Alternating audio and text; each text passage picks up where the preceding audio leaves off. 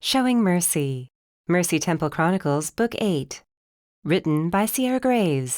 Narrated by Jack Ainsworth. Chapter 1. Mercy.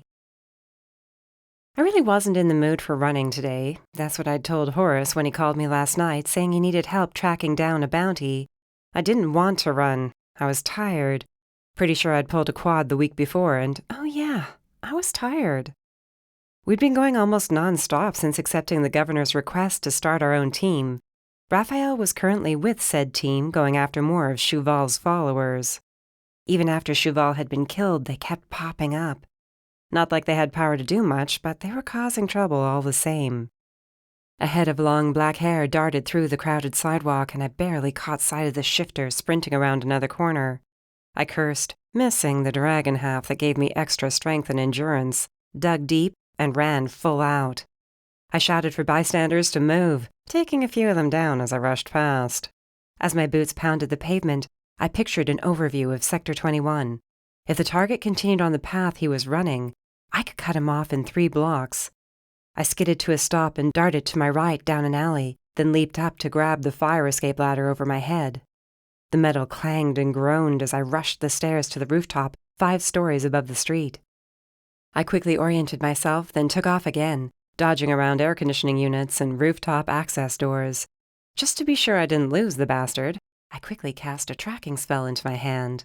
Tiny spark of flame burst to life, then grew.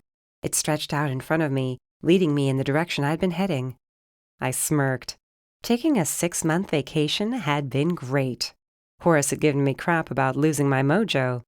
I'd get to rub it in his face that I still had it. We'd been back in Sector 21 for the last 3 months, setting up the new team and catching up on what had happened since we left.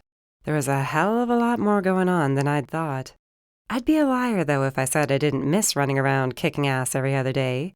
And, of course, getting to come home to Rafael. Our home here might not be our cabin in the mountains, but the large penthouse Governor Rickshaw gifted us had its perks. Biggest damned place either of us had ever lived in. The tracking fire suddenly shifted to the right, and I jumped across an alleyway to make it to the next rooftop. "Mercy?" Horace's voice came through the comm in my ear. "Where are you?" "Can't really talk," I snapped between gulps of air. "You still on him?" I rolled my eyes and didn't answer, which should have been answer enough. "His brother's in custody. You need help?" I heard the grin in his voice and made a mental note to smack him when I got back to Damien's office later. No, not Damien's. A pang started in my chest. Almost a year had passed, but his death would always hit me hard. Horace had taken over his older brother's bounty hunting business. It was Horace's office and home now. I reached the edge of another roof about 3 blocks away and shimmied down the ladder as quickly as I could. My knees bent slightly as my boots hit the pavement, splashing dirty water onto my black pants. I cringed but stomped through it as I reached for the collapsible sword at my lower back. The small tracking fire I'd conjured was ready to turn the corner, but I called it back to me. The heat warmed my palm for a second, then went out. The person who had put this bounty wanted the shifter alive. Thomas, a pack leader from Sector 18, had called the criminal in to Horace personally. According to him, the shifter we hunted, Brian, had been caught trying to set up human hunting parties on the outskirts of their territory. His brother had also been involved with procuring the humans for their festivities. My lip twitched in disgust. There would always be assholes in the world. Guess I should be thankful, since it kept Horace and me in business. Steps rushed toward the shadows where I hid, my body pressed against the cold bricks. I held my breath and waited. At the last second, I stepped out, sword at the ready. Only Brian wasn't there. No one was. The alley all the way to the street was clear, except for several dumpsters. I backed up slowly, straining to hear above the sound of the late-night traffic and the multitude of voices coming from those on the sidewalks. I moved back another step, and another, gripping the sword in my palm, readying for an attack. "Mercy?" Horace said in my ear, and I jumped. "Damn it, will you shut up?" I snapped, just as growling came from behind me. Shit. "What is it? Where the hell are you?" I opened my mouth to rattle off the street when the snarling grew louder. "Hold that thought," I whispered to Horace, then whirled around in time to see Brian the shifter launch himself at me from the wall. I swung my sword around to block his attack, but he barreled into me, and we went rolling. I grunted as my back crashed into the wall, and then he was on me. Lucky for me, he wasn't old enough to shift without the aid of the full moon, but he still had a good 100 pounds of muscle on me. He pressed his palms against the broad side of my sword, pushing it towards my neck.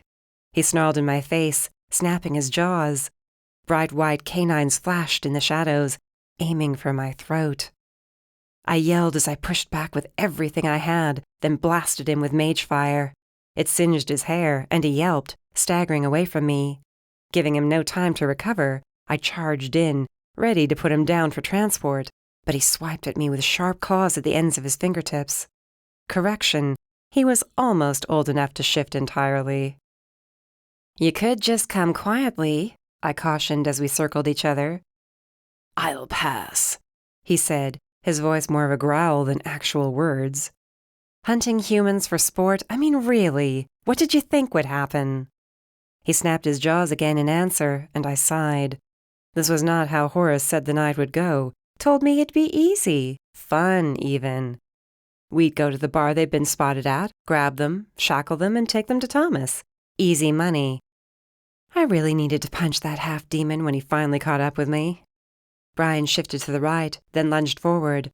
I slashed at him with my sword, and the blade cut through flesh, leaving a nice gash running up his arm. He staggered forward and clapped a hand to the bloody spot. I readied myself for his next attack, but he threw his head back and howled. The chilling sound bounced off the brick and echoed into the night, making the hairs stand up on my arms. I took a cautious step back, then another, until 2 large arms wrapped around my middle and yanked me off my feet. I was spun around and thrown to a concrete floor. By the time I pushed myself up and held my blade at the ready, Brian had followed my captor and me through the door. He kicked it closed as his lips curled in a vicious grin. "Now who should have walked away when she had the chance?" I glanced about the dimly lit room. It was wide open, with a few metal columns scattered here and there. Must have been used as a warehouse or a factory floor for a business at some point. The smell of wet dog hit me full in the face. Shifters. A lot of shifters. My eyes remained fixed on Brian as I sensed the others moving in. "Any time now," I muttered, and hoped Horace knew I was talking to him. There was no response of any kind. I frowned and reached up to my ear. The calm was gone. The shifter who snatched me, a broad-shouldered brute with fur on his arms, held up the device. He crushed it between his fingers and let the pieces fall to the floor. Great. That was just great. Brian took a step closer, then another. I didn't bother moving back since there was a line of shifters waiting to snatch me. The sword wasn't much use in this situation. They'd all jump me, and then I'd be screwed. Since returning to Sector 21, I hadn't used my mage fire except as a small assistance here or there during a fight. These days I mostly reserved it for tracking. With the dragon side of me gone, I wasn't as fast or as strong as I used to be. It did allow me to tap into my mage abilities better. It had taken a bit of help from Joseph Sycamore, head of the new Order of the Guardians. The Citadel had changed much over the last year. Every last trace of dark magic had been cleansed from its walls. With the mage's help, I understood what I was capable of and where I had to draw the line since, sadly, I still bore Envy's curse. I held my sword in front of my face and focused on the sharp edge of the blade. The shifters closed in, giving me little space to maneuver. The warmth started low in my gut, then increased in heat as it spread throughout my body. Sparks clinked against the blade, and the shifters paused. "What are you waiting for?" Brian snapped. They hesitated a second, then came for me. I swung the blade and drove it point down into the flooring. A burst of magic fire shot out around me in a circle, knocking the shifters off their feet. The fire rolled across the floor like a small tidal wave, washing over them, then pinning them down. I removed my sword from the floor and stalked toward a groaning Brian as he shook his head. "As I said, you really should have come quietly." I aimed the tip of my sword at his neck as he struggled to get up. I'm sure Thomas will be thrilled to know how many others you corrupted with your scheming. He spat at me, the gob of saliva barely missing my boot. The other shifters pushed and strained to get themselves up, but I flattened my hand, and the fire mirrored the motion. It squashed them to the concrete floor and kept them there. I collapsed my sword, tucked it in the sheath at my lower back, and removed the enchanted silver cuffs from my belt. The flames parted for me, letting me drag Brian to his knees and pull his arms behind his back. Once he was shackled, I moved on to the next shifter in line. Leaving them trapped by fire for a bit longer would be nice, but it wouldn't last long. After sprinting halfway across Sector 21, I wasn't looking forward to a brawl. My strained quad had my leg quivering, and I was a bit lightheaded, though I couldn't explain why. I was nearly finished with cuffing them, thankful I'd thought to bring extra restraints, when the door burst open, and Horace sprinted in, gun at the ready. "Little late," I muttered. "You can take care of the rest." I followed him to each shifter and removed the fire so he could finish shackling their hands. "Thomas said it was only 2 of them." "His count was a bit off. Hope he pays you more for this." "Us," Horace corrected. "I haven't seen you run like that in a few months. I'm sure you're feeling great right about now." "Saying I'm out of shape?" He laughed. "That's what I'd be saying, but damn, here you are with what? 9 shifters in custody to my measly 1. Damien trained you better than I gave him credit for." I turned my back on Horace and managed a nod of agreement. The hardest part about returning to Sector 21 had been remembering Damien wouldn't be there. He'd never be able to give me shit again, or be there when I needed someone to yell at me. He was gone. Envy saw to that. I cleared my throat and started hauling the shifters 2 at a time out the door Horace had rushed through. We'd need help getting them all transported back to Sector 18. Horace said he'd called in backup while he was killing himself trying to track me down. We lined the shifters alongside the building, sitting on the sidewalk. I hadn't asked who Horace called. It didn't really matter. He'd get his bounty, and Thomas would be able to punish the shifters under pack law. I turned my back to them and watched the street. At 1 a.m, foot traffic was steady, and I helped Horace direct people around the shifters in custody. "Bitch," Brian snarled behind me. I kept my eyes straight ahead, more than happy to tune him out. He kept talking. "We were all excited to hear Damien had been killed. It's a shame Chauvel couldn't take you out too. Save us all a lot of trouble with you off the streets. Damien's trained pet." I ground my teeth as sparks lit my fingertips. "Be quiet." "Why? You can't kill me, remember? You won't get paid. I can say whatever the hell I want. You're nothing but a bounty hunter, a mercenary, a murderer." "And what does that make you?" I snapped over my shoulder. "I'm just giving in to my animal instincts. What's your excuse?" I said nothing and started to walk away when he had to open his mouth. The words that came out this time involved me and a particular demon. He barely got the rest of the insult out of his mouth when my sword was in my hand, ready to relieve him of his head. The blade was an inch from his neck when a strong hand caught my wrist and jerked me to a stop. "Mercy, enough." Rafael. Of course Horace would call him for backup. The surge of fury that boiled at the shifter's words faded like it hadn't even been there. What the hell had I been about to do? "You didn't have to come," I said as he released my wrist, and the sword collapsed. "I'm sure you're busy." "Never too busy for you." I turned around to find him standing only a few inches away. He was dressed in all black, as usual when he was on the job. His tactical pants and boots were a bit dirty, but I couldn't spot any blood. His t-shirt stretched across a muscular chest I wanted to melt into. His brow twitched slightly as a low growl rumbled from his mouth. I sighed and tucked the sword away. His beard was trimmed, but it was still there and full. It suited him. The streetlights reflected off his black horns and showed me the slight worry growing in his eyes. This wasn't the first time since we'd been back that I'd lost my temper to this extent. "Well, if it isn't the demon himself," Brian shouted. I rolled my eyes towards the sky, praying for patience. Rafael stepped around me as Brian kept talking. It only lasted another few seconds until Rafael drew his fist back and decked the shifter, knocking him out. "There, he shouldn't be a problem now." I could have taken care of it, I muttered. I think you need him alive. He studied my face. Horace, you ready to move out? He asked the half-demon behind me. I'd like to get home sometime tonight. Let's load them up. We'll talk about this later, Rafael whispered to me. Talk about what? There's absolutely nothing to talk about. I grabbed one of the shifters and hauled him to the waiting SUVs. Bowen sat in the driver's seat. I nodded as I approached. He'd finally given in and had been running the team with Rafael and me for the last 2 months. What were you two up to? I asked the vampire. Nothing too exciting. Rafael will tell you all about it later. Hybrids. Bowen didn't have to say it, but the look in his red eyes told me they'd been hunting down more of Cheval's filthy followers. This shit was never going to end. We'd come back to the city to deal with new threats, or that's what we'd been told. We'd hardly been here a week when Rickshaw and Nor approached us, saying there were whispers of Cheval's followers spotted in various sectors around the state.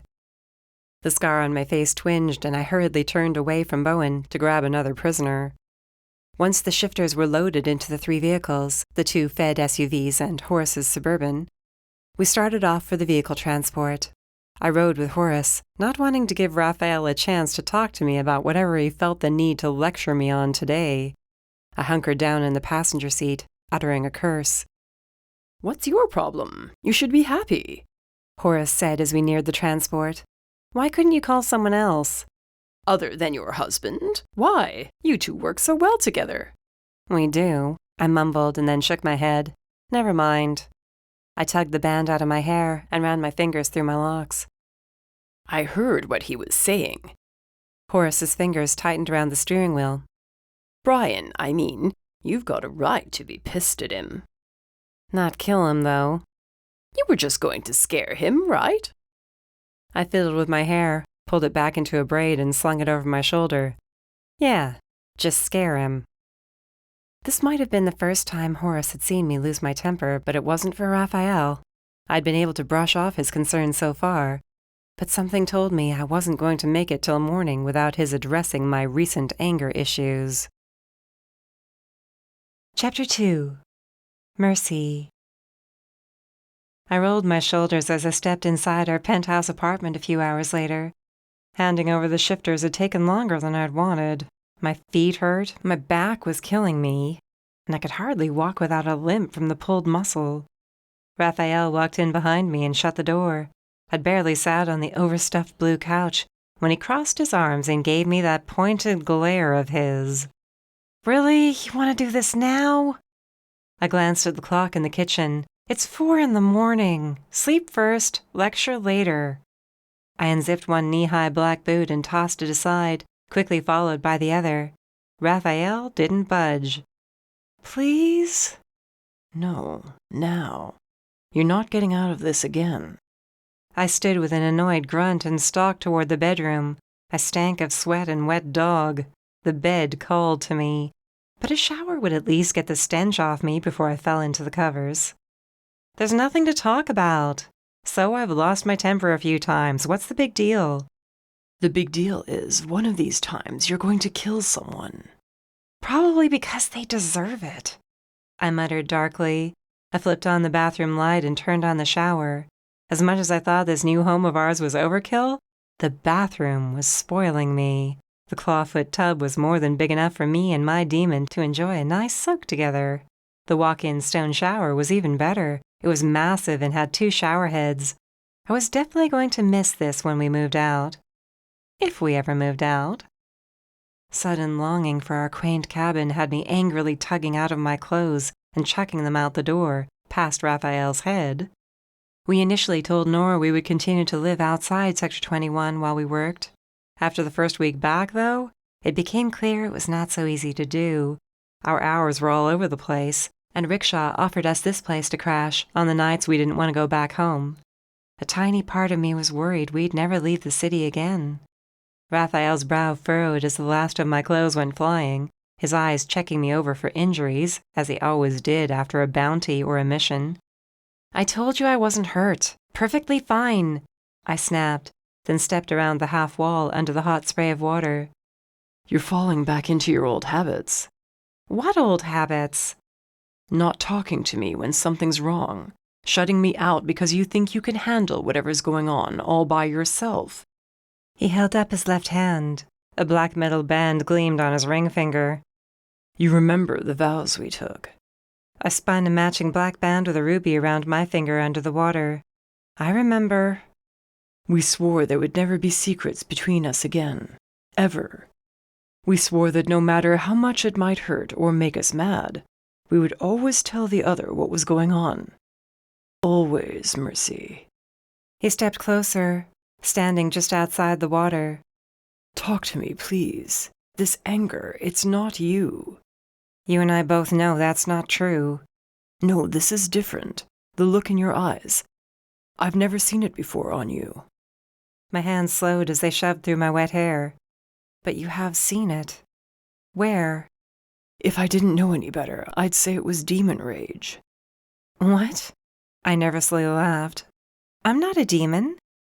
I know, which is why it's worrying me. But that's the look in your eyes. You're worried I'm what, possessed by something acting like a demon? I'm not, so let it go, all right? Maybe I'm not adjusting as well as I thought. I rubbed my hands down my face, then stared at the wall of the shower as water dripped down my eyelashes. The shifter was talking about Damien, I whispered. And Cheval. I thought I could handle being back here after all we've been through, but it's harder than I expected. I'm not over their deaths. I sucked in a harsh breath and I let it out, willing myself to be strong, but I couldn't. I hate her. She's dead, and I still hate her for what she stole from me. And Envy and the rest of her damned followers. When will it be over? We're hunting them down. He reminded me, but I shrugged. To what end, huh? They're never gonna just go away. They'll always be there as a freaking reminder of what she did. My hands curled into fists at my side as I bit back whatever else I wanted to confess. I was scared. Sycamore might have taught me how to better use and control my cursed mage fire. But the strength that came from my demon side was gone. No matter how hard I trained, I'd never be as fast or as strong. Since coming back, I'd put on a brave face, but deep down, I knew the chances of getting hurt or killed were a hell of a lot higher than they used to be. Cheval might be gone, but there would always be someone else to rise up. Someone worse. What would I do without the dragon side of me? No way I could survive another fallout or lose anyone else in my life. Mercy, what is it? Rafael asked quietly. I lifted my eyes to find his dark brown ones overflowing with a love I still didn't fully understand some days. I'm scared, I whispered. I'm scared this is going to start all over again, and I won't be able to stop it. I won't be able to save you. His lips parted, and then he was in the shower with me, holding me to his chest. The water soaked his clothes, though he didn't seem to care. I buried my face against his chest and sank into those arms that would always do whatever it took to protect me. Where's this coming from? He leaned back so he could see my face. I don't know. I thought I was ready to come back, but I just have this feeling that something's going to happen. Something bad. That I shouldn't be here. He sweetly kissed my forehead. Do you want to leave? Part of me does, and that part's starting to get pretty insistent. I grunted and let my head fall back to his chest. No, I want to stay because I know you'll stay. Says who? Says you and your damned honor. There's a mess that needs to be cleaned up, and you'll stay until the mission's complete. True, but you're more important than any mission. Or don't you know that by now? I sighed and looked up. I'll stay as long as you stay. There's no reason to be scared, not while I'm here. And you're not weak, not even close. Pretty sure you can still kick my ass and everyone else's we run across. Look what you did today. 9 shifters on your own. That's not something a weak person can handle. He hugged me and kissed the top of my head.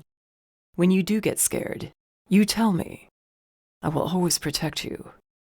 Always. And I you. With any luck, you won't have to. We'll get the rest of Cheval's followers and end this. Then maybe we'll all be able to move on. He ran his hands down my back, and his lip twitched in a grin. Guess that explains where your random outbursts have been coming from. But you said it looked like demon rage. I could always be wrong. I hoped he was, at least about that part. The fear inside me was unfounded. There was nothing out there trying to get me, not anymore. No more hybrids waiting in the shadows to strike. Now they were the ones running and hiding. Together, we would bring them all to justice. But for now, I was going to enjoy the rest of the night with my husband. I plucked at Rafael's wet t-shirt, and after a bit of struggling, we managed to remove it from his body. I ran my fingers down his chest, tracing the old scars and his abs. He tilted my head back and kissed me. He crushed me to his chest. I kissed him back just as fiercely, dragging my fingers through his wet beard, then grabbed hold of his horns. His growl rumbled through his chest and vibrated through my body. I clung to his shoulders and let the water wash away the lingering fear in my mind that coming back to Sector 21 had been a terrible idea. All I wanted was to get lost in this moment with Rafael. Our laughter drifted through the empty penthouse and out into the night. Chapter 3. Mercy. I spun around slowly. Where the hell was I? How had I even gotten here? Fog rolled in around my legs as I took a cautious step forward, peering into the shadows. Hello? Mercy. A voice replied that made my skin crawl. So good of you to come. I called on my mage fire, but nothing happened. I tried again, but there was no warmth building inside me, nothing at all. Who are you? I demanded as I continued to search for the owner of the voice. I racked my mind, but the last thing I remembered was tumbling into bed with Rafael. You'll find out soon enough. There was something familiar about the harsh tone and the slight growl to those words. I almost believed it was Cheval. I was worried you weren't ever going to come back. What do you want? Nothing much, it replied, and this time I swore it was someone else speaking. Someone that I'd lost. My heart beat like a war drum. A brush of cold air flowed across my cheek. I whirled around to find a hooded figure standing less than a foot away. Its mouth twisted into a cruel smile filled with razor-sharp teeth, ready to rip my throat out. Just your life. I lunged back. Then I was falling. I landed hard and rolled to a stop at the base of a large tree. When I lifted my head, Cheval stood before me, the tattoos on her arms coming to life with the power of the blood moon she'd summoned. She snarled as she came after me with claws dripping with blood. I dodged her attacks and tried to sprint away, but her hand fisted in my hair and threw me back. I slammed into a wall and slid to the floor, to find another body already there. I glanced down and screamed. Rafael lay in a pool of blood, his eyes frozen open in death. Your turn, Cheval shouted and charged for me. I flailed against Cheval. Only it wasn't her. Strong hands had hold of my arms, and someone was telling me to open my eyes. I did, and the bedroom came into focus, along with Rafael, who was sitting beside me. I fell into him as he held me. Been a long time since you had a nightmare like that, he murmured. You all right? Yeah, fantastic. I turned my face, but when my scarred cheek made contact with his skin, I winced and pulled back. Damn it. Your scar? Gingerly, he touched my cheek, and his lips thinned. You're burning up. I'm sure it's nothing. I'll grab a washcloth. He didn't move right away, though, kept staring at me until I sat up and kissed him. He hesitated, but then climbed out of bed and disappeared into the bathroom. I heard the faucet turn on as I grabbed the blanket and pulled it around my shoulders. My teeth chattered like I was coming down with something. The penthouse wasn't exactly hot, but it wasn't this cold either. Had to be the nightmare. As I tried to remember exactly what it had been about, Rafael returned. Carefully, he pressed the cloth to my scar. I sighed at the cooling relief it brought. Thanks. Want to talk about it? What's to talk about? Just the same old shit. Cheval trying to kill me, you already dead, and... I stopped and shook my head. Never mind. And what? He pressed. I think the fight today got to me, that's all. It was a bit different, but it ended like they always do. I smiled. You waking me up and saving me. Later, after the sun had been up for a few hours and Rafael was snoring quietly beside me, I slipped from the bed and dragged the blanket around me. I hadn't been able to fall asleep again, but I wasn't about to wake him up. We had another long day ahead of us. After I freshened up in the bathroom, I padded quietly to the kitchen and made a pot of coffee. While the coffee maker gurgled, I opened the fridge to see what we had for breakfast. Unlike how my place used to be way back when, the kitchen was always stocked with food. I smiled as I absently spun the wedding ring on my finger. Just a nightmare, I told myself quietly, pulling out the eggs and sausage. Nothing to freak out about. There's nothing wrong, so just live your life. The fridge door swung shut, and the carton of eggs fell from my numb fingers. My jaw dropped, and my stomach twisted into knots as I stared at the person standing in the kitchen. Damien. He was bloody and bruised. He raised his hand as if reaching out for me, and his lips parted on one word. Mercy. I choked at the lump in my throat, blinked, and then he was gone as if he'd never been there. My nightmare returned in a rush. The voice, it had sounded like Damien. I took a half step forward until my toes slipped in the broken eggs. Shaking myself from whatever shit I'd just seen, I quickly cleaned up the mess, and until Rafael woke up, I spent the entire time convincing myself I'd seen nothing. It was all just a nightmare. It wasn't real. None of it was real. Damien was dead, and he wasn't coming back. Chapter 4. Rafael. We've got a new report of hybrids. Nor dropped the files on the conference room table. They're gathering in sectors 8 and 54. Mercy picked up the file and flipped through it. They have a leader? From what we can tell, this man's in charge for the moment. Nor removed a photograph from another folder and slid it toward her. Goes by the name of Mac. Don't know much else about him, except he managed to escape the final battle against Cheval. Where he lived before this mess, though, or who he was, that's unknown. Don't recognize him. Mercy held the man's photo to me, but I didn't recall seeing him before either.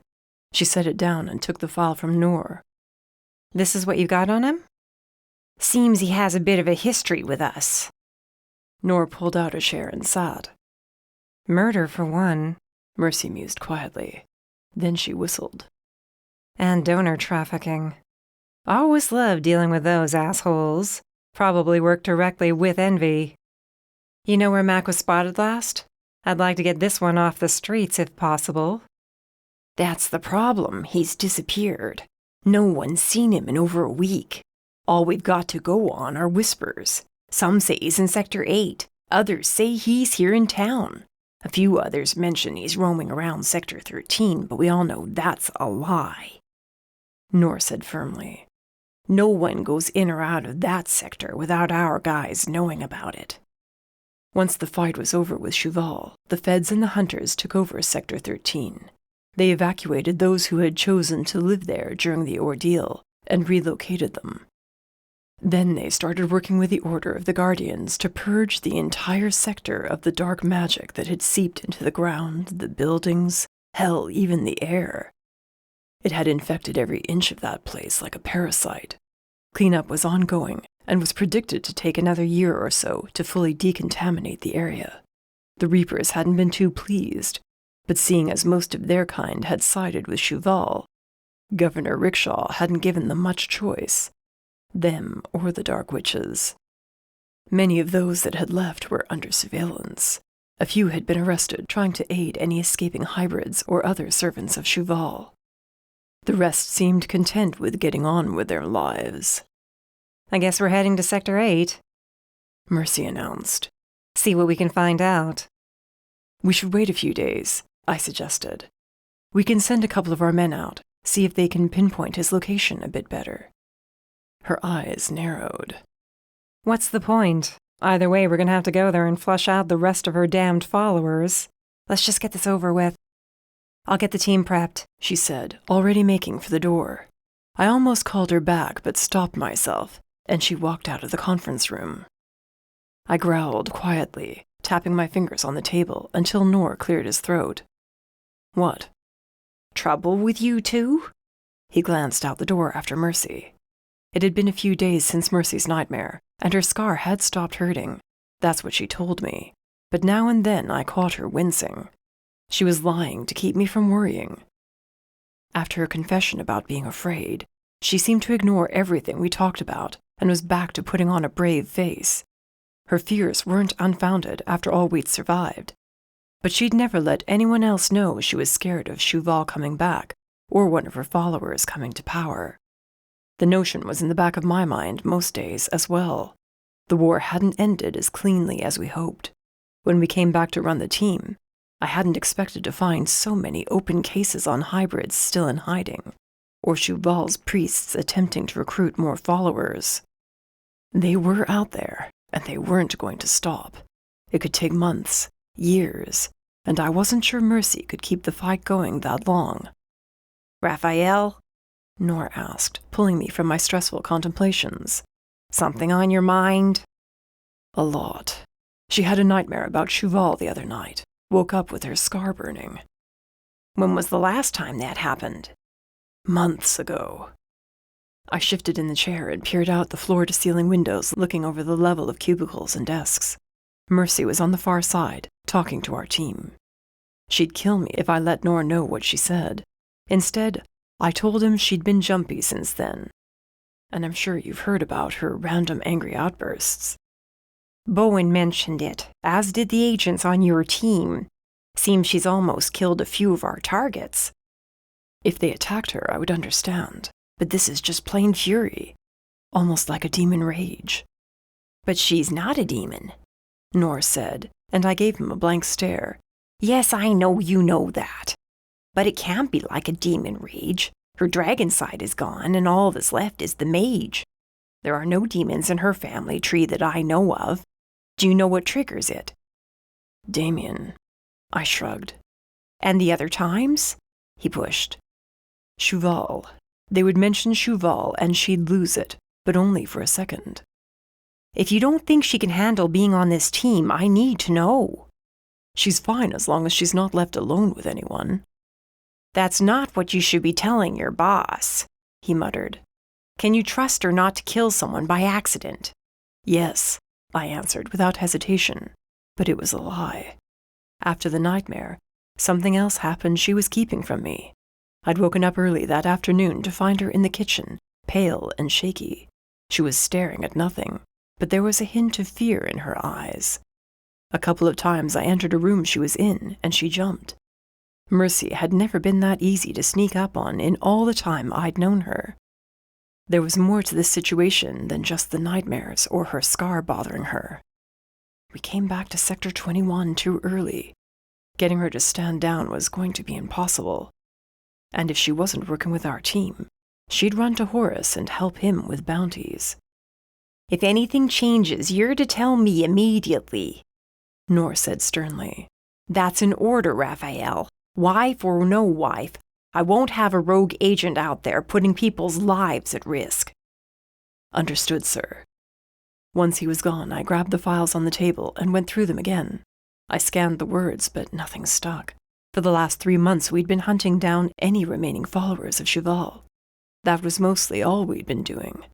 There were more than either of us expected. Each time we uncovered another safe house or underground network, Mercy's demeanor shifted. Instead of losing control the first time we came across disgraced hybrids, it was as if she put her emotions under lockdown. She went completely cold. Afterward, I'd find her sparring with whatever agent was brave enough to face her down. I asked her if she wanted to talk about it. A month in, I stopped bothering, since she never did. Now, with these angry outbursts, it seemed the walls she'd become so good at throwing up were crumbling at the edges. I glared at Mac's grinning face in his most recent mugshot. Finding another case for Mercy to work on would be simple enough.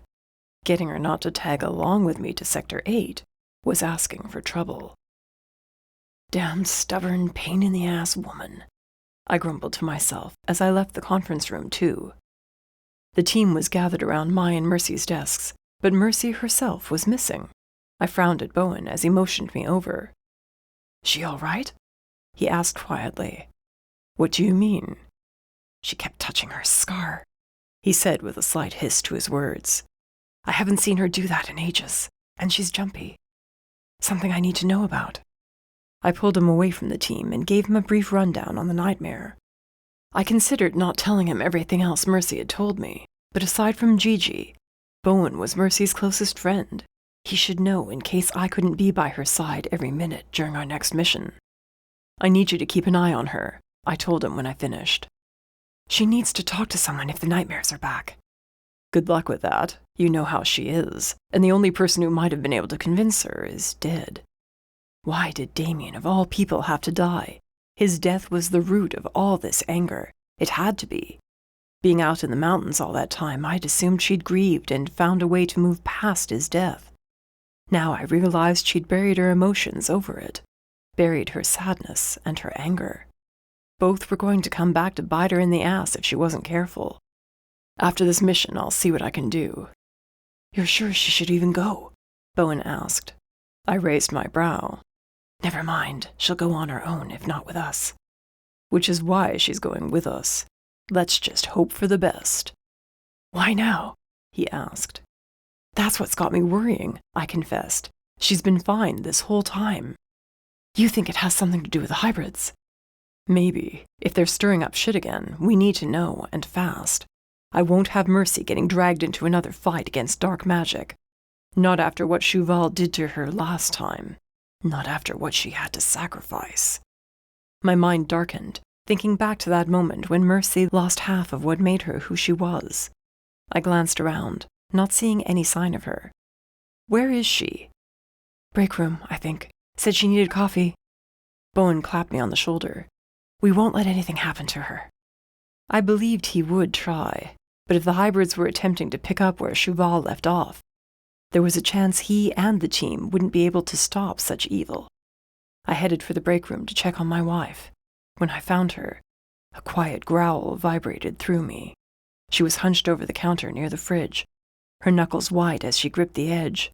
Her eyes were scrunched shut, like she was trying not to see something. "Mercy." She flinched, but her eyes didn't open. "Not here," she whispered. "You're not here." My brow furrowed as I slowly went to her. "Mercy," I said louder, and rested my hand on her arm. She jumped with a yelp as her eyes shot open. Her hand balled into a fist like she was ready to deck me, but then it fell, and she gave me a sheepish smile. "Sorry, I just didn't get much sleep.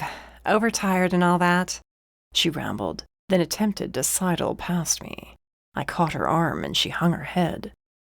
"We need to finish going over our plan. We can talk later." "We will talk later," I insisted, and let her go.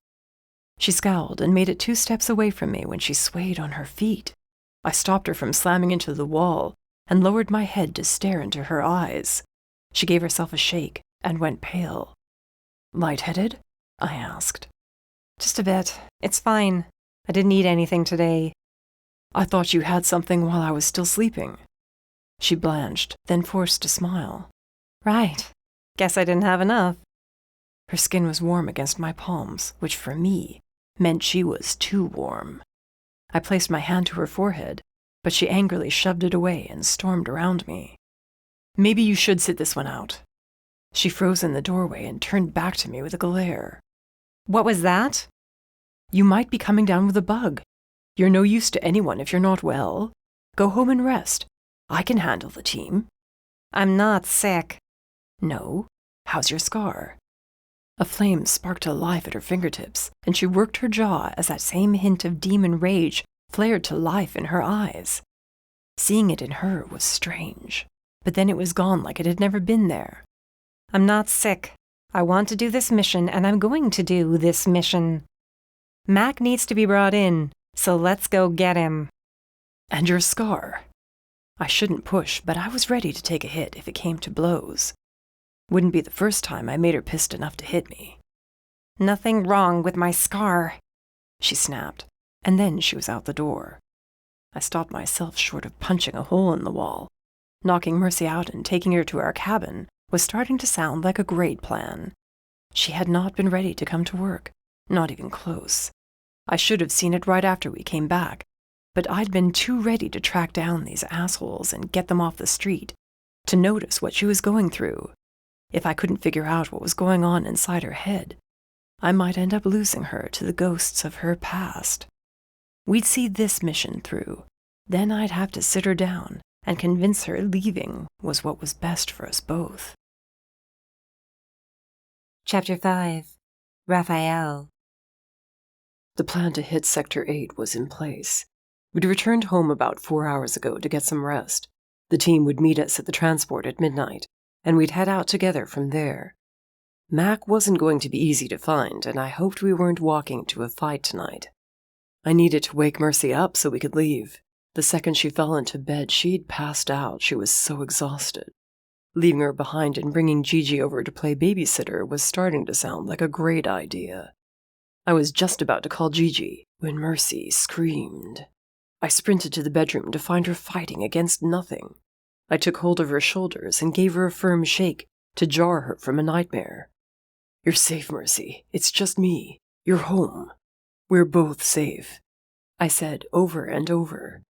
She sucked in a harsh breath and tumbled as she fell forward into my arms. "Damn it," she snapped and jerked away, her hand flying to her right cheek. The skin was bright red. She was feverish and had broken out in a sweat. "You're staying here," I ordered with a worried growl. "The hell I am. Move." She shoved at me, but I remained right where I was and held tightly to her hands. "You can't keep me here. I'm fine. Just a nightmare." "That is not a nightmare." I nodded toward her scar. She didn't meet my gaze as she shrugged. "So it hurts a bit. I'll survive. Now move, or I'll make you move." I gave in and watched her walk unsteadily to the closet. "We need to talk about this." "Nothing to talk about," she called back. "I've had these nightmares before. That's all they are. Nightmares." "Your scar would say otherwise." She poked her head out of the closet. "You gonna sit there and tell me none of your old wounds flare up?" I rolled my shoulders, sensing the scars on my back. She smirked. "This is different." "No, it's not, and I'm not staying home." She exited the closet a minute later, dressed, armed, and ready for battle. Her hair was held up with 2 shining black chopsticks. A long black trench covered the sheath at her lower back, as well as the shoulder holster I knew she'd be wearing beneath it. The tight black pants left very little to the imagination, nor did her thigh-high black boots, where 2 silver daggers were strapped around her toned legs. She smiled slyly as she sauntered closer and placed her hands on my shoulders. "You ready to go, or should I tell the team we're going to be late?" As tempting as her offer was, we had to get moving. If I had a chance of convincing her to stay behind, I might give in. A determined look I'd come to know all too well was staring back at me.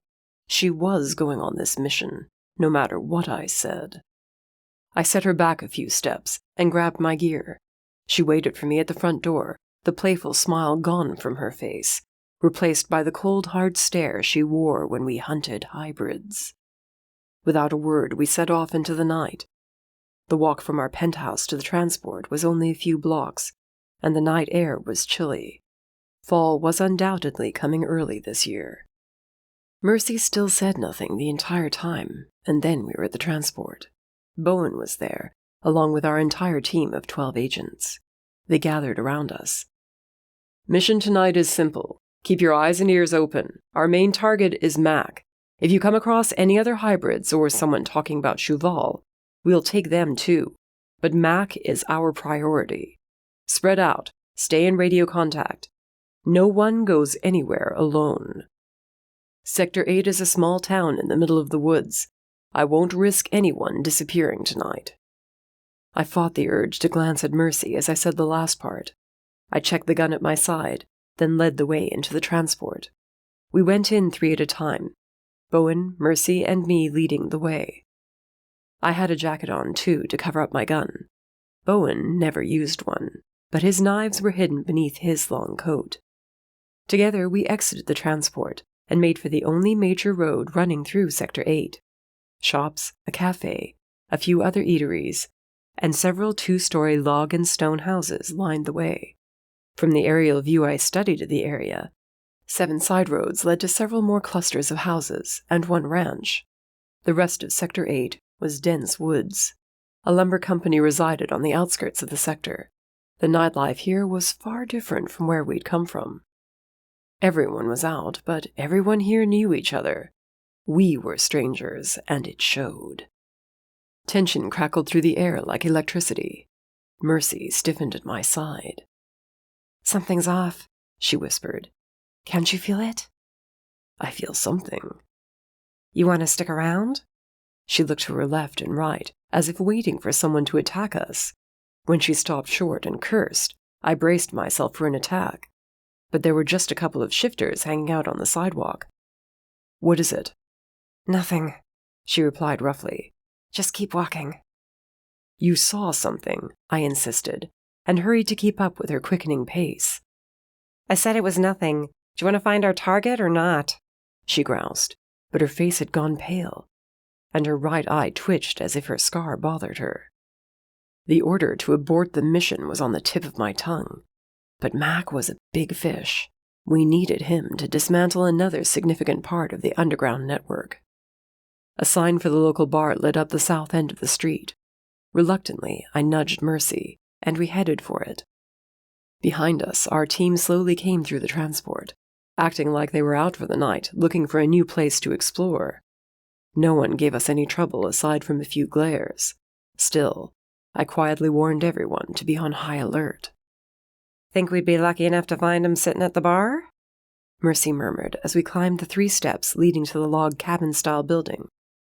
I was going to say no, but as I pushed the door open and stepped into the dimly lit bar with twangy country music playing, my eyes went right to the red-headed hybrid sitting only 10 yards away. He nursed a beer, hunched over the counter, and wasn't paying much attention to who walked in the door. Mercy didn't move an inch, even when I quietly told her and Bowen to grab a table. Her hands curled at her sides, and sparks flickered at her fingertips. I shifted my foot and stepped lightly on hers to get her attention off Mac. All that did was to get her to glare at me instead. Bowen tugged on her other arm, but it was like she was a hound on a hunt. With her prey in sight, she wasn't going to let up. Mac hadn't noticed us yet, and I was ready to forcefully move Mercy aside. I wanted to call our team in closer before we made a move on him. "Hey!" a voice snapped from somewhere in the back of the bar. "Scarface!" Mercy's eyes narrowed as she slowly glanced away from Mac. A man came forward, holding a glass filled with dark red liquid in one hand, and a dart in the other. Its metal tip gleamed beneath the harsh glow of neon lights. The stench of liquor and copper on him was strong, but it didn't cover up the odor of death. Vampire. He took a long gulp of his drink, then leered at Mercy. "What? Not going to say anything?" "I don't know you," Mercy replied. "Back off." The drunk kept coming, and Bowen stepped into his path, not letting him get to Mercy. Figured, of all places she ran into someone she pissed off, it'd be here with our target so close by. A quick look at Mac told me he was half listening now, but still hadn't made an effort to turn around. "Oh yeah, you do, bitch," the vampire said with a furious hiss. My growl matched his, and I made to block him from Mercy. She held out her arm, stopping me. "Who are these assholes? Your bodyguards?" Fire flicked up Mercy's palm, and she held it up in front of her face for the vampire to see. "I said back off. Whoever you think I am, I'm not her. So unless you want your own scar, I suggest you shut up, friend." The vampire chugged his blood, then tossed the glass carelessly over his shoulder. The sharp sound of it shattering drew even more attention our way. "I'm afraid I can't do that. You see, you walked into our territory." He rolled the dart over in his fingers as his eyes flickered to Mac, then to Mercy. "You should have stayed away." He raised his hand to throw the dart. Time seemed to speed up. I yelled at Mercy to duck, thinking she was about to get a dart to the eye, But then she was grabbing Bowen and me and dragging us to the floor. I wondered briefly why she was worried about a playing dart, when an explosion threw us into the booth to our right. Through the rising flames, I spotted Max standing at the bar, the stool knocked behind him. Fire poured from his palms. As Mercy made it to her feet, he blasted her right back into me. When Mac opened his mouth, fangs protruded from his gums. Vampire mage hybrid. "Cheval sends her regards," he said with a bow. Mercy's eyes widened. "Cheval is dead," she yelled. "And you're next." "One can't kill an idea," Mac went on. "She will always be alive for us. Though I must thank you for killing Envy. He was extremely troublesome. Made you his little plaything from what I hear. Pity, really. You could have been great if you joined us. You still can, you know." Fire swirled around Mercy's arms, and with a furious shout she charged at Mac. He blocked her fire with his, and then he was out the door with her right behind him. I scrambled to get free of table debris, Bowen doing the same behind me. Through the comm in my ear came shouts and gunfire as our men in the streets were dragged into the fight. This whole town was in on it too, I bet. "Damn it!" I snapped furiously, and chucked a table out of my way. The vampire, as well as the remaining patrons of the bar, were ready for me. But then Bowen shoved me aside, a dark glint in his red eyes. "Is that any way to talk to your prince?" he asked the vampire as he squared his shoulders. The vampire tilted his head, then his lips spread into an amused grin. "Well now, look at that! I heard you were killed." "You heard wrong." Bowen removed 2 daggers from their sheaths and held them at the ready. "Go after Mercy. I can handle these thugs." 6-on-1 would usually give me pause, but something about the look on Bowen's face told me he was going to be just fine. I took off out the door after Mercy and walked right into a brawl between a shifter and a demon agent. I grabbed the shifter by the scruff and tossed him into the street, then hauled the agent upright. Aside from a bloody nose, he looked all right. "Get our men and head for the transport," I ordered. "There's too many, and I'm not going to bring bodies home tonight." "Yes, sir." "Did you see Mercy?" He pointed. "Headed that way in pursuit. You going after her?" "Always do," I muttered, then took off at a sprint down the street. Several more explosions tore through buildings to my right, as our team was quickly overwhelmed. There were plenty of fights happening in the street, but a lot of people I rushed past were simply trying to get out of the way. They must not have known who their latest residents were. The last thing I needed to hear about was innocents being killed because we didn't send in spies first, as I'd suggested. Mercy would blame herself if anyone was hurt, because that was what she did these days. I dug in deeper, my boots pounding the pavement as I sniffed the air, following a scent I would never get out of my head. Another column of fire rose into the air behind an old 2-story cabin, and then I heard a man's pained shout. When I came round the corner of the shop, I jerked to a stop. Mercy stood in front of a tree. Mac was currently pinned to it, not with her fire, but with her hand on his throat. Her other one was bloody from hitting him in the face. Mac seemed barely conscious, and as he slumped forward, she punched him in the stomach. "Why?" she demanded. I frowned, confused. "I don't know what you're—" Mac spat a mouthful of blood. Her shoulders tensed, and when she turned her head, I spotted that look in her eyes, the one I knew was demon rage. Her fingers inched toward one of her daggers. I ran forward. "What the hell are you doing?" "You're going to beat him to death." She didn't remove her hand from his throat. "And?" "We need him alive, Mercy. Let him go. Now." Her fingers bit into the hybrid's neck. She shook her head. "I can't. Not until I know why." Mac cackled, the sound raspy in his throat after being choked. "You're insane." Mercy slammed him into the tree, hard enough for me to hear the crack of his skull against the trunk. "What did you say to me?" "Enough. Let him go. That's an order," I added, and hated myself for it. Mercy's gaze turned cold, then blanked as she released her hold on Mac. There, he'll live. Happy? I reached into my jacket for a set of enchanted cuffs to hold him. I had them in hand when Mac cackled. He kept going, even when I warned him to be quiet. He wiped at the blood on his face and shook his head. "She's losing it," he said in between his outbursts of laughter. "That's the first sign, you know. That's how you know you're about to fall over that edge and just keep falling." I had no idea what he was talking about. I planned to cuff him and knock him out. Mercy moved faster. Her fist slammed into his face. By the third time, I was dragging her away as she fought to get to him, almost like she was possessed. She screamed and shoved at my chest. I grunted when she sucker-punched me in the gut. Just as she lunged toward Mac, he snapped his fingers, and a wall of fire separated him from us. He saluted Mercy, and then the fire collapsed around him. He disappeared inside it with a loud pop. Mac was gone. What was that? I stared at the spot where he'd been standing. Magic.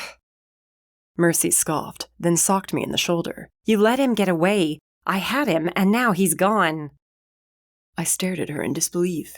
This was not the Mercy I knew, not even close. I should be asking what the hell is wrong with you. Since when do you nearly beat our targets to death? What's going on with you? And don't you dare tell me you're fine, because you're not. She glowered at me, spewing curses as she paced from one tree to another. What was he talking about? Nothing. I grabbed her by the shoulders, and when she twisted to get away, I pinned her to my chest. Talk to me, damn it. What was he talking about? What sign? I said it's nothing. We need to get back to the team. And just like that, the rage that appeared in her eyes was gone, replaced by those dark blue irises that stopped me cold the first time I saw them. The careful blank look returned, and it was business as usual. I was content to stay there until she gave in and told me, but Bowen's voice came over the comms. "They're gone," he announced. "They all just disappeared in flashes of fire, Rafael. What do you want to do?" "Anyone hurt?" I asked, still not letting go of Mercy. "Nothing major. We managed to snag one captive to question." "Get everyone back to the transports if they're not there already. We'll send in a cleanup team. I don't think the people of this town knew what was happening." I tugged the comm from my ear as Mercy did the same. "Talk to me, please." I already have. "You're not telling me everything." She shrugged and her right eye twitched again. Because there's nothing more to tell. Can we go home now? Through her jacket, the heat from her skin reached me. I ground my teeth in worry, but released my grip on her arms. She backed away and stumbled for a second. When I reached to help her, she smacked my hand away and stormed back to the heart of the town, holding her hand to her forehead the whole way. She walked into the transport and was gone. Bowen stood with the drunk vampire from the bar. His hands were cuffed behind his back, and he seemed half-conscious. "What's going on with her?" Bowen asked worriedly. I wish I knew. This isn't merely about her being scared. This is something else. Something worse. She'll tell you when she's ready. I'm not so sure this time. The cuffed vampire groaned and tried to pull away from Bowen. We needed to get him to headquarters and locked up. And I needed time to figure out what to do about Mercy before she hurt herself or got someone killed. Chapter 6. Rafael. For the next 3 days, Mercy remained at home. The fever refused to go away, and she'd been vomiting off and on. I wanted to think her strange behavior was all because of this bug, but my instinct told me it was something worse. My keys jingled in my hands as I reached our front door and opened it. I texted her throughout the day, but all I got in return were one-word responses. She'd been pissed when she realized she was too sick to come in and question the vampire we had locked up. After that, she was mad at me for not giving her any updates on Mac's whereabouts. Until she was well, and we had a serious talk about what she was going through. She wasn't going anywhere near an active case. She was lucky I hadn't told Nora about her latest incident. Fortunately, no one else had been around us when Mac escaped. "Mercy," I called as I entered the penthouse. No lights on. I frowned. "Mercy?" I I flipped the switches as I went through the kitchen and then the living room. There was no sign of her, and I kept on walking to the bedroom. As I reached for the light switch, I paused. A scuffling came from the far side of the room, followed by a hushed whisper. "Mercy, you in here?" I waited, and when there was no response, I turned on the light and walked in slowly. I followed the sounds of her voice to the other side of the bed. My chest grew tight at what was there to greet me. Her hair was a mess, and she gripped one of her daggers in her shaking hand. She was pale, but her scar was bright red, as if it was freshly made. Her eyes flickered over my face like she didn't even see me. I leaned in closer, keeping a close eye on that dagger. The words that had been too quiet to hear a moment ago finally became clear. "Not real. He's not real." She said it over and over again, as if trying to convince herself. Slowly, I took hold of her hand with the dagger. "Mercy, look at me. I'm right here. You're safe. Just hand me the dagger." "Rafael?" She blinked and her gaze slipped to the dagger. "Oh, gods!" She let go immediately, and once it was out of the way, she threw herself into my arms. "I'm sorry. I'm so sorry. I didn't know what I was doing. But nothing would make it go away. I'm sorry." She said it repeatedly as I picked her up and sat down on the bed. Immediately, she curled up against my chest, and I held her as close as I could. "It's all right. I'm okay." I smoothed back her hair from her face and frowned upon seeing tears streaking down her cheeks. "What's going on? Please talk to me. I want to help you, but I can't if you don't tell me how." I kissed her forehead, worried about the heat coming off her body. "I won't let anything happen to you ever. You know that. I love you. Just let me help you."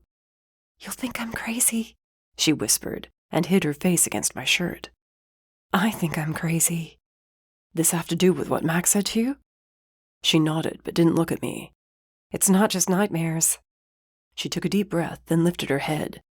"I'm seeing things." "Like what?" It took everything I had to keep from going into panic mode. She gulped, glanced around. "Damien." "Like his ghost?" "No, Damien moved on. I know because Horace and I tried to find him in case he stayed behind. But he's gone, which means I shouldn't be seeing him. But I am. He just keeps appearing and saying my name and reaching for me." She trembled and shook her head. "I saw him a few nights ago after the nightmare, and then I saw him in Sector 8. He's everywhere, and the nightmares are changing." This could be why she was having episodes of rage. If she was seeing Damien, it could be setting off buried anger and guilt over his death. Changing how? "He's there in my nightmares, but he's cloaked, and it's not just him." "You're seeing others. Are they dead too?" "Yes, but Damien's the only one I've seen here. Told you, I think I'm going crazy." "No, you're not," I said, and held her in my arms. "You've been sick and stressed and afraid. I think some time away would do you good." "You're not sending me away." I was planning to do precisely that, but the second I had someone take her to our happy cabin home, she'd turn around and come right back here because I couldn't join her yet. "I won't sit around and watch you suffer. Leaving is a good idea. Ask Gigi to go with you. Have some girl time." That brought a small smile to her face. "Girl time, huh?" "Yes, girl time. Relaxation time." I rested my forehead to hers as I whispered, "It's okay to need a break. No one's judging you. But I do not want you sitting in this penthouse getting sicker by the minute because you see ghosts." "But he's not a ghost." I kissed her. "You know what I mean. There's too much guilt here for you to deal with. Too much pain. You're not ready. Maybe it's just time you accept that reality." "Then you don't think I'm losing it?" "You've suffered more traumas in 1 year than most people ever deal with." I reminded her. "You're bound to have some issues afterward." When she screwed her lips to the side, telling me she was overthinking it, I added, "I promise I will keep you up to date on Mac and any of Chauvel's other followers if you want. But we can handle them on our own. I'd like my wife not to break herself for the sake of those bastards." "Wife," she repeated and wrapped her arms around my neck. I'm still getting used to that word. Husband. Wife. To think we almost had a normal marriage going on. Normal is overrated, I murmured against her lips. So you'll go? I'll talk to Gigi tomorrow, see what she says. But yeah, I think you're right. I'm sorry, can you say that one more time? Not sure I heard you, I teased. Suddenly she was kissing me as if her life depended on it. I growled, my hands sliding up her back and pressing her to me.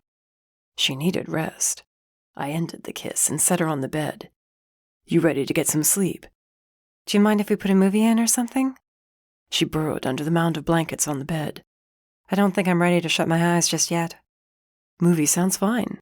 You're sure there's nothing else going on? She took my hand and kissed my palm. No, I'm sorry I didn't tell you sooner. I leaned down and kissed her. Eventually, I untangled myself from her arms and changed into comfier clothes, flipped off the lights, and turned on a movie. She snuggled against my side, and within minutes was fast asleep. I watched her breathing, waiting for another nightmare to strike. She slept soundly, and halfway through the night, broke out in a sweat as her fever finally broke.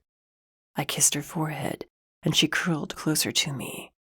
I've got you, I whispered. Remember that. Always. If leaving Sector 21 didn't help with these hallucinations or nightmares, I'd have to call in the big guns. Hell, I might just call Sycamore in the morning and be done with it. No harm in being prepared, just in case there was something dark at work once again. Chapter 7. Mercy. I stretched as I opened my eyes and watched the late afternoon sunlight dance around the room.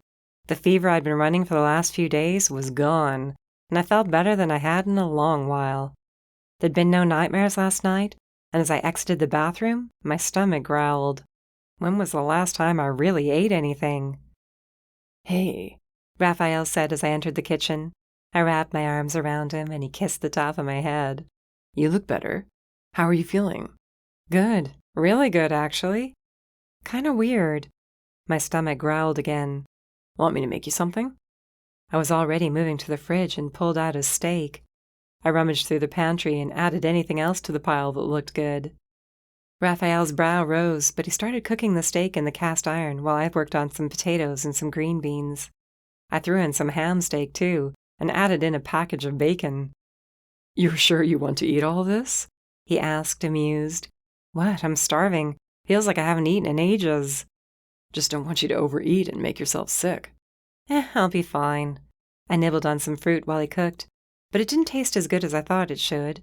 The second the bacon was finished, I scarfed half of it down and was working on the second half when I caught Rafael ogling me. What? He put the steak in the oven to finish cooking, then pressed the back of his hand to my forehead. You still feel a bit warm. I feel great. He looked like he wanted to say something else, but his cell rang. He glanced at it, annoyed, and made no move to answer it. You're still planning on talking to Gigi today about going to the cabin for a few weeks? That's the plan, unless you want me to stay. No, I think it'll be good for you. His cell stopped ringing for 5 seconds and then started again. I should get that. Yeah, you should. He was still eyeing me. Rafael? I squeezed his hand and stood on my toes to kiss his cheek. I promise I'm going to the cabin. No sticking around, no sneaking behind your back in an attempt to stay. You're right.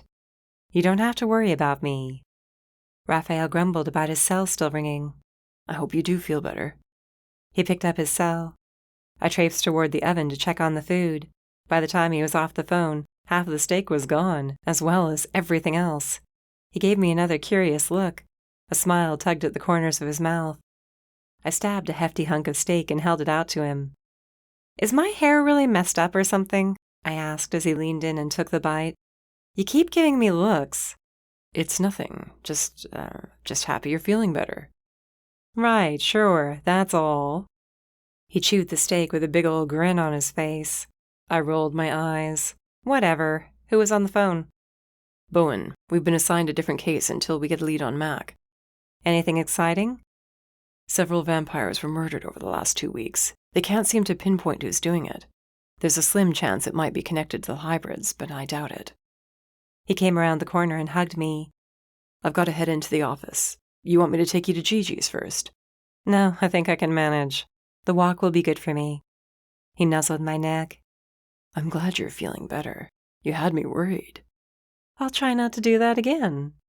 He held me for a long while, not saying a word. There was something in his touch, but I couldn't quite figure out what it was. This hug was different, though. Rafael, really, I'm okay. I know. I guess I'll just get going. I'll try not to be too late. He gave me a smile, gathered up his holster, gun, and knife, then left the penthouse. I finished eating, wondering what had been on his mind. The gears had been turning behind those dark brown eyes.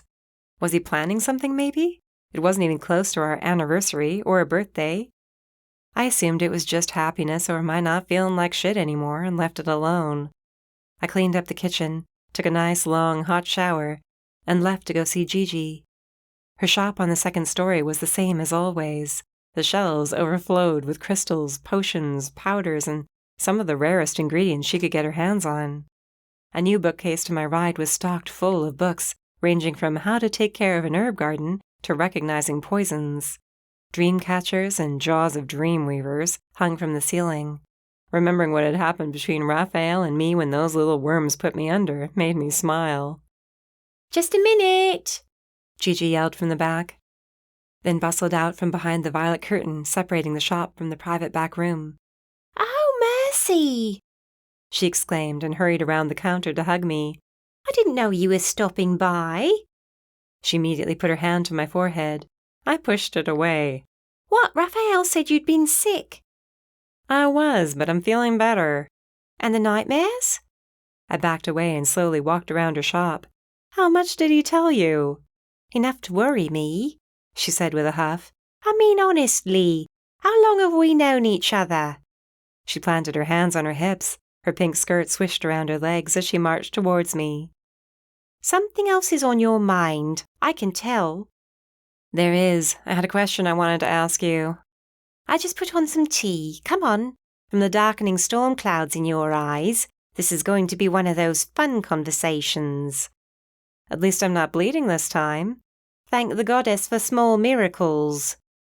We sat in the back room just like old times, sipping on jasmine tea as I filled Gigi in on all that I'd been going through this last week. The more I talked to her about the nightmares, the more bits and pieces of them came back to me. My tea grew cold. I pushed it aside. The smell had started to bother me too, which was odd. Usually it was soothing. The food I'd eaten earlier sat uneasily in my stomach, but I managed not to lose it all in a nearby trash can. The whole time I talked, Gigi stirred her tea absently, bobbing her head here and there, but otherwise stayed quiet. I told her about the sickness and the random outbursts of anger I couldn't seem to control. I vaguely mentioned eating like a horse when I woke up this morning, and still there was no comment about anything. It was odd for her. When I stopped myself from telling her about seeing Damien, she frowned. "Well?" "Well, what?" I sat back in the chair and crossed my arms. "You're giving me a weird look, too." "Two?" "Raphael, he was acting strange before he headed into the office." She reached for my teacup and dumped out what little remained. I hadn't thought there was anything left behind, but she was humming to herself as she carried it over to her work table. "What else were you going to say?" she asked as she reached for a pinch of blue powder and sprinkled it in the cup, followed by a few drops of green liquid from a large vial nearby. I tapped my nails on the counter until she turned around. "Why don't you tell me what you're doing, and I'll think about it?" "Satisfying my curiosities," she answered simply. "What was it, Mercy?" Raphael might have said I wasn't going crazy just because I saw Damien everywhere, but Gigi might have a different notion of crazy. I wasn't going to get out of here without answering. With a grunt, I gave in. "I saw Damien." Gigi stopped swirling the contents of the mug. "You what?" "I saw him, or hallucinated, I don't know. It's happened a few times. He's just there, reaching out to me. Calls my name, and then he's gone." "But not his ghost?" "No, it can't be." I threw my head back and glared at the ceiling. It was all just part of the fever, right? I'm not actually seeing dead people or anything. "That, or it could be something else." That had me sitting upright. Like what? She smiled as a small puff of blue smoke ejected from the mug. She set it on the table in front of me and scooted her chair closer. You remember a while back, years ago, when I was training to be a healer with my coven? Yes, I said slowly, not sure where this was going or why she seemed so damned happy. I also trained to be a midwife because you know pregnant women need a healer sometimes too. And if they can't make it to the hospital or they want to be a bit more old-fashioned, they could call me. She was practically bouncing in her chair now. Gigi, just get to the point. Why are you telling me this? When was your last period? My jaw dropped at her question, and then I laughed, thinking she was just messing around. When she continued to stare at me, I shut up, and I was up and out of my chair. Recent? Was it really, or are you just saying that? I turned my back on her as I thought back, and kept thinking back. Shit, I whispered in disbelief as my hands fell to my stomach. You mean I'm... I choked on the last word as I whirled around. No, it's not possible. Why not? She slid the mug toward me again. Magic doesn't lie, Mercy, nor do your hormones. Hormones? I mumbled as my head spun. From everything you've told me, yeah, hormones. I became dizzy. Gigi was there to help me back to my chair. She gave me a glass of water and told me to take a deep breath. I'm pregnant, I whispered, and she squeezed my hand. How could you tell? I thought I was just sick or losing my mind. Never in all the scenarios I had pictured for my life did I think having a baby was an option. Rafael and I had been together so long already with no baby. Part of me assumed it was because of the curse and other magical turmoil my body had gone through that I wouldn't be able to have kids. I'd shoved the notion aside and been content to be happy with my life with Rafael. My hand slipped to my stomach again. When demon mothers are pregnant, the signs are less noticeable, Gigi explained. But since you're a mage and not a demon, they are more obvious. The fevers, the anger outbursts, is because the baby inside you is part demon. You'll run a few degrees warmer until it's born. The fever in the beginning is actually quite normal for non-demon moms. And the puking, I'm assuming, is morning sickness? You said it yourself. You felt great when you woke up. Ate without getting sick. Ate more than you usually do. How much of it was meat? My brain was having a hard time processing what she was telling me, but the pieces began to fall into place. Most of it. You'll want meat more than anything else for the rest of the pregnancy. I'd say you're almost 3 months along. 3 months? I shouted, then slapped a hand over my mouth. Gigi hurried over and hugged me. It's okay to freak out a bit, but yeah, I'd say you're at the 3-month mark. That's usually when the fever gets intense. The fever breaking is a sign of the first trimester about to come to an end. You'll start showing in no time. Oh, and demon pregnancies are usually shorter, 7 to 8 months, so that's a plus. You only have about 4 to 5 left. Numbly, I hugged her back. Gigi, I'm gonna have a baby. I know. I'm having a baby with Rafael. Why couldn't I go back to the moment when I thought I was losing my mind? You're going to be fine, Mercy. I'm gonna be a mom. Gods, I couldn't be a mom. I had no idea how to be anything but a damned bounty hunter. And I'd been fighting and running around the last few months. How had that not hurt the baby?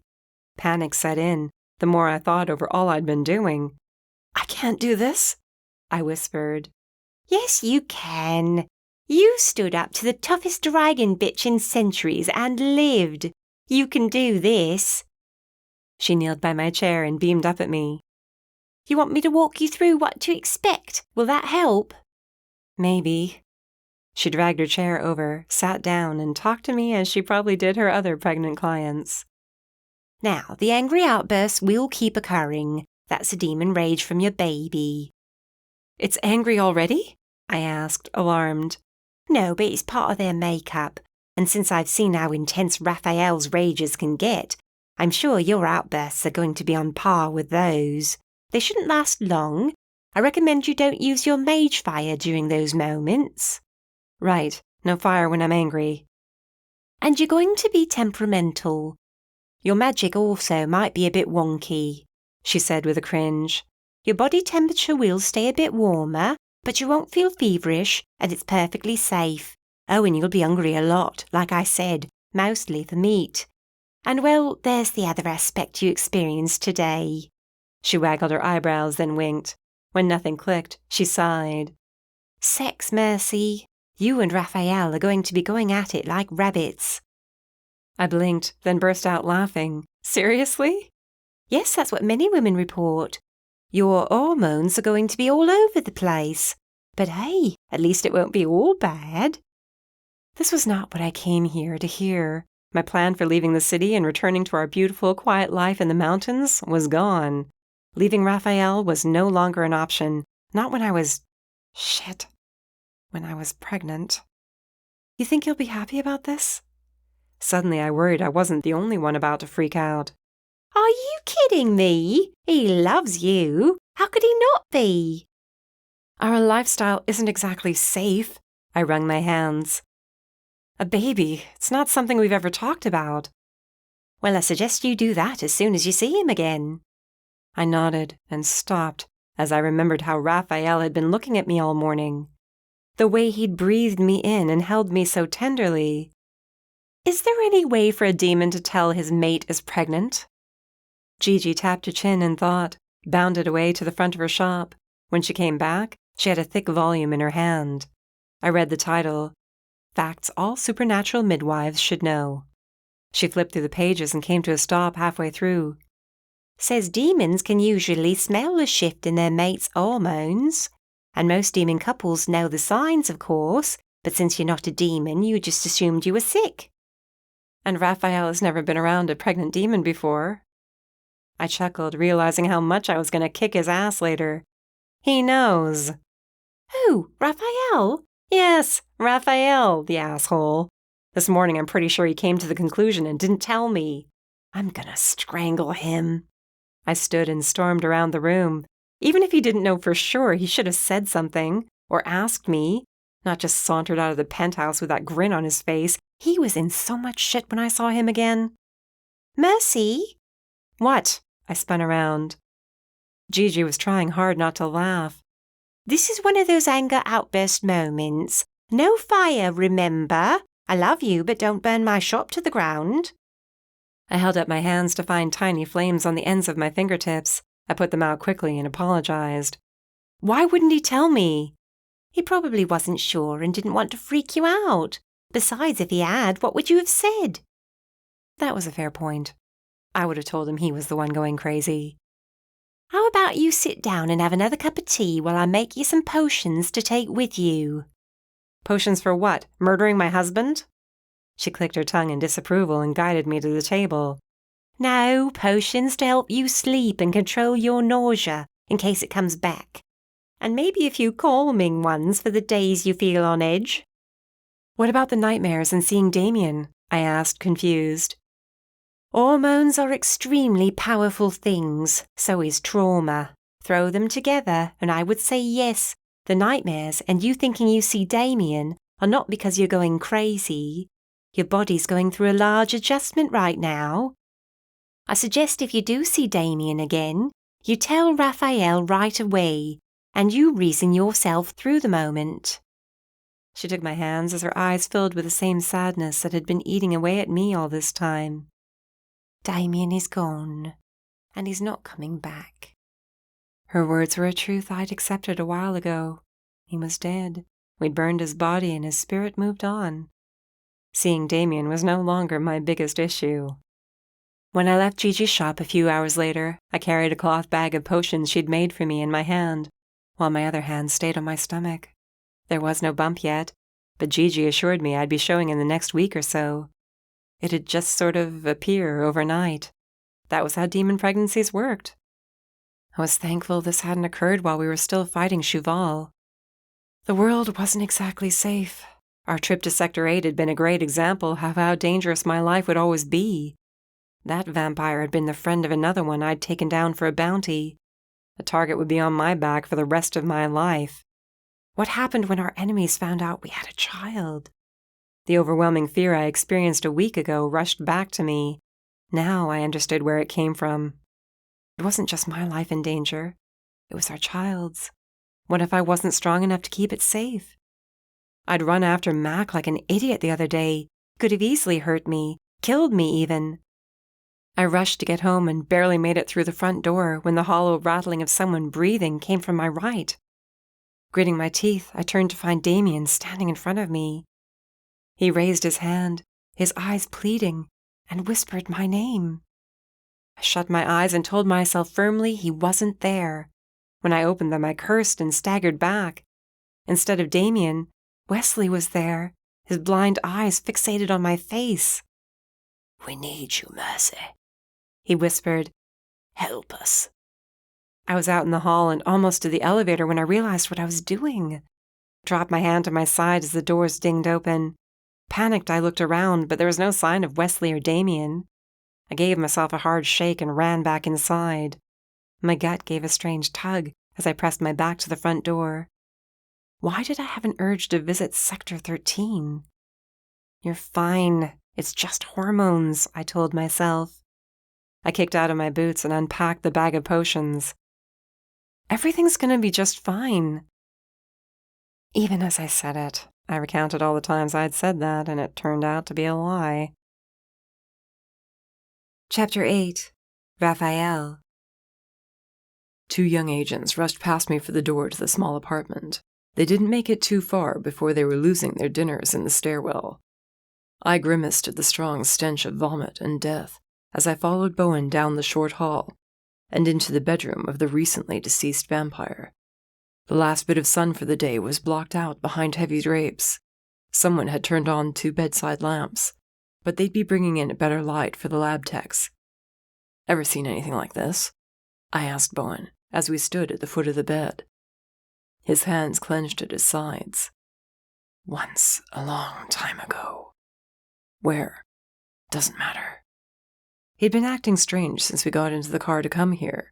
The name of the vampire meant nothing to me, and he said he hadn't known him either. I believed him until we walked through that doorway. Now his face was telling me a different story.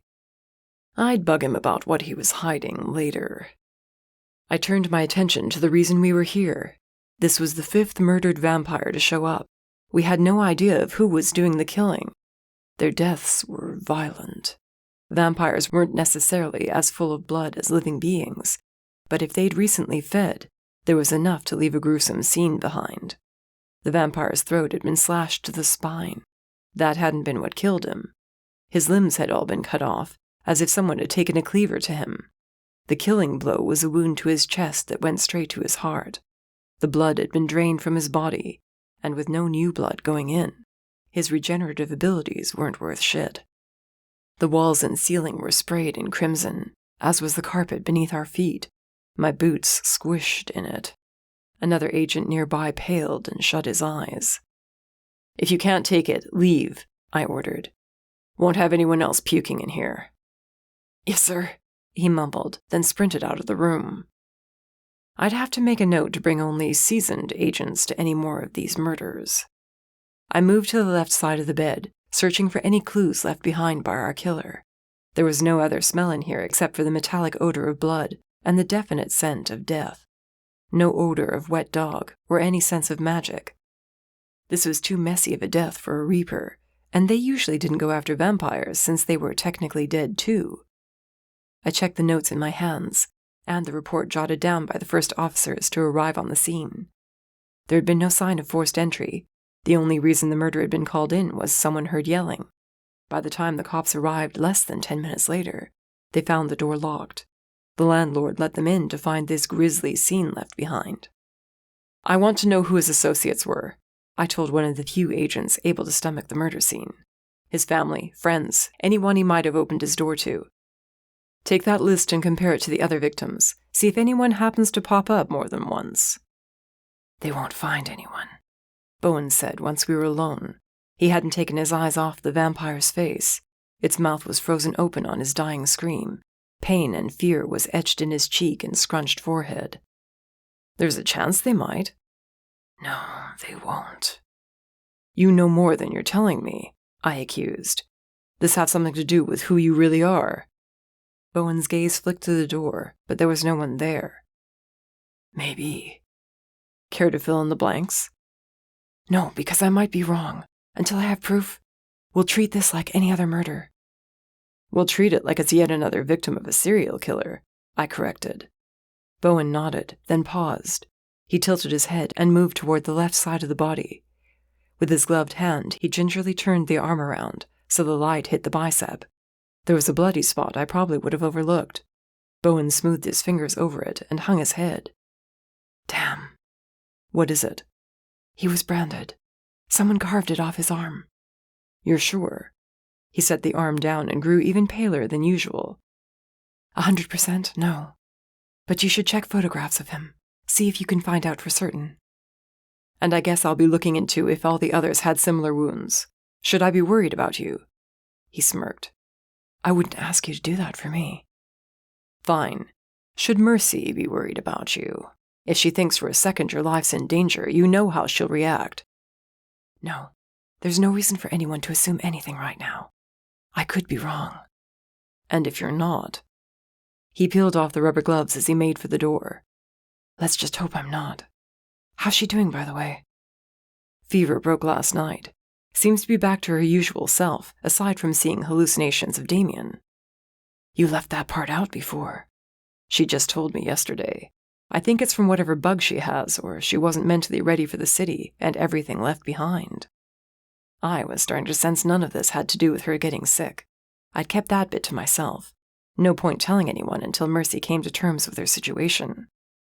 She might be taking some time off, going back to the cabin for a few weeks. Think she might have come back too soon. Let me know when she's leaving. I'll stop by before she goes.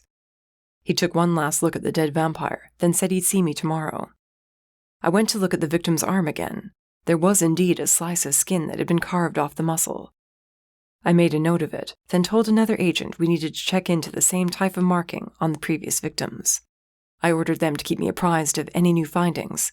Then once the lab techs arrived, I headed back home. I was anxious to return to Mercy and discern if what I sensed this afternoon was true. A vampire murder wasn't enough to put a damper on my current mood, no matter how dangerous a serial killer on the loose was. There was a chance I'd imagined it, and the situation wasn't what I suspected. If I was right, my life in Mercy's was about to drastically change. This afternoon when she came out of the bedroom, there was a glow about her face. The appetite had returned, but it was more than that. I'd heard from my dad a long time ago a demon could always sense when his mate was changing. He could feel it. When I'd held Mercy close and breathed her in, it was the same scent of apples, but sweeter, stronger. The more I watched her, the more I wondered if it wasn't just the fever that had her acting out of sorts lately. I took the car to the Fed building, then walked toward home as fast as I could. She said she'd been to see Gigi. She was a smart witch. If she didn't pick up on it, maybe I was overreacting. Trying not to act excited and nervous would be hard until I knew one way or the other. By the time I reached our front door and unlocked it, I was failing to figure out the best way to ask her how her evening went. When I heard the vacuum running, I frowned. Mercy hated cleaning. She never did it. Ever. Rickshaw had hired someone to come and do it for us, so we didn't have to worry about it. I dropped my keys on the gleaming counters and took a long look around. The entire penthouse was immaculate. Mercy? The vacuum shut off, and she came out of our bedroom wearing a baggy sweatshirt, yoga pants, hair pulled back with a clip. She wrung her hands and bounced on her feet like she was flustered. Her eyes narrowed as I came closer, and I half expected her to lunge forward and punch me in the face. You're cleaning, I pointed out. She blinked. So? So you hate cleaning. Something going on? I waited, but she said nothing. How was your visit with Gigi? Did she agree to go with you to the cabin for a while? Why don't you tell me how my visit with her was? She snapped. In fact, why don't you tell me why I'm cleaning? Or why I had a fever to begin with? Or why my anger's been on edge and right now I'd love to strangle you and kiss you at the same time? She ranted.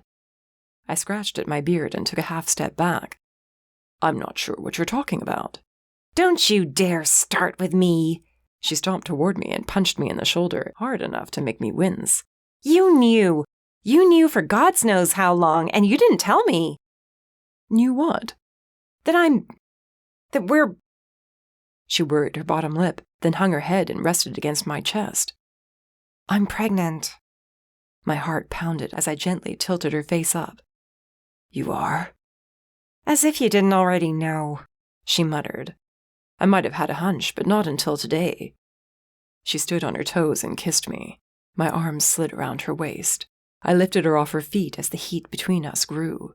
She was pregnant. We were having a baby. Never in all the years I suffered in the slums or was a hard-ass Fed agent did I think this would happen for me. That I'd have a family again.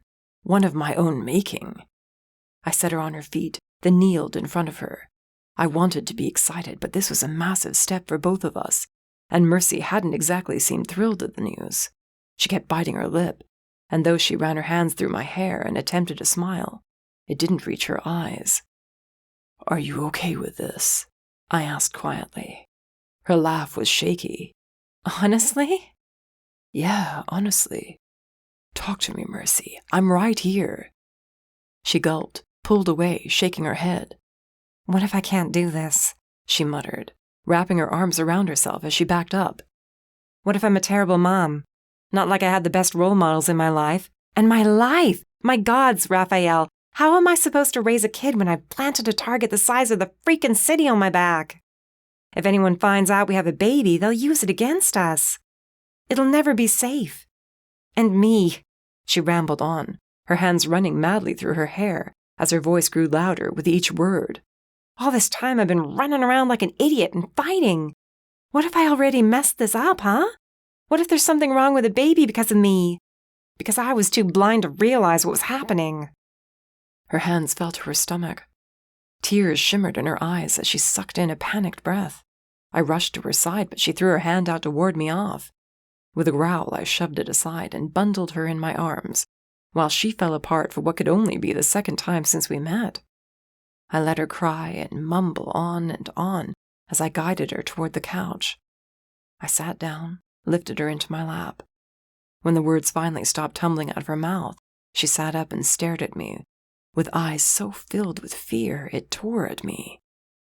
Do you have so little faith in me to protect you both? I asked. To keep you safe. You? No. But me? I don't exactly have the best track record for staying out of trouble. She curled in around herself as she held her stomach, staring at it wide-eyed. Matt could have hurt me that day. He could have killed us both. And you would have hated me. You will hate me if I mess this up. I tucked her hair back from her face and kissed her forehead. Mercy, look at me. Why do you think I could ever hate you? I asked when her eyes met mine. Our lives aren't safe, we both know it. But if you had known you were pregnant, what would you have done? Not run after him, she whispered. Not gone at all, I guess. Shit, what am I gonna do now? I'm useless. I'm just gonna disappear and you'll figure out you don't need me. The tears came again. I couldn't help but laugh. She smacked my shoulder. I caught her hand and kissed it. This isn't funny. You acting extremely hormonal is a bit funny, I told her. You'll never be useless, so don't even think it. You are one of the most incredible women I know. You can do anything, including being a mom. I placed my forehead to hers and waited till those dark blue eyes flicked up to my gaze. I love you with everything I am. Nothing will ever change that. Ever. I will keep you safe. And you need to remember who you are. No matter what life throws at us, you will always be the badass bounty hunter Damien unleashed on the world. Promise? I kissed her and whispered, promise, against her lips. I set her back enough so I could see all of her. But this does mean you can't go into the field for missions. She scowled, but it only lasted a second. Yeah, kinda figured that part out myself. Gigi give you any advice? Her hand slipped to her belly, and my chest swelled with pride. Mercy gave a dreadful laugh. Oh, she told me a thing or two about being pregnant with a demon. And what was that? Her lips curled into a wicked grin. She tugged on my beard, dragging my face to hers by my horns. Chapter 9. Rafael. With jeans slung low on my hips, I stood in the doorway of the bathroom, leaning against the frame. I hadn't stopped smiling for the last 10 minutes while watching Mercy come to terms with how our lives were changing. She stood in front of the full-length mirror with her black tank top pulled up so she could see her stomach. I'm gonna get so fat, she muttered. I chuckled. She glared at me in the mirror, but her lips twitched in a grin. It's not funny. I mean, it's a little funny. You won't be saying that when you have to put my shoes on and take care of my feet and do everything else for me. She ran her hands over her stomach, and I smiled even wider, knowing soon enough she'd be showing.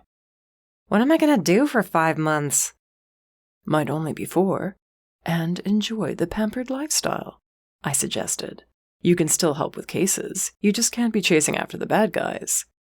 She pouted. That's the fun part. It makes me feel better knowing you're running point, I said, adding quietly, from a very safe distance. She still didn't seem satisfied. I joined her in the mirror. My hands covered hers on her stomach, and I rested my chin on her shoulder. The pregnancy was making her warmer than usual. It threw me off, still making me think she might be feverish, but I knew it was all part of the pregnancy. She relaxed in my arms, and we stood there, staring at our reflections. Anytime you feel like you can't do this, I just want you to come to me. Talk to me. Doesn't matter what I'm doing or where I'm at, you find me. I've got you both. She blew out a heavy breath, but nodded. Better be a cute baby bump. I'm sure it's going to be just fine. What if it's not? She spun around in my arms. What if I gain 100 pounds and blow up like a balloon, and I have to waddle everywhere? Then you'll be the sexiest waddling balloon in the state. You're lucky I love you. She grabbed hold of my horns and kissed me. Guess we're going to be eating pretty well for the next few months, she said against my lips. Gigi mentioned something about craving meat. A lot of meat. Sounds about right. At least we know where the angry outbursts are coming from. And the hallucinations of Damien. I tilted my head at her words. That's what Gigi told you? She thinks so, said my hormones are all over the place, that it wouldn't surprise her if I was manifesting these visions. She grabbed hold of my hand and tugged me from the bathroom, but we didn't head for bed. She went straight to the fridge and started rummaging around. Do we have any steak? Not thought out. Want me to order something in? She beamed at me as she grabbed a container of ice cream from the freezer and hopped up on the counter. I mean, if you don't mind. It could be worse. I could ask you to go out and get it, but it's almost dawn. Lucky for her, there were plenty of businesses open 24 hours for those of the supernatural races. I went to the bedroom to find my cell and order some takeout. I placed the order and just had my cell on the nightstand when the hairs on the back of my neck rose. The strangest urge to look out the window struck me. I turned, staring out over the sidewalk. It wasn't crowded, seeing as dawn was only a couple of hours away. I was about to brush it off as nothing, but as I made to leave the bedroom, a face caught my eye. I whipped back around and searched the sidewalk. Hey! Mercy yelled from the kitchen. I flinched. You never told me about the vampire murders. Find out anything good? Not yet, I replied, still searching the street. I swore I saw a face I'd have known anywhere. A face that I shouldn't be seeing. Damien. Shit. All this chaos with Mac, the vampire murders, and now with Mercy being pregnant. It was all beginning to get to me. I rubbed my eyes, and after one last look outside, decided it was all in my head. Mercy was using a serving spoon to eat the ice cream when I rejoined her. I burst out laughing at the sight. What? No judging. I held up my hands as I approached, my heart warming at the sight of her glowing skin, her hair loose and messy around her shoulders. When are you and Gigi heading to the cabin? She avoided my eyes, setting the ice cream aside. Yeah, about that. I'm not leaving. I kept her blocked in my arms and growled. Oh, stop. You really think I'm going to leave now? You'd be safer there. And further away from you. She shot back, squaring her shoulders. I'm not leaving. Yes, you are. She crossed her arms and stared me down. If you try to make me leave, I'll come right back, and you know it. Mercy, the cabin is heavily warded. Nothing will get to you there. At least not easily. And here, I have you. I have Gigi and Bowen, and a hell of a lot of other people that you have my permission to assign to bodyguard duty. She poked me in the chest with every word. I won't step foot out of Sector 21 unless you're coming with me. Got it? We're doing this together, because otherwise, I don't think I'll keep my shit together. Aren't you worried about sticking around, after everything you just ranted to me about? Of course I'm worried. I'm terrified someone will get lucky and finally finish me off, she snapped, then bit back whatever she'd been about to say next. Look, I love you, and I especially love when you go all overprotective demon mode. But there won't be anything to do at the cabin except worry about something happening to you. She cursed under her breath, cupped my face in her hands. If you were to die because I wasn't here to help you somehow, I'd never forgive myself. And the baby, I just can't do this without you, okay? Can you just accept that? Dying wasn't on my to-do list, but neither was letting Mercy suffer from constant worry. You can stay, but I'm assigning you bodyguards, I warned. Whatever makes you comfortable. She hugged me. I nuzzled her neck. After a few hours to sleep on it, the notion that we were going to be parents would hit both of us again. Of that I had no doubt. This was going to be a very long 4 or 5 months. Vampires, tell me about the case. You sure you want to hear about it? Bit on the messy side. Her brow arched. Really? You remember who you're talking to, right? Nothing else to do till the food arrives, stubborn pain-in-the-ass woman. I kissed her, taking in every moment the night had to give us, until the morning dragged us back into the dangerous world we lived in. Chapter 10. Mercy. I'm starving, I complained as my stomach growled. Bowen frowned at me over his shoulder. Didn't you just eat? I shrugged. I did, but I'm still hungry. Can't I just be really hungry some days? He turned around as Rafael reached for my hand and gave it a squeeze. We hadn't told anyone our news yet. It had been almost a week, and it was killing me keeping it from everyone.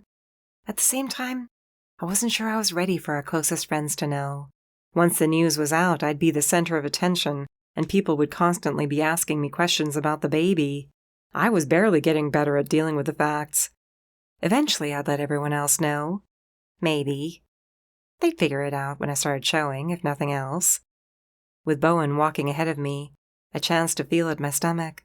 Rafael had told me this morning in the shower I was starting to show. I thought it was just in my head that I was beginning to blow up like a balloon, but he'd been right. There was just the slightest hint of a baby bump, but it was there. Gigi warned me the baby would grow pretty fast during the second trimester. I'd be small one day, and the next it'd be, hello, pregnant belly. I'll get us some food on the way back, Rafael promised with a smirk as my stomach growled again, louder this time. Did you forget to eat yesterday or something?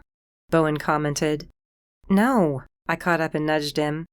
What's up with you? Nothing.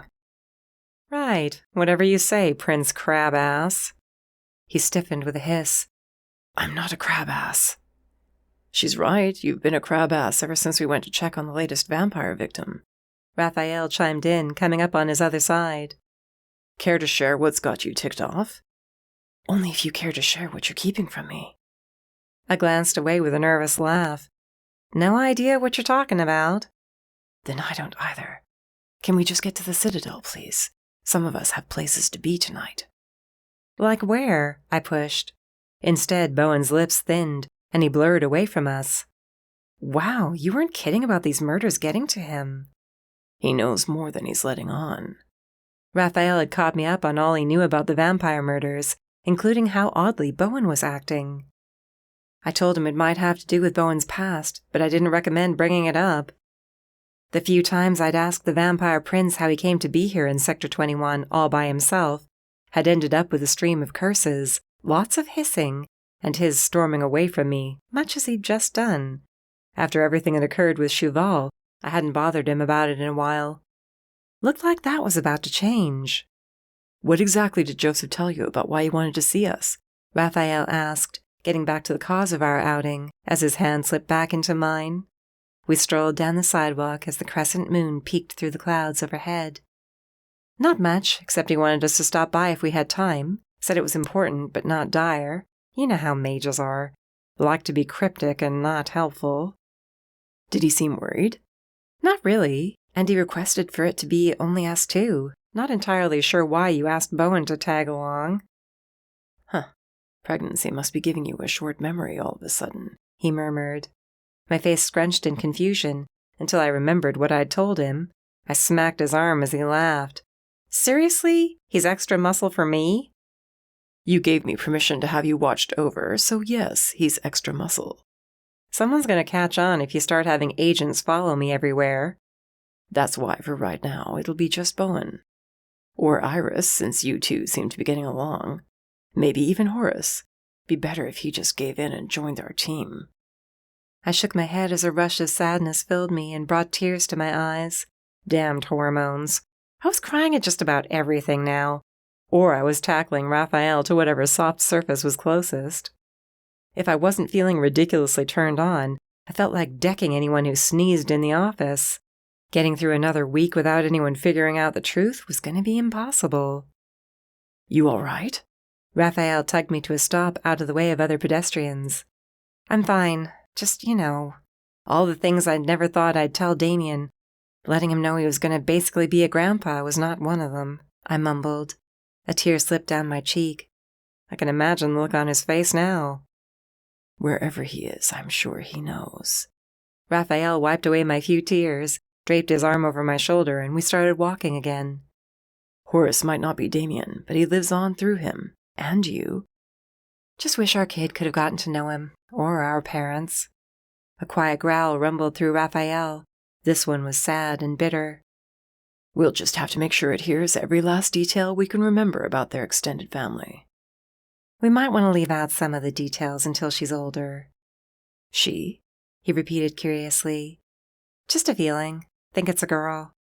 Great. Not sure how I'm going to deal with two of you. He winked. Why would you have to?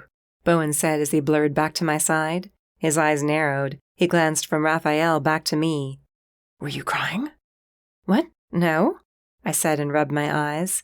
Allergies. Did you run all the way to the Citadel already? Rafael asked. No, I couldn't stand the sound of her stomach anymore. Bowen held up a bag of pastries. Got these from that bakery you like down on 7th. Eat them, and maybe I'll have some peace and quiet for the rest of the walk there. I took the bag and dug into the chocolate-glazed donuts. They weren't the juicy burgers on the rare side I was craving, but they'd do for now. You sure you're not just a teensy bit crabby? I said in between bites. Bowen bared his fangs. Rafael growled in warning.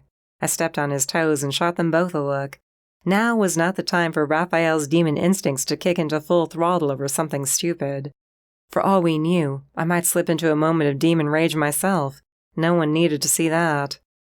I'd been good at controlling my mage fire, but the past few days hadn't been stressful. The idea that I could seriously hurt someone nagged at the back of my mind. Rafael told me to trust myself, but there'd been a flicker of concern in his eyes when he said it. Being a constant walking time bomb was becoming a nasty habit of mine. Around the next block, the sight of white stone towers of the newly redone citadel appeared, as well as the stone columns that lined the grounds. Where a gate once stood was now a silver archway. Standing beneath it, waiting for us, was Joseph. His dark blue robes billowed in the breeze as he turned to greet us, a shaky smile on his face. Thank you for coming, he said as I hugged him. He shook Raphael's hand and nodded to Bowen. Please, come in. Can I get you all anything? Mercy's probably hungry still, Bowen said dryly as he glanced at my stomach, which had just growled again. The bag of pastries had been emptied a couple of blocks back. Glowering at him, I shoved the empty sack in one of my coat pockets and told Joseph I was fine. Tea would be nice, though. You might want something stronger. Joseph nodded as he turned and led the way inside. Several mages were walking about. They nodded to us but didn't stop to talk. The tension was palpable. I gave Rafael a confused look. He shrugged and we stayed close behind Joseph as he motioned us into a room on the main floor. The room opened into a moon room with walls and ceilings made of glass. A metal table was situated in the center of the blue tile floor with 4 chairs around it. There was a bottle of whiskey in the center. He pulled a gold cord by the door and said tea would be brought in momentarily. "All right, Joseph," I said once we sat down. "What's going on?" "It's probably nothing." He twiddled his thumbs on the table and looked a bit lost as he stared out the window. "I probably shouldn't even have bothered you about it, but I wasn't sure who else to call." "Just spit it out," Bowen said with an impatient hiss. "We can tell something is happening. The other mages are afraid. I can smell it on them." Rafael nodded in agreement. "This have to do with Cheval's followers?" "No, I mean, maybe, but I doubt any of them have this kind of power." My stomach churned, and it no longer seemed like a good idea to have eaten a bag full of donuts. "Power to do what?" Joseph licked his lips, looking more nervous than I'd ever seen. That was saying something, considering all the crazy-ass shit we'd pulled off together. "I've seen the faces of the dead ones," he whispered. "Many of us have." He glanced toward the door as footsteps sounded. Another mage in a green robe entered with a smile as he set a tray on the table. Joseph thanked him and waited for him to leave. "Tea, Mercy?" "I can get it. How about you explain this whole seeing the dead thing?" I picked up the kettle and poured a mug of the honey-colored tea, sat back in my chair, holding the warm porcelain between my palms. My sightings of Damien had stopped for the moment, and I hadn't told Rafael about how Wesley popped up that one night. Even still, I sensed my husband's eyes on me for just a moment, until Joseph started talking again. "I saw several mages who perished in the final battle against Cheval," he whispered. "You're certain you're not imagining things?" I asked, hopefully. "That's what I thought too, but I'm not the only one. Many have reported the same, and all tell the same tale. An image of the deceased appears, one they know to be dead, whose souls moved on." His face paled. I feared for a second he was seeing one of the dead faces right now. "The dead mage reaches out and asks us to help them." My cup crashed to the tile floor, shattering, and cut him off. I pressed my numb fingers together and jerked forward in my chair, as if someone prodded me with a taser. "Sorry," I mumbled, and pushed back my chair to pick up the pieces. "Clumsy, you know how I am." "You're never clumsy," Bowen pointed out, as Rafael shooed my hands aside and cleaned up the glass himself. "You know what he's talking about, don't you?" I took napkins from the tray and sopped up the tea to give myself time to put on a blank face. "No idea what you mean." I set the dirty napkins on the tray next to the glass. "Not like I've seen the dead ones." Bowen's red eyes glimmered with annoyance, but he dropped it. "How many times have they been seen?" Rafael subtly scooted his chair closer to mine. If he didn't stop doing small shit like that, Bowen was going to call us out for hiding something. Now was not the time to make the happy announcement. "Enough to make me wonder if there's some dark magic at work here." "And when did you start seeing them?" Rafael shifted in his seat. He raised his hand as if he was going to take mine, but let it fall back into his lap. Joseph's brow wrinkled in thought. "The first sighting was a couple of weeks ago." Shit, that was freaking great. That was around the same time I started seeing Damien. It could all just be a coincidence. My hallucinations still could be because of the hormones. The logical side of me said I was an idiot to keep believing that. These images of Damien and Wesley were real. Palms sweaty, I wiped them on my pants. That only served to smear drops of moisture on the leather. I was about to tell Joseph he wasn't alone in having these visions, but Rafael spoke. "We'll look into it and let you know if anyone else is having these experiences. For now, just keep track of when they happen, and if these dead ones start to do more than just reach out for help." "I can do that. I wanted to let you know I'll be looking into the possible causes from my end as well. I can't simply sit back and do nothing, not if dark magic is brewing again." "I'd expect nothing else. I'll make Nora aware of the situation," Rafael assured him. Joseph nodded, appearing grateful, but the nervousness hadn't faded at all. His hands continued to twitch until he cleared his throat and put them to use. "Now, how's everything else? Feels like it's been a while since we've all had some time to catch up," he said as he reached for the bottle of whiskey. He poured 4 glasses and handed them out. I took one, but simply held on to it while Rafael and Joseph talked. I chimed in now and then, while Bowen seemed content to glower into his tumbler and not say anything unless asked a direct question. By the time we were leaving a couple of hours later, I set my full glass on the table and hugged Joseph goodbye. He gave me a quizzical glance as he pulled away. "What?" I asked after Rafael and Bowen had reached the doorway. "Nothing, but I'm sure we'll be talking again soon." He smiled and gave a quick glance down. Then he was walking away and humming happily under his breath. Sometimes I hated the fact that everyone I knew was supernatural. Of course the mage would have sensed the change in me. Damn the man. He wouldn't go blabbering to everyone, but I'd like to be able to surprise those around me with the news, instead of everyone simply knowing. "What was that about?" Bowen asked as the 3 of us exited the Citadel. "Nothing, just, wanted to know how I was doing," I said quickly. "Not about him. About you. You don't drop things like that, Mercy, and you definitely don't turn down a drink." His red eyes darted from me to Rafael and back again. "Never mind. Keep your secrets. I'm late for my meeting." "With whom?" Rafael asked as Bowen walked away down the sidewalk. "No one important." He blurred away, leaving Rafael growling in annoyance. "And you thought I was a pain in the ass." I leaned into his side and yawned. "Man, I shouldn't be this tired." "I think you're allowed." We'd walked about a complete city block in silence when he murmured, "They see dead mages." "I know." "Started around the same time you first saw Damien." "I know, and before you ask, yeah, I saw him recently and didn't tell you because I was dealing with more pertinent issues." His growling grew louder, and I rolled my eyes. "Don't do that. Don't brush off these sightings like they're nothing. Not now, when you're not the only one seeing things." "So, what if they see mages and I'm seeing Damien and Wesley? Like Gigi said, it could all be trauma. Bad memories and whatnot. That fight was brutal. It's bound to leave scars on all of us. Everyone being back in the city is just bringing up bad memories." Rafael nodded, but his brow was severely furrowed. He tugged me to a stop. "You said Wesley. You never mentioned anything about him." I clamped my mouth shut. Why couldn't I ever pay attention to what I was saying?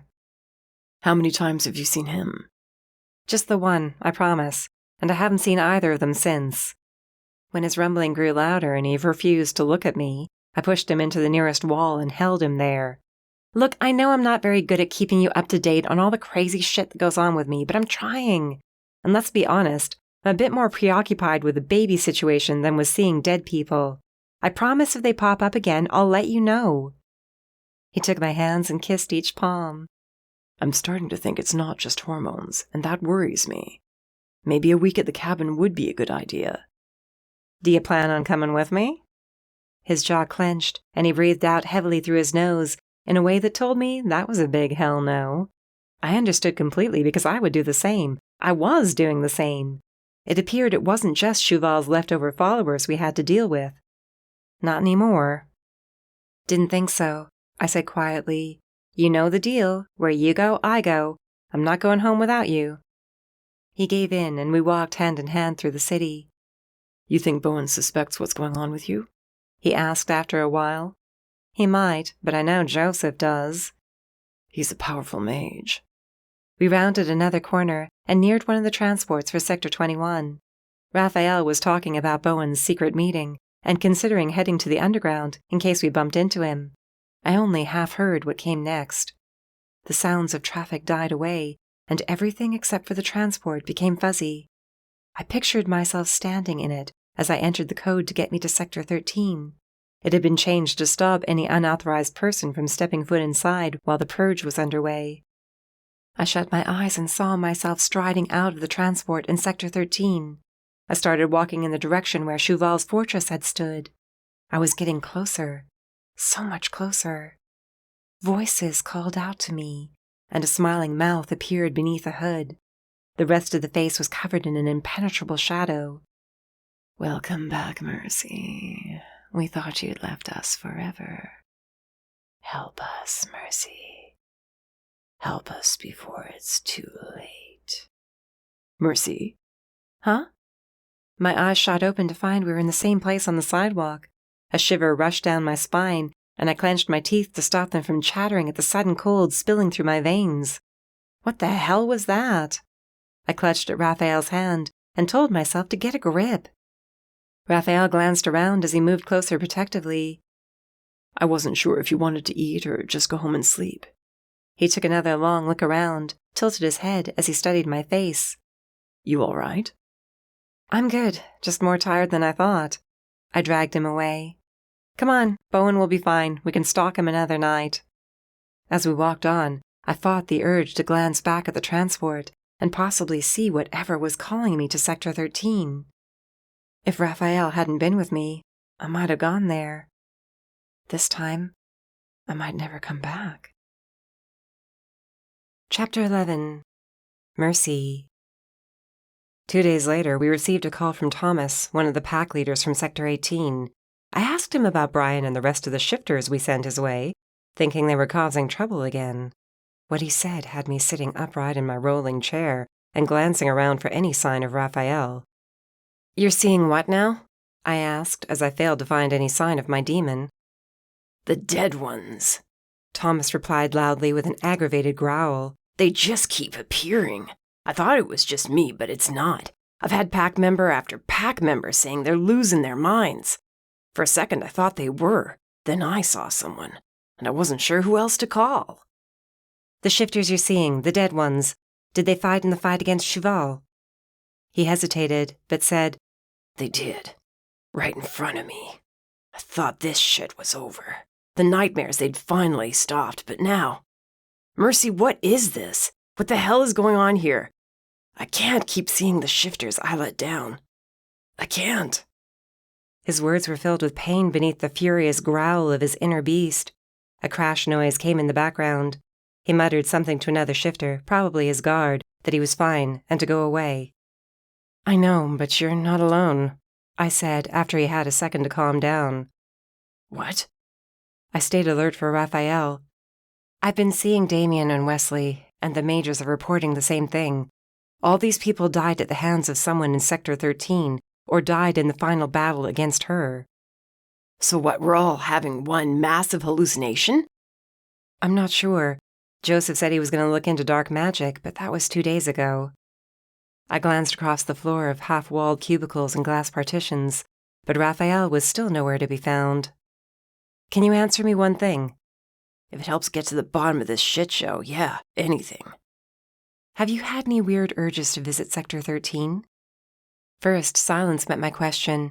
Then he was muttering, Yeah, a few times now. I thought I just wanted to check on the cleanup, but twice I've found myself at the transport out of here, with the code for Sector 13 punched in. Something stopped me from going at the last second. I needed to call Joseph and ask him if he had the same desires as Thomas and me. Rafael wasn't going to like it, but a trip to that cursed sector was called for. Something or someone was trying to hurt us all back there. I'd been assured by the mages that Cheval's spirit had been utterly destroyed. She was the only being I knew powerful enough to conjure this many visions and drag us somewhere we didn't want to go. I fought the urge to punch a hole through the top of my desk. Instead, I focused on understanding what we were dealing with. There was no point in making any assumptions. The logical side of me said it had to be Cheval, but my gut leaned toward a very different villain, a darker one. Why couldn't I go back to the days of simple bad guys instead of dealing with these all-powerful, out-to-destroy-the-world types? My temperature spiked at the thought of dealing with someone worse than Cheval. It wasn't just me they'd be trying to kill this time. It would be me and my baby. My hormones and anger flared at the thought of anyone harming my child. I punched the top of my desk. So much for not letting my anger get the better of me. Several nearby agents glanced my way, but I waved them off. For now, I want you to make sure you don't go there, you or anyone else from your pack, I told Thomas. I'm going to get the team together and look into it. If anything else happens or changes, you call me. Got it? I will. You don't think she's somehow still alive, do you? A burst of red-hot anger coursed through me, and I grabbed the edge of the desk to stop myself from acting on the impulse to punch the wall next. No, I said, struggling to get the words out. I don't think she's alive. We killed her. She's dead. Now we just have to finish cleaning up her mess. I hung up and shut my eyes, focusing on my breathing. The wave of anger lasted longer than the others had so far, but my heart stopped pounding, and my hands ceased their shaking. I rested a palm on my stomach and the bump there. Damn, girl, you're gonna have your daddy's temper, I whispered. Though I still had moments of sheer panic at the notion that I was carrying a tiny demon mage inside me, and would be responsible for said child once it was born, for the most part, I was doing okay. Having Rafael close at hand was a huge help. Any time I imagined a worst-case scenario and felt the ground crumbling beneath my feet, I'd find him and take his hand. He didn't have to say anything, just holding me was enough to keep the fear at bay. It helped that he had been around the office, and there'd been no need for him to put his life in danger yet. The day he went out on mission? That would be a hard one. I'd have to lock myself away somewhere to make sure I didn't go off on an innocent bystander. Once I was sure I could walk away from my desk without biting someone's head off, I went to find Rafael. We didn't have our own office, but there was a partition separating us from the rest of our team. The top half was glass so we could still see across the floor. I scanned the desks on the other side of the partition to where our team usually sat. Bowen and most of the others were missing, but Iris was there. Iris, I approached her desk. Have you seen Rafael? Think he went to talk to Noor, she said as she spun around in her chair. Something up? Think so. Just got a call from Thomas, the pack leader over in Sector 18.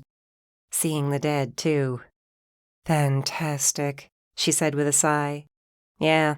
Can you do me a favor? I know the team is busy tracking Mac and working on the vampire serial killer, but can you pull one agent and have them help you? Do what? Start poking around and see if anyone else at the fight that day is having these same hallucinations. I know we've got records somewhere around here saying who the major players were that day.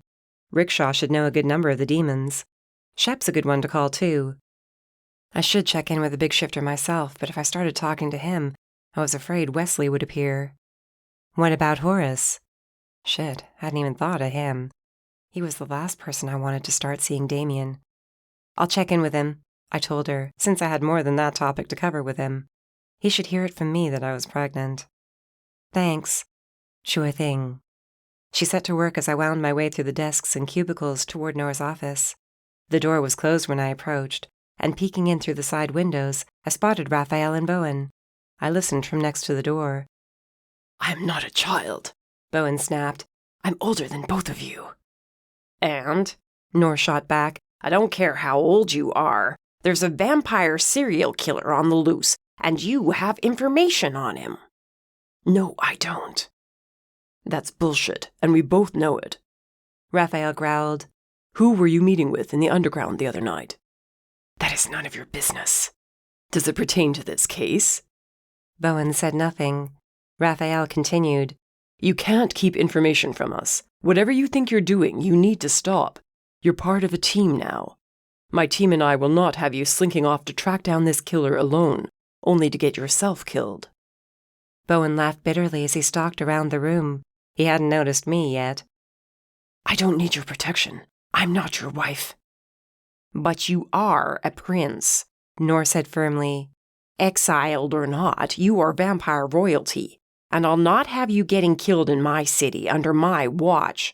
Now, do you have any information pertaining to this case or not? Bowen bared his fangs. Nor and Rafael growled. No, the vampire stated. Then who did you meet? Rafael pushed. I had a date. Is that too much to believe that I have moved on? A slight pang had me rubbing my chest. There was a brief time when I thought I might have feelings for Bowen, a very short time. He'd had them for me, told me so, kissed me too. I wanted him to be happy, but he was lying about the date. If I had to guess, I'd say he met someone from his past. Whoever killed those vampires, he either knew why they were being targeted, or he knew who was doing the killing. Either way, Bowen's life was in danger, and he was going to get his ass staked if he didn't let us help him. He was also more stubborn than me, and would be impossible to win an argument against, as Rafael and Nor were finding out. He'd had over 400 years to hide his emotions and learn to lie. His fingers twitched on his left hand, and there was a subtle jerk to his upper lip. If he didn't come clean soon, the truth would start driving him mad. Remembering why I'd come to the office in the first place, I waited a few seconds and then slipped in. I found Bowen facing the windows, arms crossed, and back ramrod straight. Nor was seated behind his desk, looking like he had a massive headache. Rafael was glowering at the back of Bowen's head until I reached his side. He smiled down at me. I have some news. I gave them a quick rundown of my conversation with Thomas. None of them said anything, and I was wondering if I should tell them about the wanting to go to Sector 13 bit. If I mentioned it, there was a high chance I'd let slip that I was also having these urgings, and that I'd almost followed through with them, twice. A flash of the smiling face beneath the hood made me jump. Rafael didn't catch it, thankfully, and I quickly composed myself. I don't understand, Nor said as he rubbed a hand down his face, appearing much older than he had a few seconds ago. What's causing these hallucinations? Well, unless they're all pregnant, I'd say magic, I muttered, clapping a hand over my mouth. Rafael gave me a sideways glance even as his mouth curled into a grin. Oops. Bowen turned around, and Nor looked at me, confused. What did you say?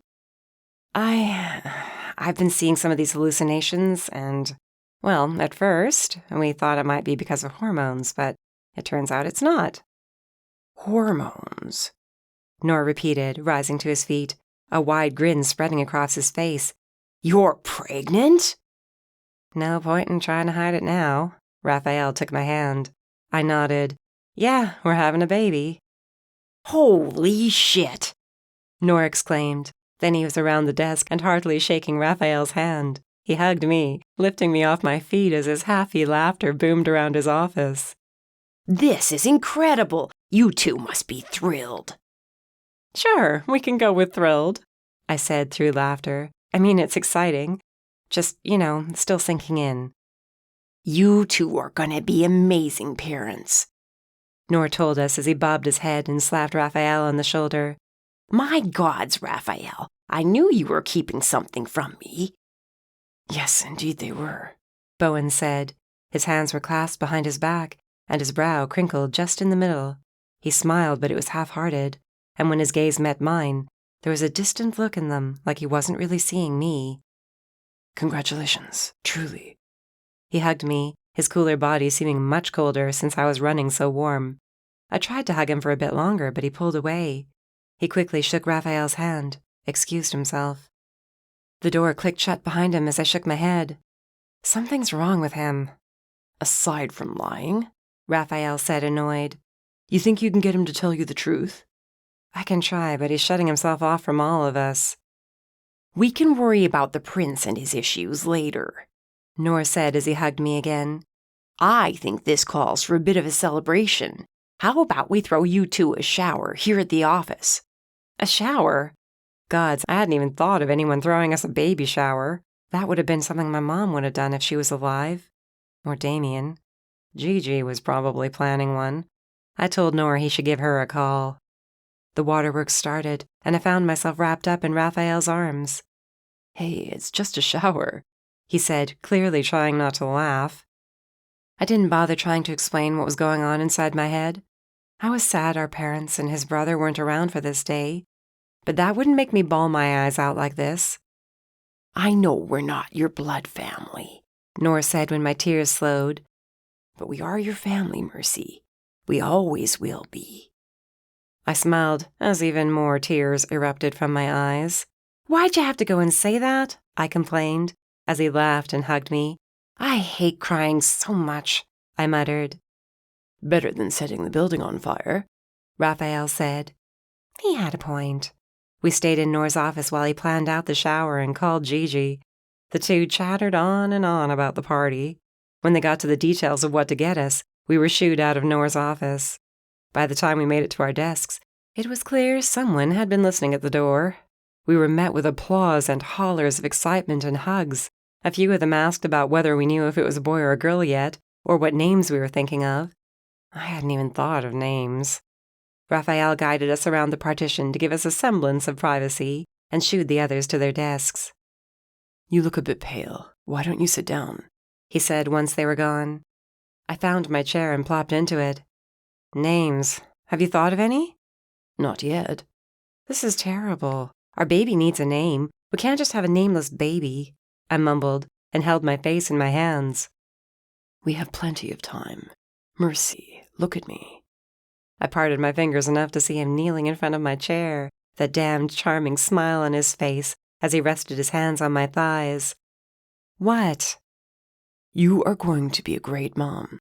Our baby will have a great name and a good home, and 2 parents to raise it. Her, I corrected with a smirk. He shook his head but placed his palm against my stomach. My breath caught at how sweet this demon could be.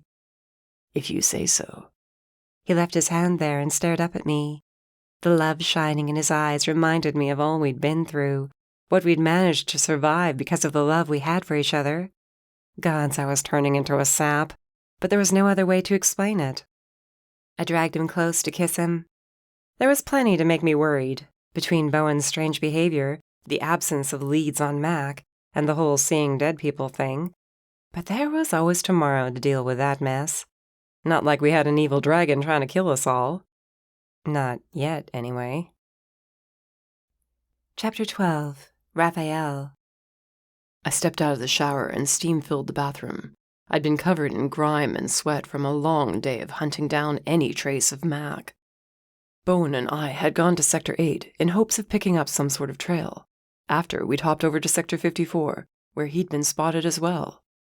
After 6 hours of traipsing through marshes and dense forest, we'd called it quits and came back with nothing except the stench of our exhausting labors. I scratched at my arm and the mosquito bites there, little bloodsuckers. They'd attacked me the second we'd reached the marsh. I was dotted with tiny red bumps. Freaking vampire, I said with a growl as I swiped my hand down the mirror. The bugs left Bowen alone. They usually didn't mess with the dead. Mercy had wanted to tag along, but Nor had put his foot down before I even opened my mouth. She'd spent 5 minutes arguing about how it was just a tracking mission, and she'd be fine. When she realized we weren't budging, she'd glanced at Bowen, clearly hoping he'd back her up. He'd merely raised his brow and asked her if he looked stupid. She'd thrown her arms up and stormed away. While we were gone, I tried several times to get Bowen to talk to me about what was going on with him. He dodged every question, and even blurred away from me to avoid answering. Once we were at the office, I considered ordering surveillance on him, but Mercy warned me not to.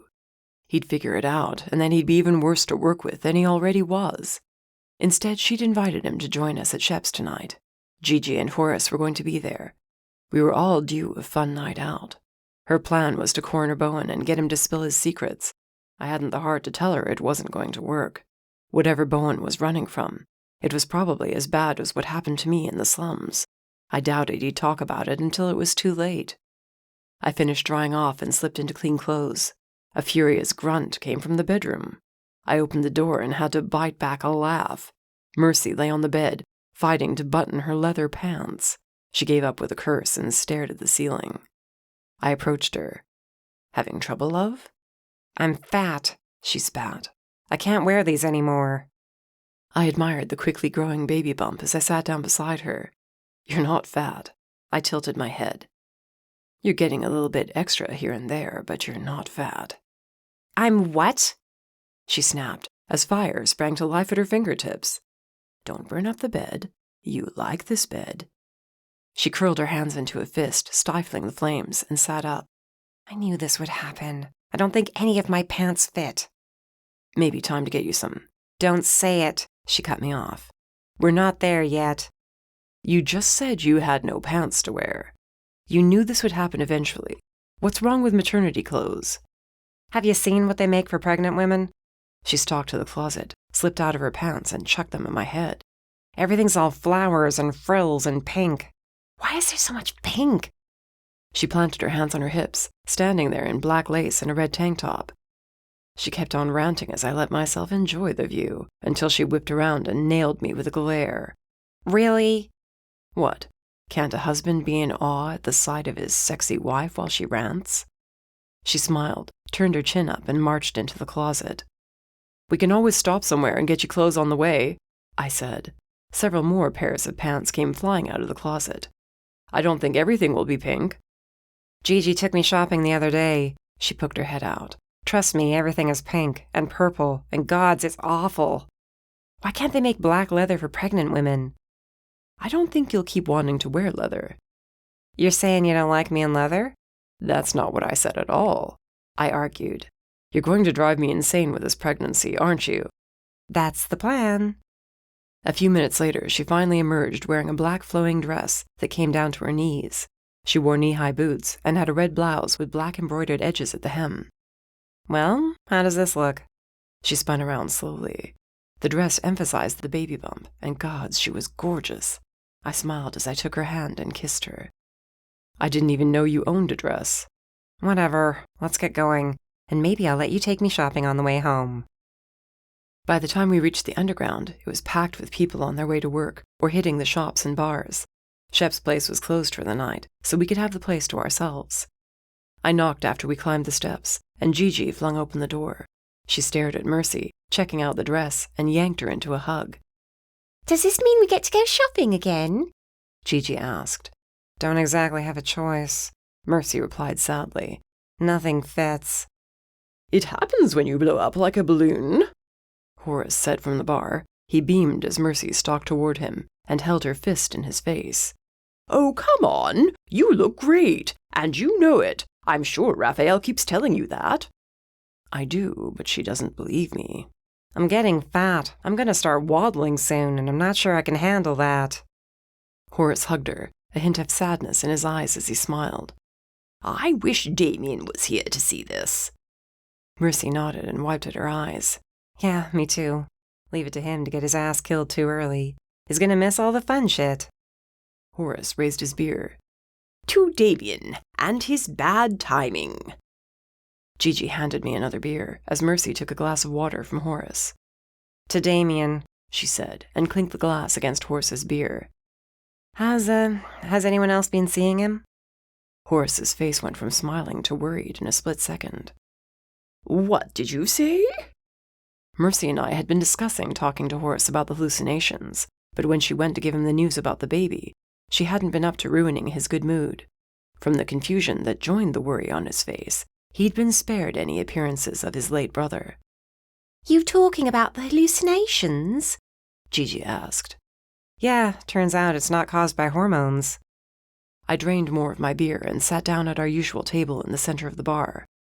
Quite a few people have been witnessing the dead ones, I explained, as Horace, Gigi, and Mercy joined me. Shep was probably still in the kitchen ordering food. There was no sign of Bowen. If he wasn't here by now, I had a feeling he wasn't coming at all. Seeing the dead? Like ghosts? Horace asked. You've seen Damien? But his spirit moved on. I shifted uneasily in my chair, hoping Mercy didn't notice. There was only the one time I thought I saw Damien, but I'd kept it to myself. I believed what everyone was saying, but hadn't wanted to admit yet that I saw the dead. I finished my beer in another few gulps, and rose to grab another one from behind the bar. Not like ghosts, Mercy said, then went on to explain what she'd seen, as well as the mages and shifters we'd spoken with recently. When she mentioned Wesley's name, the swinging door to the kitchen opened. Shep stormed out, eyes bright yellow. You've seen Wesley? He asked loudly. When? Where? At our place a week ago, Mercy told him slowly. Shep, you know he's not really there. He moved on too. I know, but I've seen him. You what? When? Almost every day now. The large shifter grabbed hold of the bar like it was the only thing keeping him upright. He'll just be standing in the middle of the bar, reaching out for me. He doesn't speak, but he's here. Then afterwards, I find myself walking. That bit was new. Walking to where? I asked curiously. He tugged on his grizzled beard as his glowing yellow eyes narrowed. Toward a transport. I'm not sure where I'm going, but it's happened a few times now. I think Wesley wants me to go somewhere. Sector 13, Mercy said, and Shep froze. He wants you to go to Sector 13. How do you know that? I asked before Shep could. She scratched her head nervously and shrugged. Because it's where I've wanted to go. I might have found myself standing in the elevator doors once or twice, she mumbled. And each time I pass a transport, it's like something's calling to me. My hand closed into a fist. The bottle I was holding shattered. Beer dripped through my fingers to the floor, creating a mess, but I hardly noticed. My demon rage threatened to overwhelm me at the notion of dark magic tainting Mercy and our unborn child. What if she followed that urge and ended up in Sector 13? She could be facing down whatever evil was behind this, completely alone. She could end up dead. They both could. "Look, I didn't go there," she said in a rush as she came round the bar and took my hand. "You've cut yourself." "It's fine," I snapped. "Why didn't you tell me?" "Because I knew you would react like this." She picked at the bits of glass in my palm and dragged me to the sink behind the bar. "Look, all I know is I've seen Damien and Wesley. They asked me for help. The next thing I know, I'm at the elevator, ready to head off to the nearest transport." "This is doing nothing to make me feel better." "I'm trying to be honest. Isn't that what you want? Me to be honest?" I winced as the water hit my hand, but welcomed the pain. It helped ground me and stop me from raging. Mercy's hormones might be all over the place because of the pregnancy, but I didn't think she understood how close to the surface my rage was most days. Any hint that she might be in danger had me seething and my blood boiling. Once the cuts were clean, she turned off the water and pressed a clean towel to my hand. "You should have told me the minute it happened," I said, my words coming out as a growl. "I was a bit preoccupied." "With what?" "What the hell d'you think?" she yelled as fire burst to life in her hands. Luckily for her, it only touched me. Her fire would never harm me. She shut her eyes and dragged the flames back in. "Joseph told me the same after I called him and asked. So did Thomas. I think we need to go to Sector 13. I yanked my hand away from her and glowered. "No." "Why the hell not?" "I think he just means not you," Horace said. "Going there in your condition isn't a good idea." "My condition? You make it sound like I can't do anything. This is affecting me too. I have every right to see what's going on there." "And we will find out, but you're not stepping foot in that place," I warned. "Not one. Understand? It's not just you anymore, remember?" She appeared ready to deck me, but backed away instead. "How dare you think I'm not worried about our baby? Why do you think I want to go there? If some other evil asshole is trying to come after us, I have to know. I have to stop it." This was exactly what I worried about happening. "You can't, not this time. But we will." "And if you all go there and don't come back, what then? You can't expect me to just stand around and do nothing."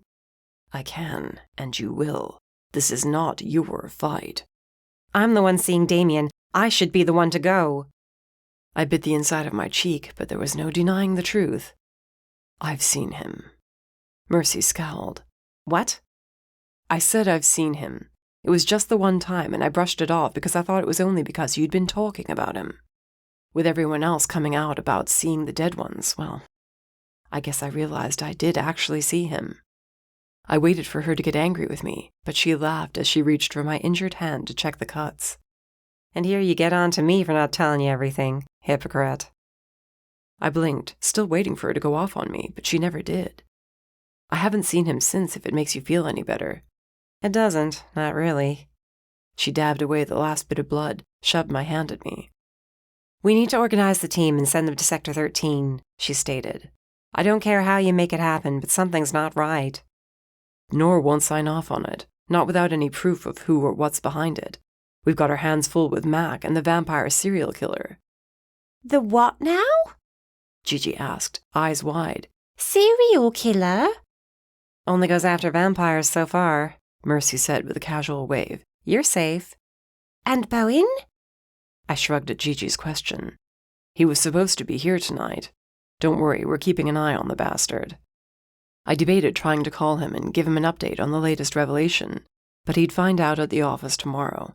Instead, I turned my attention to making sure Mercy wasn't going to pull one of her stunts and sneak around me to get to Sector 13. "Can we at least try?" Mercy pushed. "Tell Nor he needs to get an update from Rickshaw." I breathed out heavily through my nose, but nodded. "We'll talk to them, but I'm not guaranteeing anything else. If there's an issue with the cleanup, we would hear about it. For all we know, this has nothing to do with that place." "Then why do I want to go there?" "I don't know, but you're going to stay far away from that cursed site." I held her hands. Mercy, swear to me you won't go there." Her eyes narrowed. I won't, but whatever's going on isn't simply going to stop.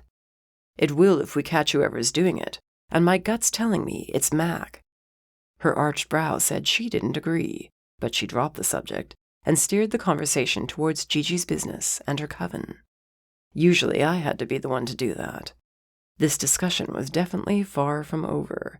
Mercy wasn't going to simply let it go. In the morning I'd call Joseph and see if he had any new ideas on what was causing us all to have visions of the dead ones. I hated to admit it, but this issue paled in comparison to what was currently plaguing the state. Tracking down the rest of Chauvel's followers had to be our priority. Lying to Mercy would probably come back to bite me in the ass, but if it kept her and the baby safe, I'd do it. She'd forgive me when she realized I was right, and it had nothing to do with Sector 13. Chapter 13. Rafael. My cell buzzed in my pocket, and I checked it quickly. Mercy. She'd texted me a few times now, asking when I was going to be back. She'd headed home early today when she started to feel run down. It had been over a week since I'd told her I'd talked to Nora about having a team investigate Sector 13. She'd asked me about it a few times, and each time I managed to lie and say we were working on getting a set of eyes in there. Instead, I pulled more agents from other teams to help ours in getting a lead on Mac. Just as she'd been leaving, word came in of another vampire murder. Bowen had gone with me again to check out the scene, and just like the last time, took off the second he spotted the same missing chunk of flesh on the victim's arm. He wasn't going to disappear on me this time. I'd attached a tracker to his cell when he'd been at the office earlier today. He'd find it eventually, but not before it came in handy. I stopped outside the underground and quickly texted Mercy, saying I'd be a bit longer, but it was nothing she needed to worry about. Her following message told me I was missing out on a very rare steak, and she'd try to save some leftovers for me. I grinned, knowing that wasn't going to happen. I opened the tracking program on my cell and pinpointed Bowen's location. He was only a few streets away. I hurried to catch up with the vampire prince.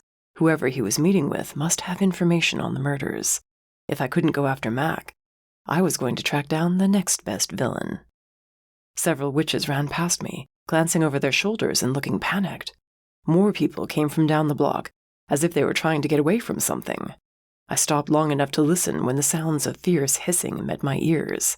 I sprinted around the corner in time to have a body slam into me. We hit the sidewalk in a tangle of limbs. I snarled as I kicked the vampire away. He lashed out, spitting and hissing as his red eyes focused on me. "I'd back off if I were you," I warned. The vampire smirked and came at me with his claws. He slashed toward my face. I snatched his wrist and flipped him easily over my head. He crashed to the ground and blurred out of sight until he kicked me in the back. Snarling as my demon rage kicked into high gear, I whirled about and caught him in the side of the head with my fist. It had been a while since I'd had a good fight, and when another vampire charged me, I spread my arms wide, more than ready for him.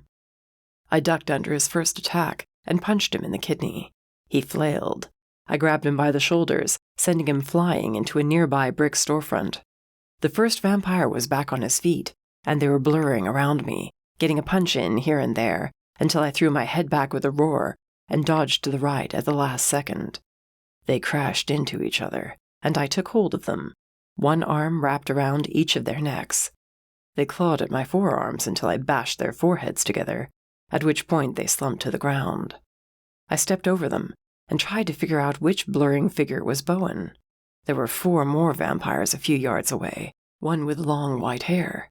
I considered stepping in, but another vampire sailed past me and hit the ground unconscious, his face bloody. It seemed Bowen could handle himself.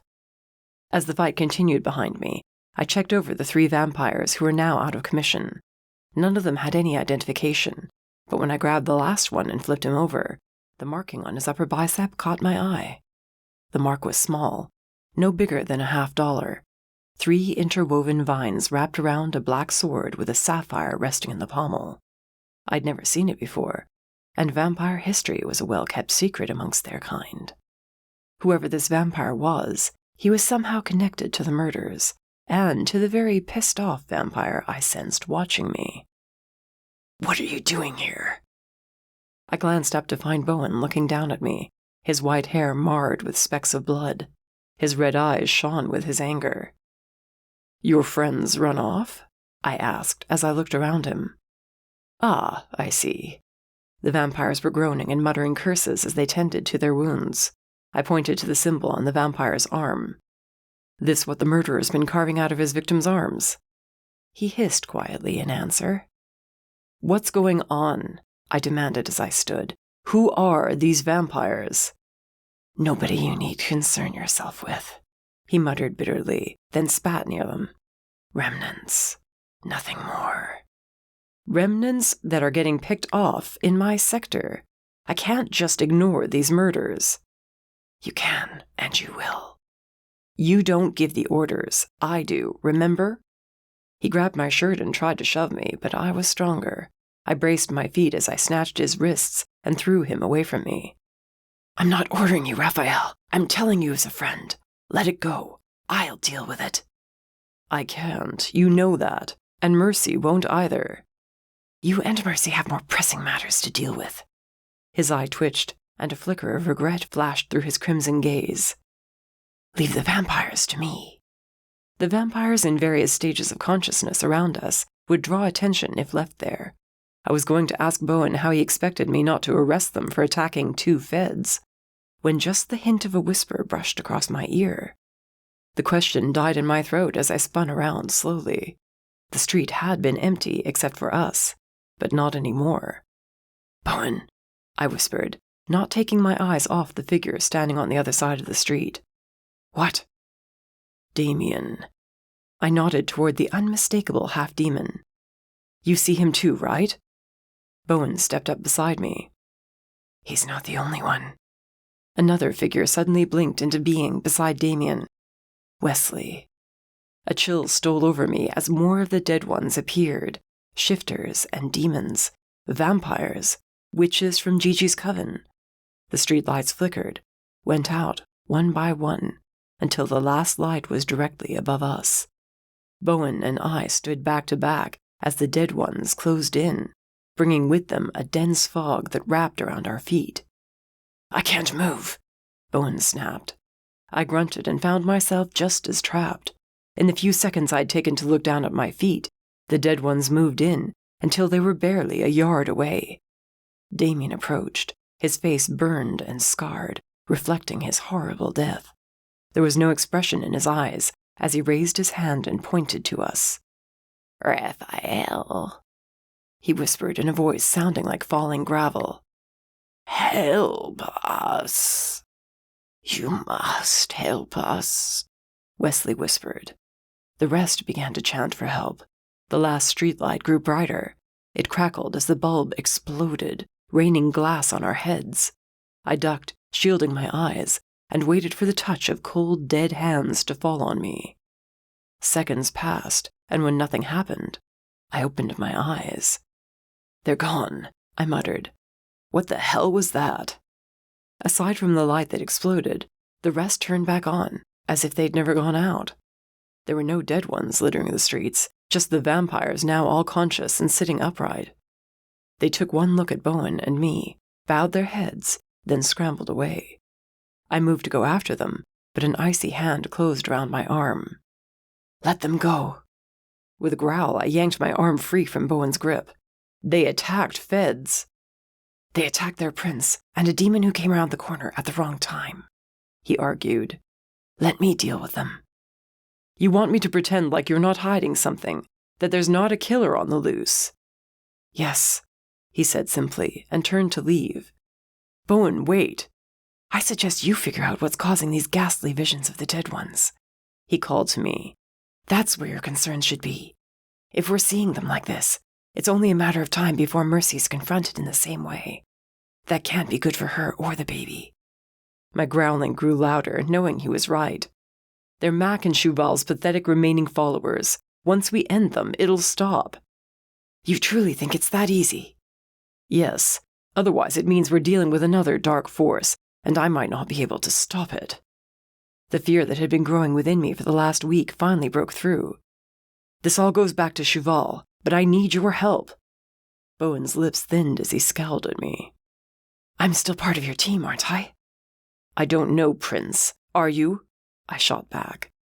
For now, until my path takes me elsewhere.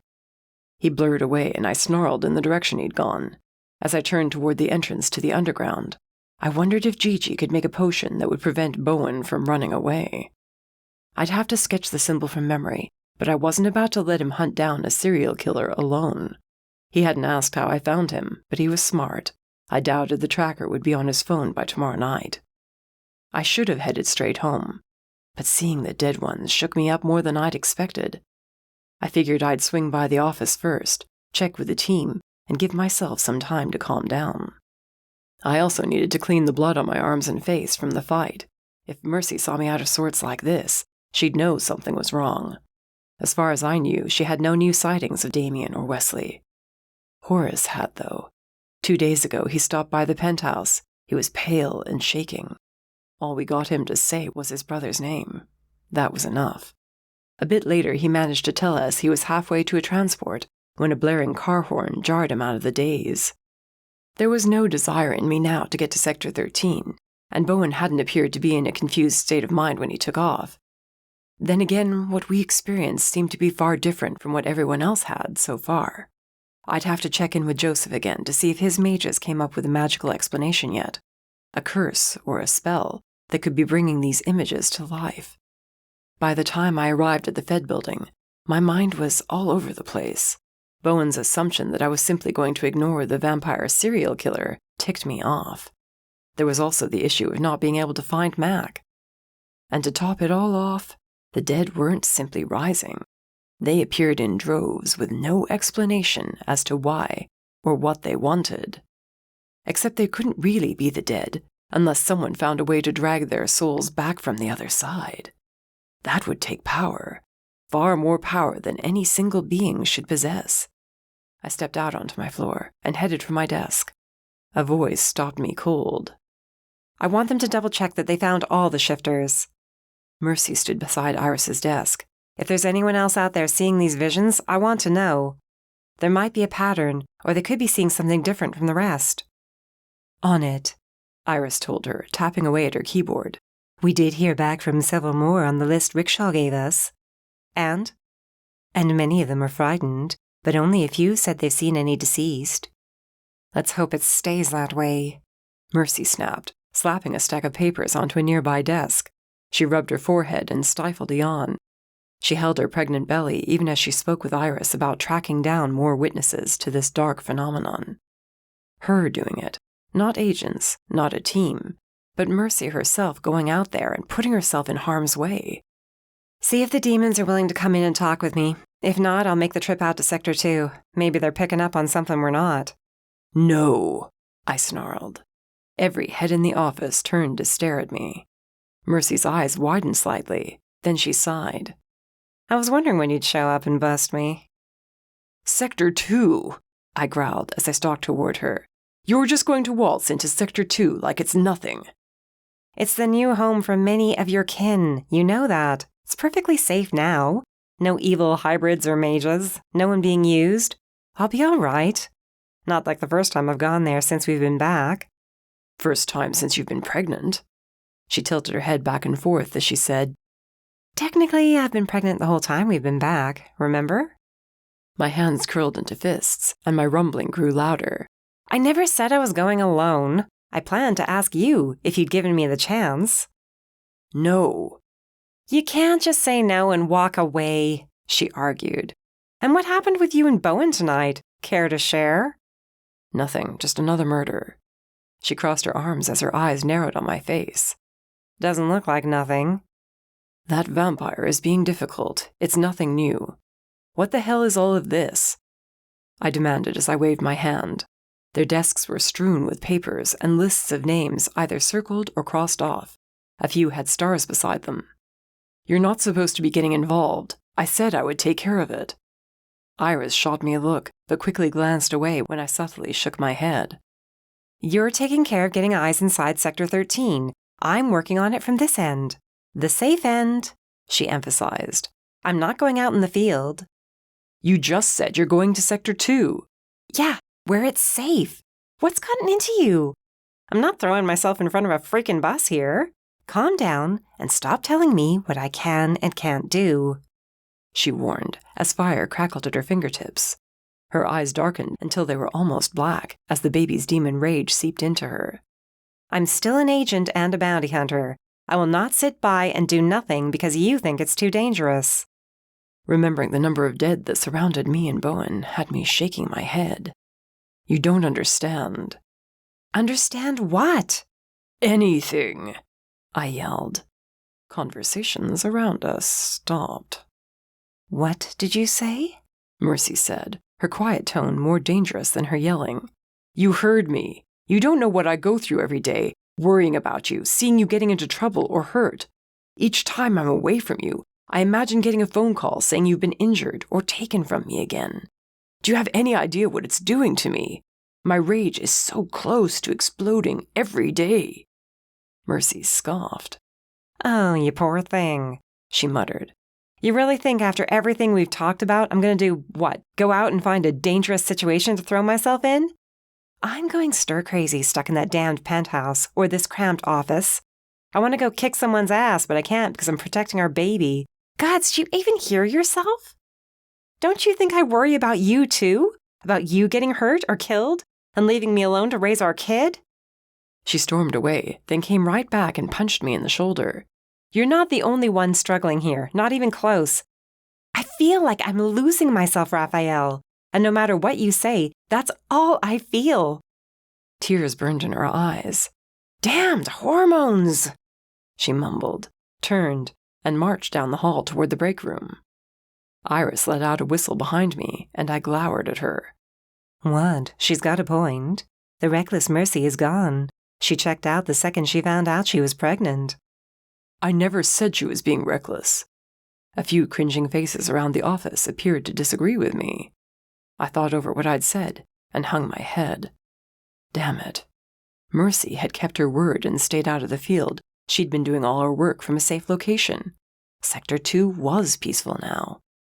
Going there was her chance to stretch her legs a bit, and she hadn't been planning on going alone. "I hate this," I grunted and sank into the nearest chair. "I mean, you guys made it pretty far without a blow-up. I'm actually impressed," Iris said with a chuckle. "She knows you love her, but you gotta give her something that's hers to work on." "Like tracking down more witnesses?" "Yeah, like that." She wheeled her chair over and added in a whisper, "And I hope you know the trouble you're asking for by lying to her. You haven't talked to Nora about a teen going to Sector 13.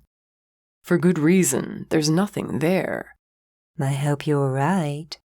Iris patted my shoulder, pushed herself to her desk. "Now go apologize to your wife before she comes back in here and does more than punch you." I rose to follow Mercy, but held back. "These other witnesses you've been talking to, have any of them said anything about seeing more than one dead person at a time? A whole group, maybe? Or anything else occurring at the same time?" Iris's brow crinkled, but she didn't look away from her monitor. "Like what exactly?" I shrugged. "Fog, or lights going out." Her fingers paused in her typing. "Not that I remember, but I can recheck the reports. Care to share why you're asking?" "No reason." I hurried away. Mercy was in the break room with a pint of mint chocolate chip ice cream. She glared at me as I entered and shut the door behind me. "What do you want? Can't I cry and stuff my face in peace?" We knew this wasn't going to be easy on either of us. "I'm sorry about what I said." I slowly took each step across the break room, not wanting to have a brick of ice cream chucked at my face. "I know you would never do anything to put yourself in danger. Not now." She viciously stabbed the ice cream with her spoon. "I'm listening." "And if you want to go to Sector 2, we'll go to Sector 2. It's just, if anything ever happened to you, I'd lose it. I hope you know that. I would go insane, and they'd have to lock me away somewhere, because I can't do this living thing without you." I rambled on, much like she'd been doing so much lately. "And you're not losing yourself. I won't let you disappear. You're just turning into something so much greater, and—" She waved at me to shut up. "What? I'm trying to make you feel better here." "And I need you to feel this." She set down her ice cream, grabbed my hand, and yanked me over. She pressed my palm to her stomach. Right here. Just give it a second. Ah. I stared in awe at our growing baby as it kicked a second time. Holy shit, that's got some power to it. I sank to my knees in front of her as it kicked again and again. Definitely gonna have her mom's badass fighting skills. Mercy ran her hand through my hair, grinning down at me. Or her daddy's. I kissed her stomach. I love you. Love you too. Please stop trying to drive me crazier than I already am, all right? She said with a laugh. Now, you gonna tell me more about what's got you all worked up? She noted the scratches on my arms. Her brow rose. And why you're hurt? I wrapped my arm protectively around her as I guided her out of the break room once she put her ice cream away. How about we go home? You look tired. Always tired, she mumbled through a yawn. She hauled me down for a kiss, and I let myself forget about the horde of undead I saw in the underground. Or how pissed off she would be if she ever found out how much I was lying to her about. Chapter 14. Mercy. The wall of fog parted, and a hooded figure stood before me. Its lips curled in a smile. It spread its arms wide as if welcoming me home. I tried to move, but my feet were trapped in the pavement stained with blood. Panic shot through me, and I cursed, struggling to flee. More people appeared around me, closing in, all of them wearing dark cloaks that covered everything but their mouths. "You're home, Mercy," the one directly in front of me said, its voice a mix of so many people I'd known over the years, all of them dead. "The hell I am," I snapped, and yanked harder on my legs. "We've missed you. Haven't you missed us? Stay with us, won't you?" I ignored the echoes of those words and focused on getting free of this trap. How had I even gotten here? The fog fell to the ground suddenly, and I was left staring at what remained of Cheval's fortress, Sector 13. I wrapped my arms protectively around my stomach to find it flat. I stared down in horror to find I wasn't pregnant. The baby. What happened to my baby? "Don't worry," the voices continued as they closed in around me. "Here you won't need your child." "Get away from me," I shouted, and threw my fists at anyone that came too close. "Where's my child? Where is she?" "What child?" My heart plummeted, and my stomach twisted in vicious knots. They stole her from me. How could they do that? How had I failed to protect her? I sank to my knees as I screamed. They moved in closer until they blocked out the sky, and their grimly smiling faces were all I could see. Icy hands reached out to grab my arms, then ran through my hair as they called me to them, told me to stay forever. I curled in on myself until sharp nails pricked my skin and forced me to lift my head. Damien glowered at me with solid black eyes and a sneer so filled with venom it stole my breath. "You belong to us. You all belong to us. One way or another, your souls will be mine." I rose to my knees and glared into those eyes. "You are not Damien." His face shifted and morphed into those of Wesley's first, then Cheval's, and finally Envy's. "I'm all of them." His hand closed around my throat and squeezed.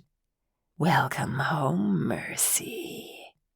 I clawed at his hand, gasping for air, but it was futile. Envy was going to kill me from beyond the grave, and there was nothing I could do to stop him. I sputtered curses and wailed at his face, trying to get him to let me go.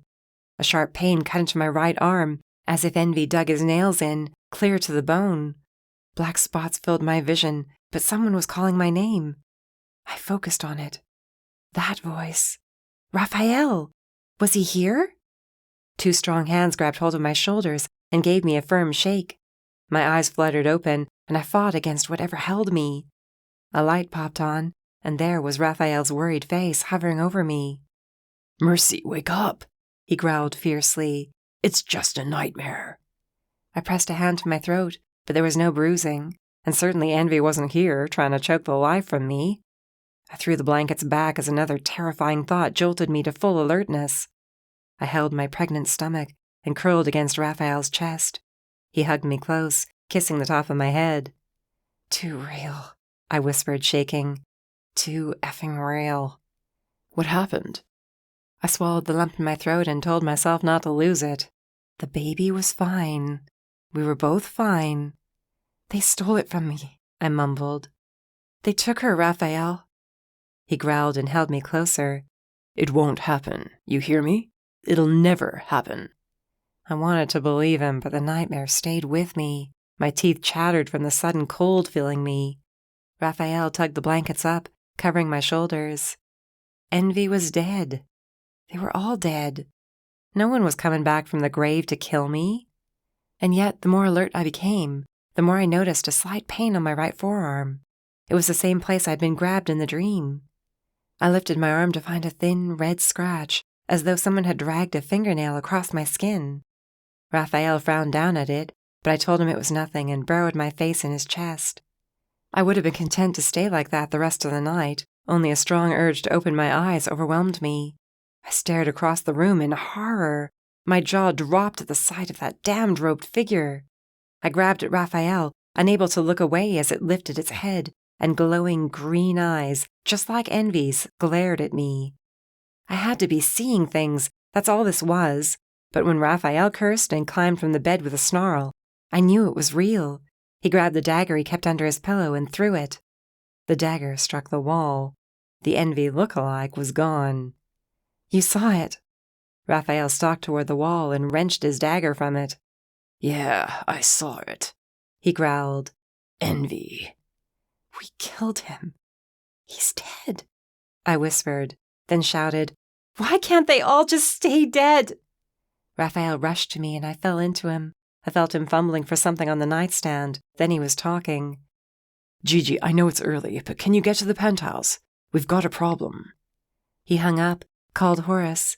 I didn't pay attention to what he said, too busy staring at the wall and waiting for someone else to show up. Eventually, Rafael set his cell down, and he was back on the bed with me. It's going to be fine, he swore. No one's going to hurt you or the baby. What the hell is going on? I asked quietly. I don't know, but I won't stop until I find out. He tucked me beneath the covers, but when he tried to leave my side, I grabbed his hand. I thought I'd knew what fear was after dealing with Cheval for so long. Now I realized I'd barely scratched the surface of just how much terror I could feel. Chapter 15. Mercy. A steaming mug appeared in front of me and I jumped. Sorry, Gigi murmured as she sat beside me on the couch. Thought you saw me. It's fine. I took the mug and I held it, but I couldn't bring myself to drink the tea. It'll help calm you down. Don't think I can stomach anything right now. I breathed in the sweet smell of chamomile and attempted a sip. That was more than enough. I sat the mug on the coffee table and tugged the blanket around my shoulders. You all don't have to be here. Yes, they do, Rafael argued from across the living room. He'd been standing, arms crossed, since Gigi, Horace, and Bowen arrived at the penthouse. His eyes hardly left me. The only time he hadn't been just a few yards away was when he got dressed and armed himself for a siege. The sun had come up and filled the living room with its warmth, not that I felt it. The chill I'd woken up with hadn't gone away. I shivered. Gigi draped another blanket around my shoulders. You should try to get some rest. How? What if I close my eyes again and end up back there? What if next time it's for real? What if Envy is back? I said on a breath, but loud enough that Rafael heard me. He snarled, baring his fangs. You saw him too. Explain it to me.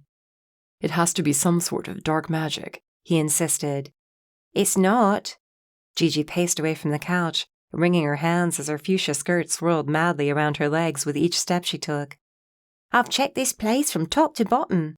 There's no trace of magic anywhere in this penthouse. Look again. She's not going to find anything, Horace said from his place in the armchair. If she says there's no magic, there's no magic. Raphael's jaw clenched. It has to be a curse. And I'm telling you it's not, Gigi said impatiently. Whatever is causing these hallucinations, These nightmares are not leaving traces. I'm not sure what it is, but it's not a curse. The mages would have figured that out by now. She ran her hands through her hair and muttered to herself under her breath. She said something about calling Joseph anyway and headed to the kitchen, away from Rafael's scowl. Leave her alone. This isn't her fault. Rafael's shoulders sagged. He trudged to the couch. I know, but I don't understand. If it's not magic, then what? Are we all going insane at once? Or envy really is back. They all are. Necromancy, Bowen hissed as he shook his head. That's beyond dark magic, and it takes immense power to pull that many souls from beyond the veil of death. It couldn't just be one person. How many do you think? Bowen shrugged. 100. And how many followers do you think are still out there? Rafael ran a hand down his face. We have to find them all. They're behind this somehow. But why do they want us to go to Sector 13? I challenged. That place is being purged. There's nothing for them there. Had the agents you sent said anything about the cleanup being stalled? Or intruders? Rafael's eye twitched. They've reported nothing out of order. There was something odd about his tone. According to Rickshaw, their plan is right on track. Something's not right there, I tried again. They want us there. Or they want us off balance, scared. Well, good job to them, because I'm scared shitless right now, I confessed. Rafael kneeled in front of me and held my hands. Gigi warded the penthouse. Whatever we saw, it won't get you a second time. She said she brought something from the nightmares, too. You need to get some rest for both your sakes, he added, resting his palm against my stomach. I'd been fighting sleep for the last few hours. He was right, though. Staying awake like I used to do was not an option this time around. At least he would be here in case I did fall into another one of those dreams. I was about to get up and head back to bed when Rafael's cell rang. He grunted, clearly annoyed, but answered. Yeah? His brow furrowed. Then he was cursing. Where? Whoever was on the other end answered, and Rafael threw a look over his shoulder at Bowen. We'll meet the team there. No one goes in until we arrive. What's that all about? I asked as he hung up. Mac was spotted in the underground. Wait, our underground? I asked, alarmed. Here? He's here. I threw off the blankets and walked as fast as I could to the bedroom. We have to go get him. Rafael was right behind me. Mercy, you're not going. The hell I'm not. If this asshole is torturing me, I'm going to be the one to kick his teeth in, making a pregnant woman think she's lost her baby. I shoved aside my usual fighting clothes and stared at the collection of maternity clothes I'd finally given in and let Rafael buy. Miraculously, found all of it in black. I grabbed a pair of pants and a shirt. Rafael blocked the closet door. Move. You can't honestly think I'm going to let you go. What else am I supposed to do? Hide? I expect you to remember that you're pregnant. Remember the last time you faced down Mac? If I recall, I nearly beat him to death. I don't see the issue.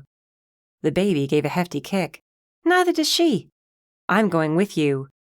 I shoved him, but he hardly budged. I yelled in frustration and threw the clothes aside. I can't just sit around and do nothing. Rafael planted his hands on my shoulders and lowered his face to mine. You are not going.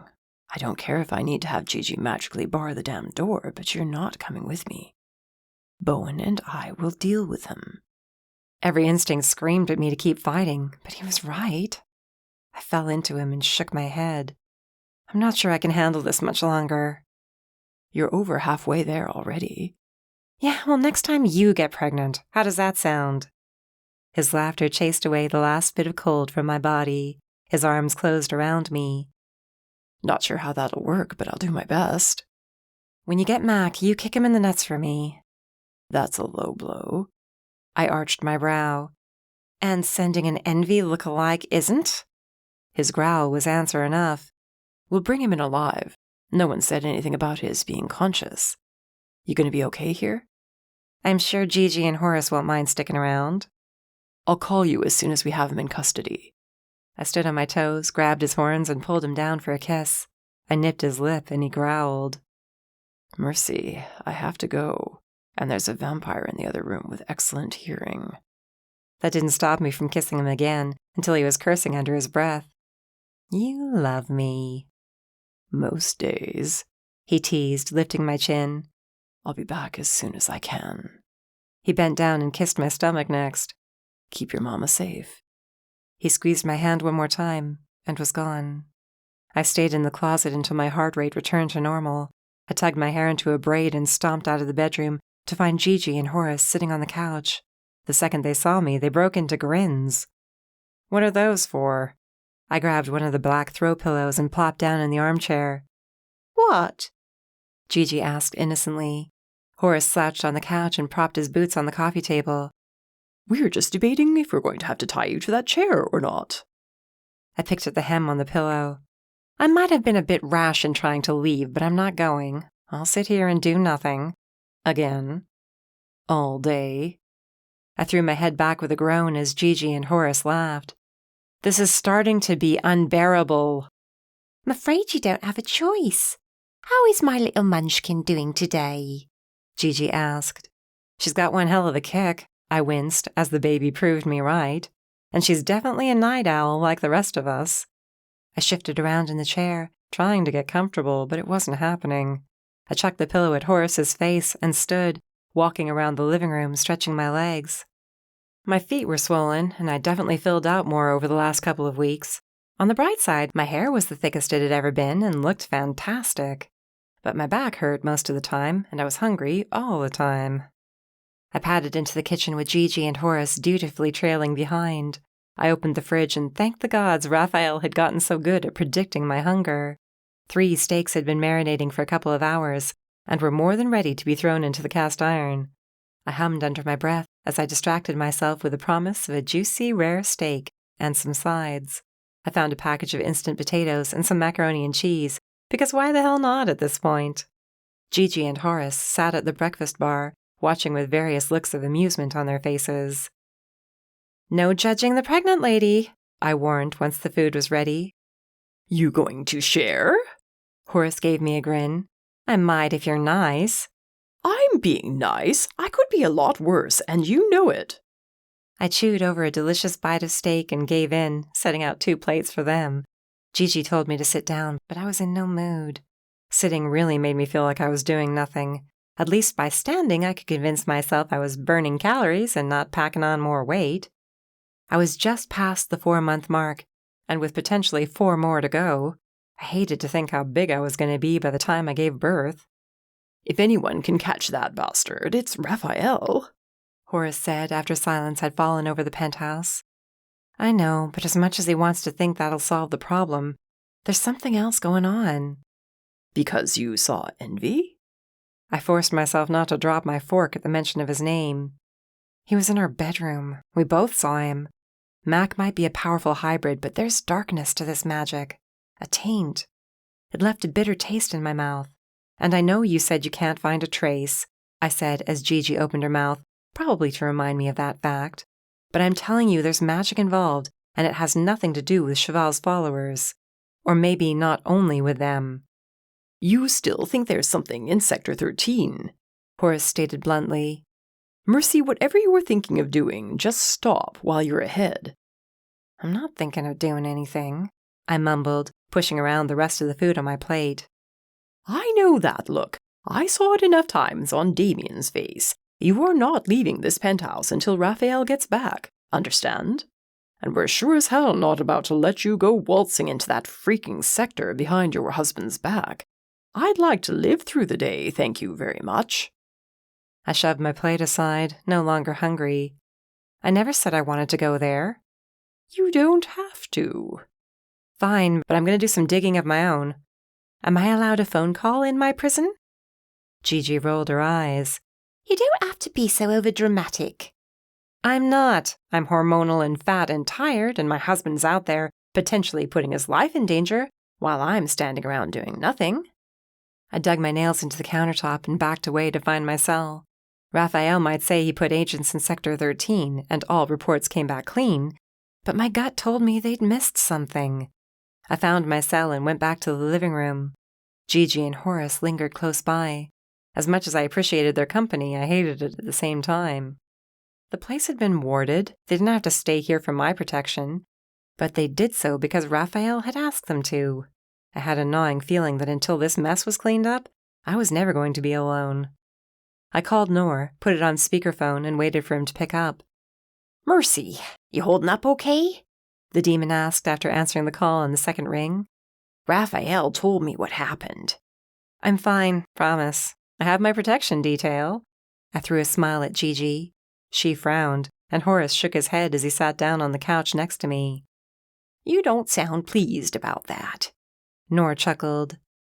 "You tell me how you'd feel with babysitters around you all the time," I muttered. "You're lucky Rafael didn't do more than set a few guards at the penthouse." I glanced over my shoulder at the front door. "Guards, huh?" I suppose Rafael didn't tell you about that part. Perhaps we'll just keep it between us, so you don't kill him when he gets home." "How many, Nor?" "Enough. Now, what can I do for you?"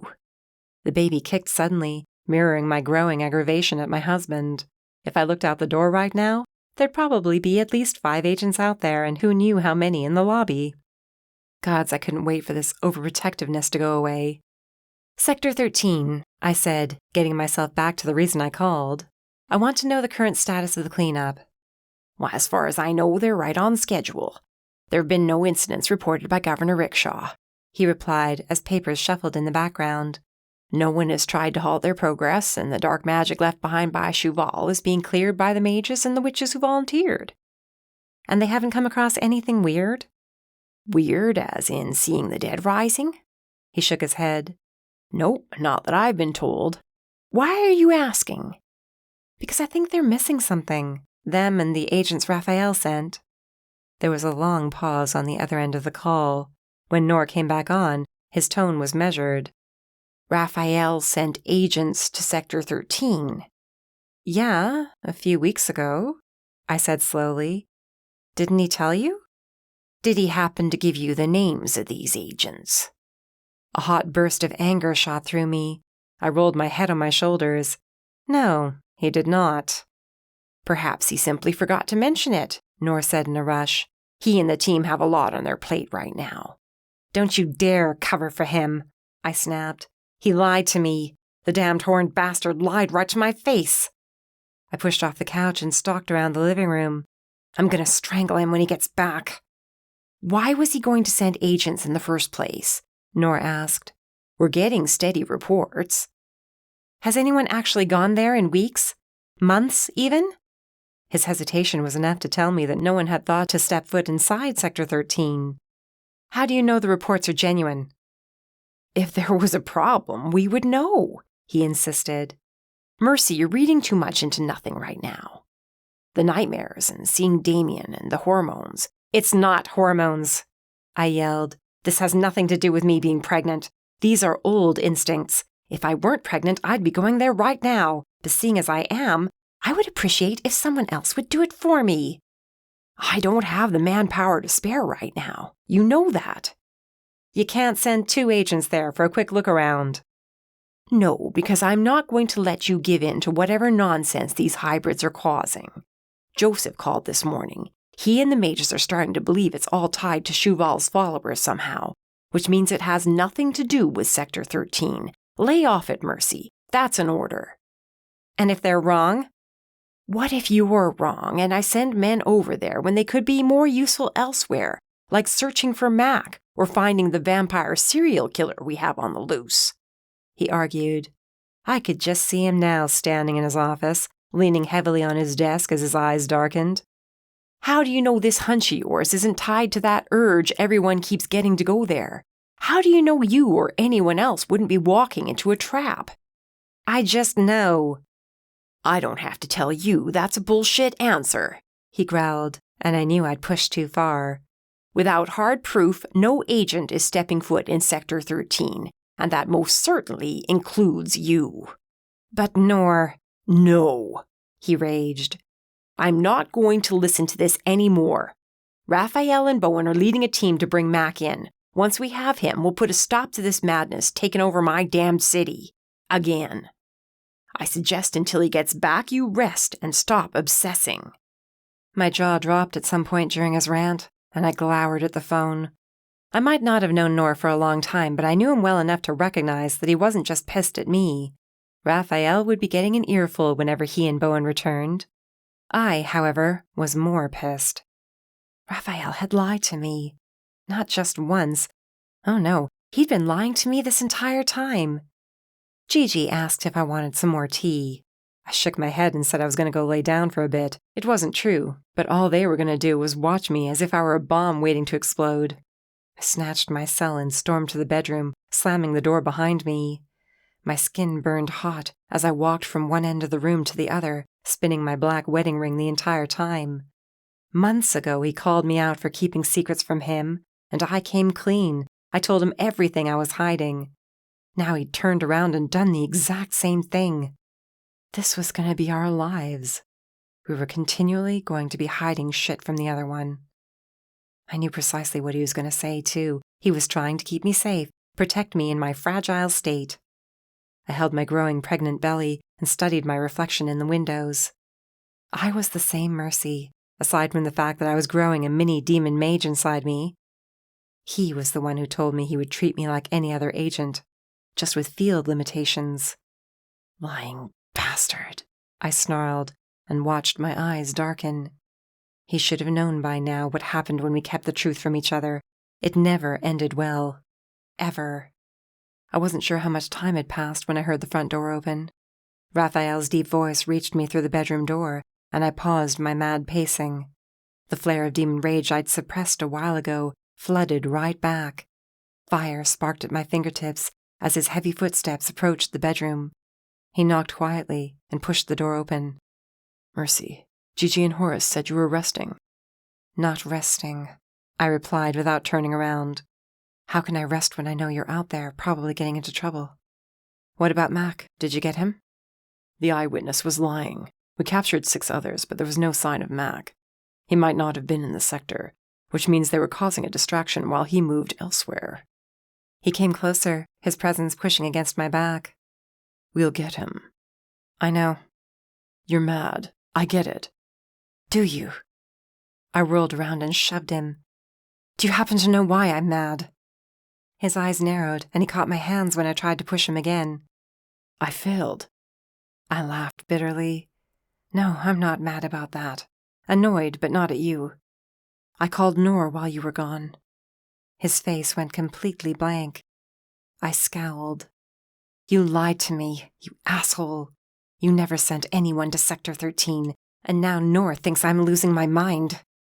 Did you ever stop to think that maybe you were obsessing a bit too much? He challenged. The hell I am. You look me in the eye and tell me with a straight face there is nothing wrong in Sector 13. Do it! I yelled. He sucked in a breath, saying nothing. I shook my head as I backed away. I'm not obsessing. I'm trying to figure out what's going on because it has nothing to do with Mac.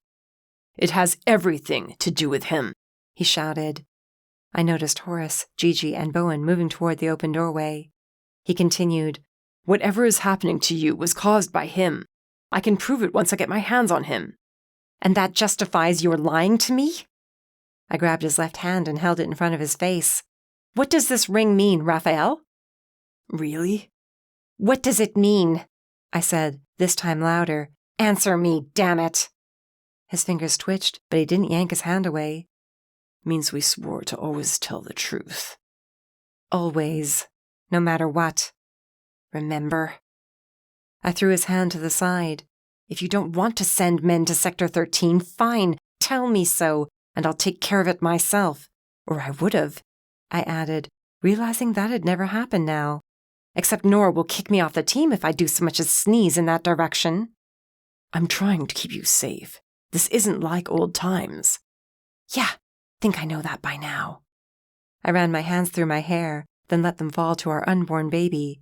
But you also said I could help. I can't help if you aren't truthful with me. Gently he spun me around and looked me in the eye. I know you too well. At some point you're going to get anxious. Sitting around is going to be too much for you, and you'll go to the first place you think there might be answers. I can't let that be Sector 13, anywhere but there.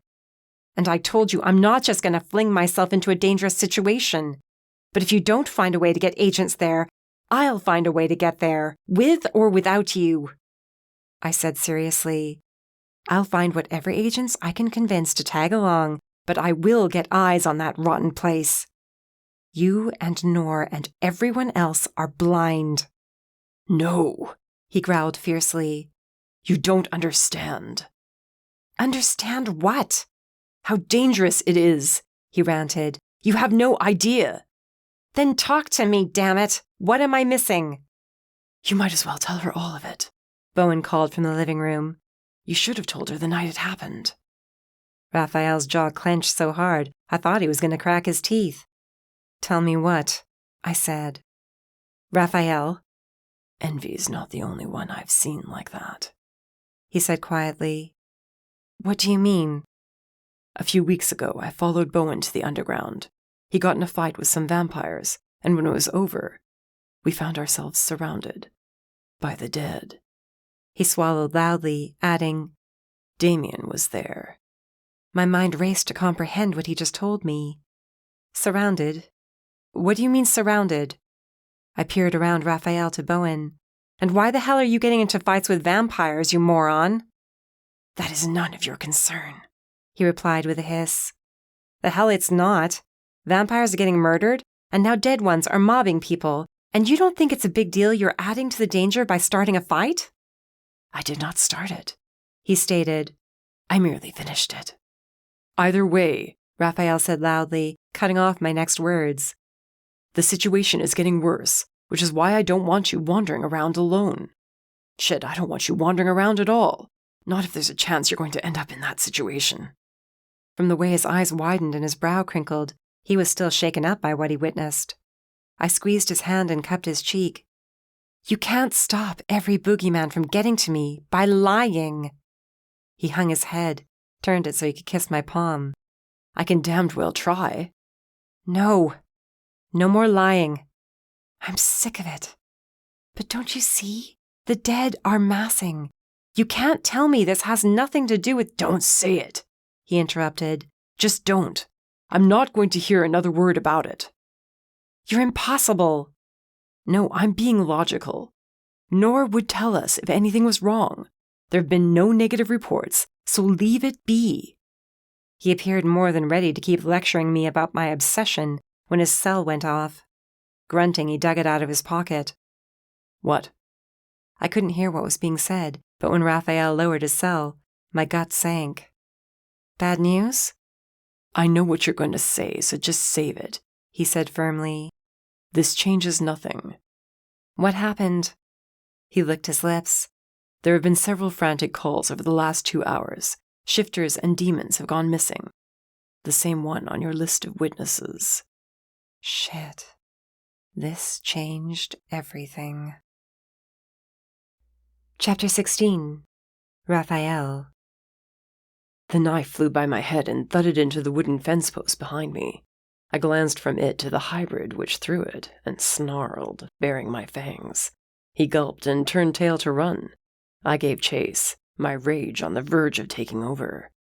I'd barely gone 3 steps when a fist caught me in my side, and I whirled around to aim a punch at the long-haired bastard coming at me with another dagger. How did you not see him coming? Mercy's voice said in my ear as I took another hit to the gut. Ouch, that looked like it hurt. Is the commentary necessary? I ducked under the knife and kicked the hybrid in the back, sending him staggering forward. He popped right back up like a damned weed and slashed at my arm. He missed by a hair, and I spun to the right, elbowing him in the nose. The cracking sound made me smirk, and he yelped, dropping the dagger as his hands flew up to hold his face. Can't help it. You seem a bit off your game. Heads up, she said.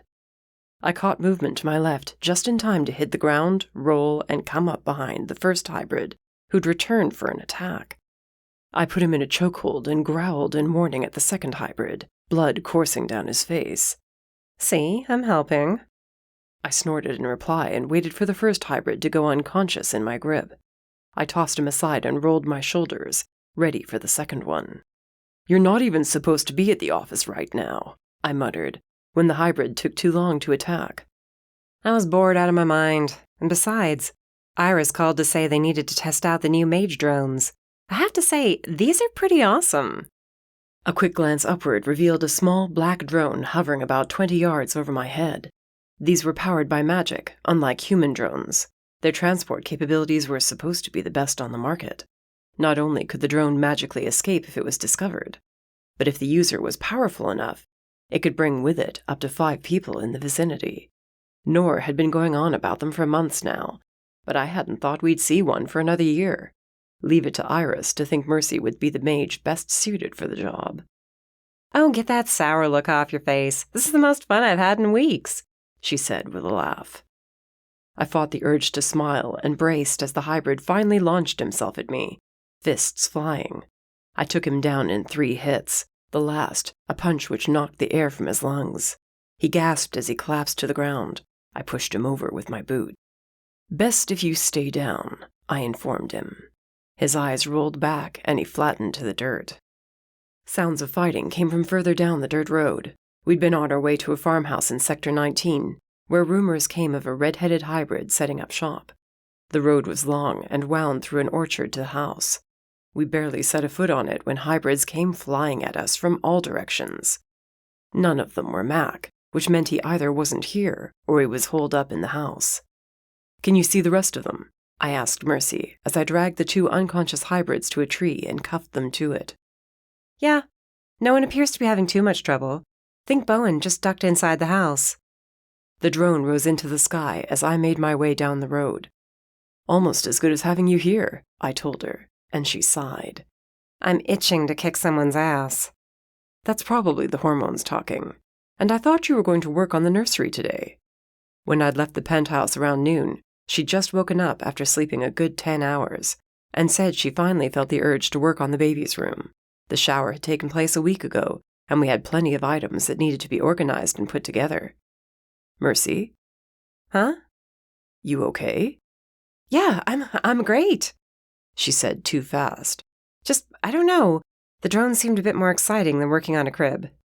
You're sure that's all this is? Yep, promise. Was feeling a bit cooped up is all. I'm good. Great, actually. I highly doubted that, but let it go. Mercy was almost 5 months pregnant and had started to waddle just a hint. I was reasonably certain that was not what was bothering her most days. She decked the first agent who pointed it out, though. The closer she came to her due date, the more I sensed her worries growing all over again about us handling having a baby. I told her Mac would be found, and we'd ensure the world was safe for our child. That had yet to happen. Or she was worrying about whether or not she could be a mom. I found her crying a few times in the last week, and every time she'd mumbled something about just being out of sorts, but I knew what it was. Not fear that we'd fail because of someone coming after us. She was terrified she'd fail. 2 agents coming your way, Mercy said. I stopped to wait for them. Better be good news, she added. When the 2 agents arrived, both out of breath and looking like they'd been rolling in the mud, their grim faces told me all I needed to know. No sign of Mac. Billings, the younger one, a shifter, said with a furious shake of his head. He must have taken off as soon as we arrived. Any trail to follow? None, sir, Billings replied. Bowen's tearing apart the house now. See to it the hybrids are taken back to headquarters for questioning, I ordered. I left 2 cuffed further back. Any serious injuries? No, sir. I glanced toward the hovering drone. You don't happen to see him running away by chance? Negative, Mercy muttered. Damn it. We'll get him. If I only had a nickel for every time he'd said that. It's fine, just check to see if our missing people are there. I'll see you back home. I need to recharge. Be safe. Always am, I promised, and watched the drone shimmer out of sight. Billings and the other agent went to round up the prisoners. I headed for the house and a very pissed-off vampire. Bowen blurred back and forth across the front porch by the time I arrived. Nothing, he snapped without my asking. No trail, no clue as to where he's gone, and no sign of the missing either. That really why you're ticked off? There was another murder while we were here. His fist slammed into the front porch railing, splitting the post clean in half. I shouldn't be dealing with the aftermath. I scowled, but as the weeks dragged on, Bowen had been becoming even harder to deal with. Then go deal with whatever shit you need to. I don't need anything or anyone causing trouble for my agents." He stared at me, wordless. I jerked my thumb over my shoulder. "Get out of here, Bowen. That's a damned order." As he passed me, I grabbed his arm and added, "You run into trouble again, you call me. Got it?"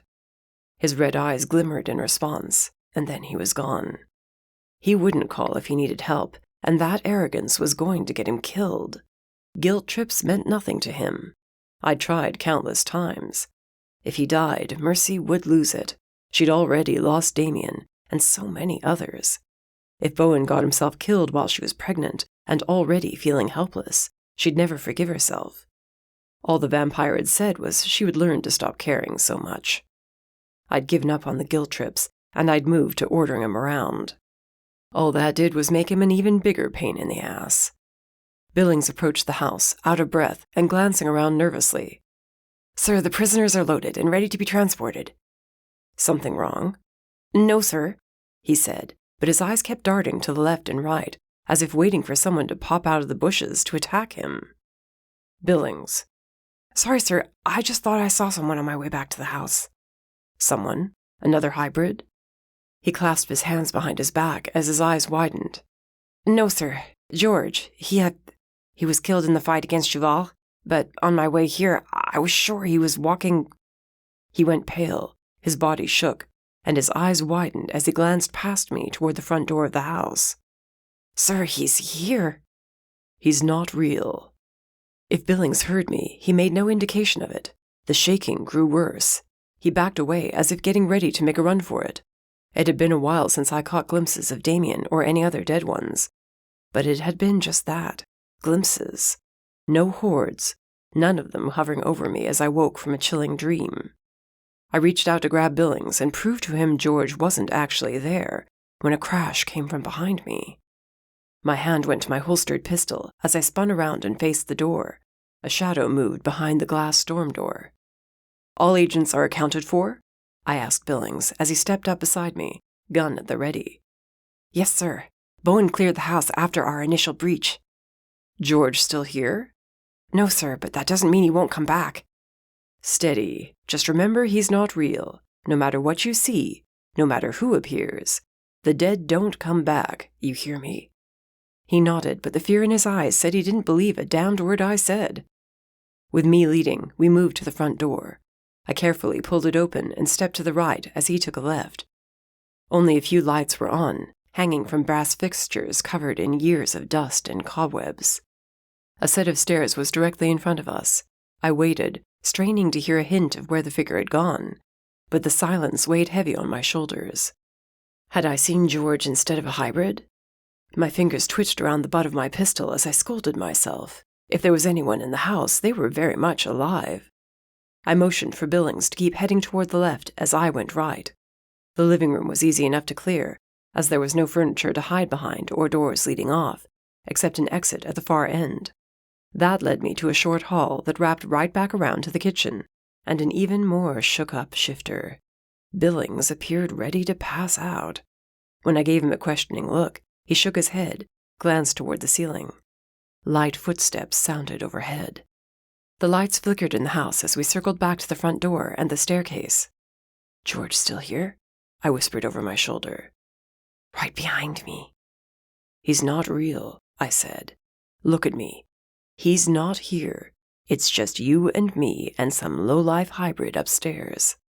He squared his shoulders, shut his eyes, and took a deep breath. As he let it out, he nodded. "Right behind you, sir." I didn't ask whether he was still seeing George or not. We weren't leaving this farmhouse without getting every last hybrid hiding in it. I wanted Mac to feel us closing in on him. The more pressure he felt, the more likely he was to make a mistake, and we'd finally catch the bastard. I went up the stairs first, one at a time. They creaked and groaned beneath my weight. The flickering lights from the first floor did nothing to light the second. I was reaching for a flashlight in my pocket when Billings cursed. The question was on my tongue when a whisper ahead of me drew my attention. Shit.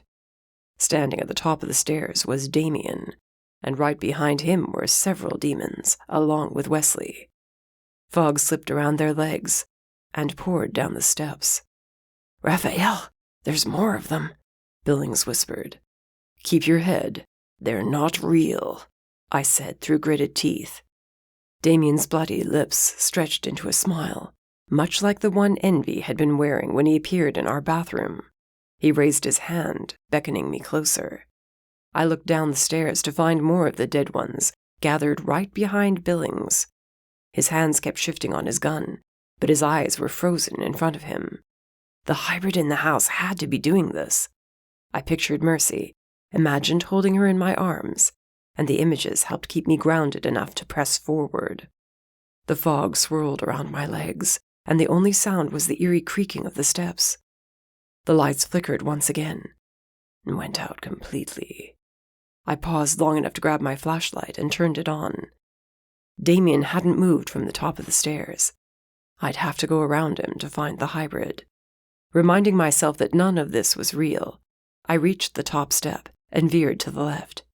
Damien's eyes stayed with me as he turned but otherwise didn't budge. None of them did. When I grew too close to one, its body shimmered in and out of view, solidifying again once I was further away. Billings stayed right on my ass as we did a quick sweep to the left and the bedroom there, but found it empty. The largest crowd of dead ones were concentrated around an old, faded white door at the far end of the hall to the right. You think he's in there? I nodded, warily watching the dead pressing in around us. Might be more than one. You ready? If it gets the dead ones to go away, yeah, I'm ready. We wove our way through the standing crowd of the dead until we reached the door. Slowly, I turned the knob and let the door swing inward. More dead ones filled the room. A man stood in the center. No, a hybrid. He was muttering something under his breath. I aimed my gun at him. Billings mirrored my actions as he stepped in beside me. Hands where I can see them, I ordered. Now. The hybrid's arms shot up. Please get me out of here, he muttered as he shook. Please, I don't want to be here anymore. He sounded on the verge of tears as his eyes darted wildly around the room. You have any cuffs on you? I asked Billings. He holstered his weapon and cautiously moved to the hybrid. The dead ones shifted around us, as if taking a breath at the same time. Billings hesitated, but went to the hybrid, cuffed his hands behind his back, and turned to me. How about you get rid of these guys for us? I suggested. The hybrid shook his head. I can't. What do you mean you can't? You don't understand. I didn't do this. Whatever. Billings snapped and shoved the man toward the door. You can say whatever you want, but you'll be saying it at headquarters with the rest of your friends. No, please. This isn't me. Billings ignored his ramblings as he moved him to the stairs. The dead ones pressed in around us. I grunted when an icy hand grabbed hold of my arm. Damien was suddenly by my side, and when I tugged on my arm, his smile turned into a vicious snarl. I winced at the sharp pain where his hand was. Then it was gone. 2 echoing gasps caught my attention. Billings and the hybrid were cringing as 2 dead figures faded away from their sides. No, the hybrid whispered, flailing against Billings' hold. No, this can't be happening. Quit your whining. They merely scratched you, I snapped as I glanced at the small wound on my arm. There were little crescents from where Damien's nails had dug into my skin. There wasn't any blood left behind, and the longer I stared, the more the marks faded. Get him outside with the others. This is bad. You don't understand. The hybrid ranted as Billings guided him down the stairs, and the lights flickered back on. We've been marked. He didn't stop yelling once we were outside. Halfway down the road, I grew tired of hearing it. I grabbed him out of Billings' grasp and clocked him once. The hit was enough to daze him, and his yammering stopped. Billings dragged him along, and I told him I'd be there in a minute. I turned back to the farmhouse to find the lights had gone out again. Probably faulty wiring, the place was so old and run down. I flexed my right arm and absently ran my fingers over the marks Damien left. They were hardly even noticeable now. Whatever magic the hybrid used to summon the dead must have gotten away from him. Or Mac had performed the magic before he left and hadn't told his followers how to make it stop. Either way, it just made us finding Mac that much more important. So much for them not being real, I muttered to myself. I needed to tell Mercy about the attack tonight, but if I did, that meant everything I'd been saying about the dead ones not being real was wrong. Something was using their faces, and they were physically interacting with us now. I wondered if the scratch on her arm I thought had come from her flailing after waking up from the nightmare had come from envy, or whatever being wore Envy's face. Turning on my heel with a low growl, I put the farmhouse behind me and trudged down the road to the waiting vehicles. Once I climbed into the lead SUV, I let another agent drive and tuned out the conversation, thinking back to the last few weeks. 2 more vampire murders had taken place, well, 3 now. Bowen was probably already at the scene of the latest one, pissing off whoever was in charge. After finding out several of the witnesses on our list had gone missing, Nora gave in and let me send in a small team of 4 agents into Sector 13. Mercy had paced around Nora's office for an hour until the agents called in with their report. As far as they could see, nothing was amiss, and there was no sign of some great evil in Sector 13. They said they were going to search for the missing, but as the days went on and reports came back clean, Mercy's continued rants about something being wrong there started to fade. The urges everyone kept feeling to go there, we decided, had to be some sort of distraction to keep us from focusing on our real target, Mac. The agents remained in Sector 13 and would continue to do so until Mac was brought in. I thought Mercy would have been relieved to know there was nothing brewing in that horrible place, but she had grown distant. The nightmares had died down, though. Thanks to Gigi's warding, there'd been no new sightings of Damien or anyone else at the penthouse. When Mercy was away from home, she always had 2 agents with her, even if I was there. I wasn't taking any chances of her being surrounded by the dead, as I'd been. It wasn't just the business of tracking down Mac that had her withdrawing from me. I sighed heavily when we finally reached headquarters. Once these prisoners were checked in, I'd head home and see if I could get her to tell me what was really going on with her. Chapter 17. Rafael. By the time I reached the penthouse, it was 4 a.m. I expected Mercy to be fast asleep, but the lights were on in the hallway to the room we'd picked for the nursery. I removed my gun holster and knives, locked them in the closet safe, then listened. Mercy's cursing came from the direction of the nursery, so I headed that way. When I reached the door, she was sitting on the floor with pieces of the crib scattered around. "Stupid piece of shit," she snapped, throwing a small wrench and the directions against the wall. Holding her face in her hands, she cried. I immediately sat beside her. "So, how's the crib building going?" Her head shot up. Tears streamed down her cheeks as she glared at the piece of furniture. "I can't do this. I can't. How the hell am I supposed to be a freaking good mom when I can't even get the nursery together?" she yelled. "I haven't painted the walls. There are no cute little animals stickers up yet. I don't have a changing table or a rocking chair or anything. Nothing's done, and I'm gonna suck at this. Mercy's biggest failure is gonna be motherhood." By the time she finished, I was fighting the urge to laugh. She wiped her hands down her face and turned that heated glare to me. "You think this is funny? I'm gonna ruin our child and you're just laughing about it." "You're not going to ruin anything," I argued, unable to hold back the laughter this time. Mercy, the badass bounty hunter who feared nothing, was letting herself be defeated by a crib. She smacked my arm. I scooted around so I was behind her and pulled her into my arms. "You're going to be a great mom. I don't know why you doubt yourself."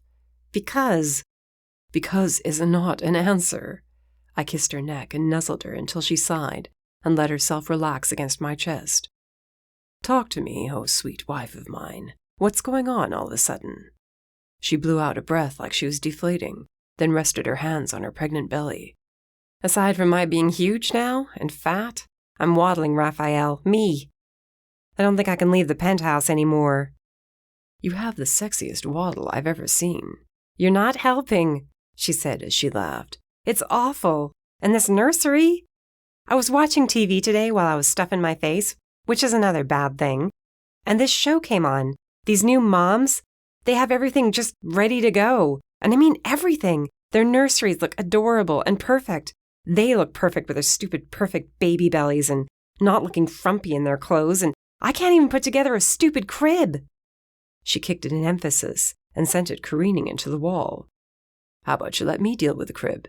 And maybe no more reality TV. You know none of that shit is real. It's all rehearsed and set up ahead of time. But not by those women. Says you. All right, that's it. I think you need to get out of this room for a while. Careful, it might be too heavy for you to pick up, she muttered as I stood and carefully brought her up with me. Will you stop? You're not fat. You're the most beautiful woman I've ever seen, I said, and kissed her as I hugged her. The feeling of our unborn baby snug and warm between us chased away my darkening thoughts of how today went. She stared at me with narrowed eyes until I kissed her again. We made our way to the bathroom. I ran the hot water in the tub and she slipped into the steaming water. I used the loofah and lathered her up with soap smelling of cedars. She shut her eyes and let me pamper her without complaint for once. Feeling better? I asked. Like you even have to ask. Sorry about that. I think you're allowed to have a meltdown every so often. This is a huge step for us, and there's a lot of added stress right now, and that's not helping. The drones are damn fun to play with, though. No trail on Mac, I take it? None, I growled. And Bowen is becoming increasingly distracted by these vampire murders. I think he knows who's behind them. He's just scared. Him scared? I was surprised. Yeah, his past is finally coming back to haunt him. I don't think he's ready for it. Is anyone ever ready for that? She laughed slightly and sank lower in the water. No, guess not. We managed all right. Only because we had each other. Bowen's pushing us all away. And it's not going to end well. Maybe not, but he'll have to figure that out on his own. A few hours later, after Mercy promptly fell asleep, my cell rang. Groggily, I reached over to find it, remembered it was in my pants in the bathroom. Hurrying so Mercy wouldn't wake up from the noise, I rushed to get to the bathroom and shut the door. Yeah, I answered, looking at the time. It was barely 8 a.m. Sorry to wake you, Nor said. Your day's about to start damned early. One of our agents never made it home last night. Patrick Billings, his fiancée, called. She was frantic because he hadn't come home. We can't find any trace of him anywhere. You're sure he didn't just go somewhere else? We tracked his phone to a nearby transport. One of our men found it on the ground. He left it there, and there was no record of where he went. He's gone, and that's not all. I turned on the faucet to splash water on my face and chase away the last bit of sleep. What could be worse? That last hybrid you checked in, the one hiding in the farmhouse, he's vanished. What? He was in his cell 1 minute and the next, just gone. I've got the majors in here now trying to figure out how the hell he got out of a heavily warded cell, but so far, nothing's turned up. All right, I'll be in once I find some damned clothes and coffee. Might want to let Mercy stay home today if we've got people disappearing like this, he murmured. Unless you think it'll cause a fight. She's still sleeping. I'll manage to sneak out. See you in a bit. I hung up and stared at my reflection in the mirror. The bags under my eyes were dark, and new lines on my face would tell anyone who looked at me about the stress I was under. It was terrible enough Billings had gone missing, but the hybrid we brought in, that wasn't a coincidence. It couldn't be. I scratched at my right arm until I realized that was the place I'd been scratched by Damien. The hybrid said we'd been marked. If that was true, why was I still here? Or Mercy, for that matter? I studied the small scratches, but I could hardly see them. Quietly, I crept to the bedroom and checked where the scratch had been on Mercy's arm. As far as I could see, there was no evidence she'd ever been hurt. The urges she had to go to Sector 13 had occurred long before the scratch. I had no longing to go anywhere near that place. Nothing about this case was making sense, and it was starting to piss me off. I dressed as quietly as I could and slipped out of the bedroom to grab my gear. Once I was at the office, I'd check in with my team in Sector 13, then throw everything I had at finding Mac. One way or another, I was bringing him in before Mercy and I welcomed our child into the world. Chapter 18. Rafael. Target's in sight, I whispered, my eye to the scope of my rifle. You in position? Just about. How many guards with him? Bowen replied through the comm in my ear. 3, look like mages. We can't let anyone leave. Understood. For weeks we'd been running down cold lead after cold lead, searching for any hint of our target.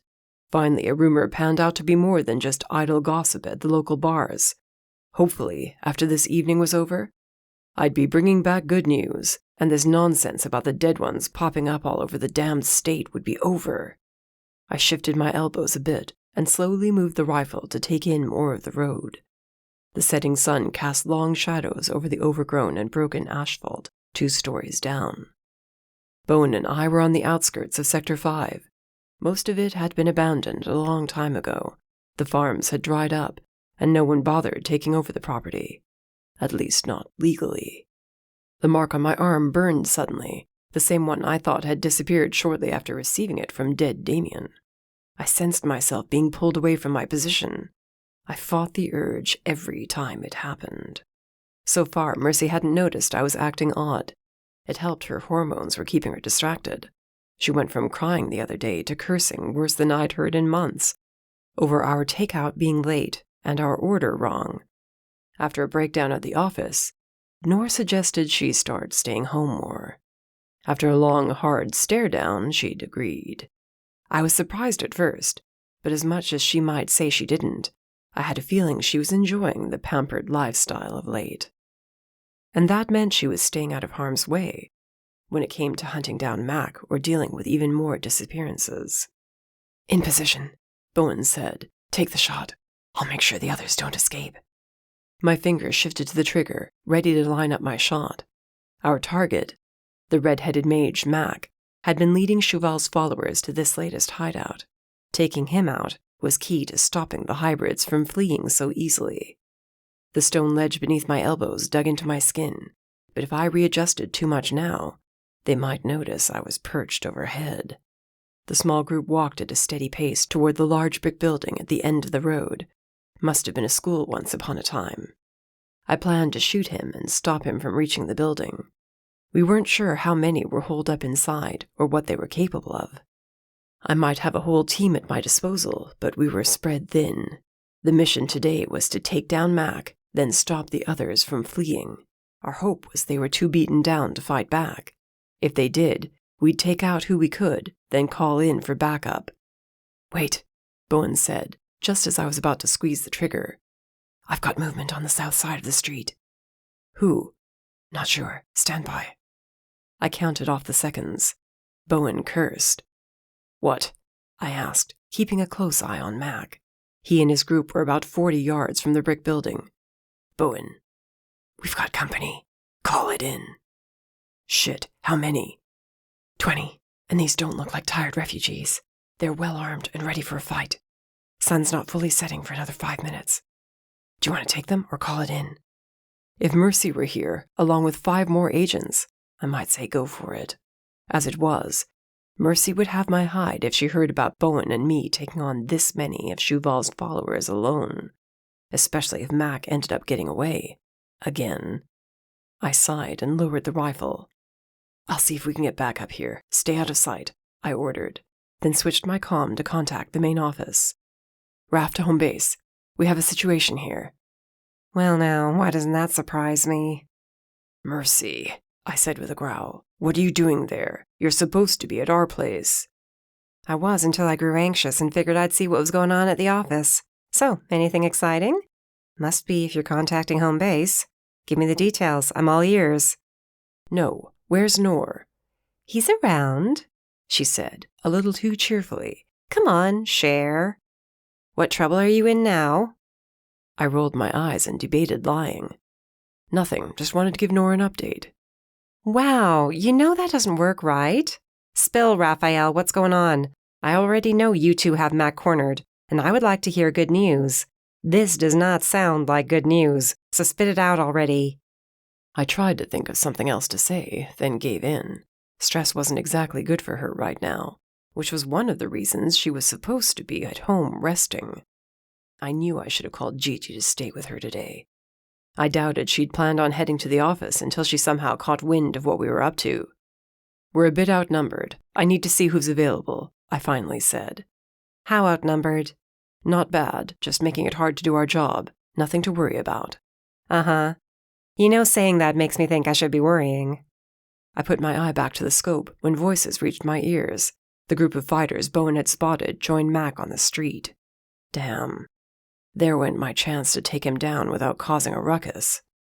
A flicker of movement to the right told me Bowen had given up his current position and was either coming to me or seeking out another hiding place. 5 seconds later, I had my answer. Bowen stood at my elbow, and I mouthed, "Mercy," to him. He smirked as I shook my head.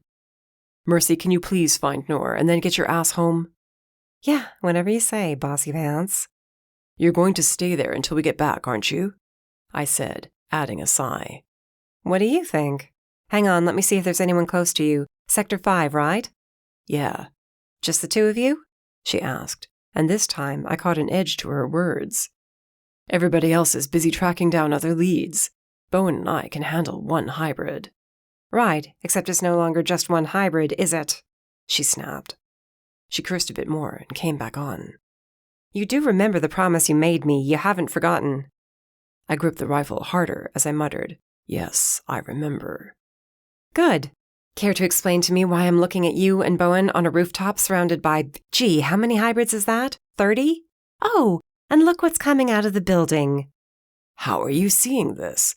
I peered over the rooftop to find hybrids were gathering in the middle of the street. They hadn't spotted us yet, but something was up. The tension in the air shifted. I peered through the scope to get eyes on Mac, and found him dead center of the pack. He was leaning in, talking with another hybrid. How do you think, genius? Bowen tapped me on the shoulder and pointed up. Hovering in the sky just below the line of clouds reflecting the last bits of sunlight was one of our mage-powered drones. I frowned. Nora and I were going to have a word about Mercy's access to these bloody things. Tell Bowen to stop smirking. He's in trouble too. Mercy says you're in trouble. What the hell did I do? You dragged Rafael into this mess, Mercy yelled in my ear. I winced. Bowen's scowl said he heard her loud and clear. I leave you alone and this is what you do? Waltz into danger like it's nothing? She groused. We didn't plan for this many. I tried, but Mercy cut me off.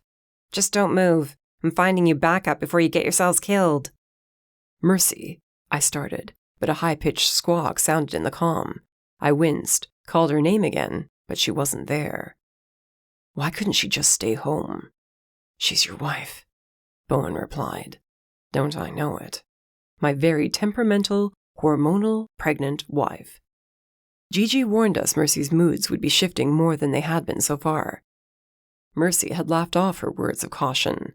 Now I wished I'd found a way to convince my wife to retreat to the cabin for just a while. Get her out of the city and away from this shit. What's he doing?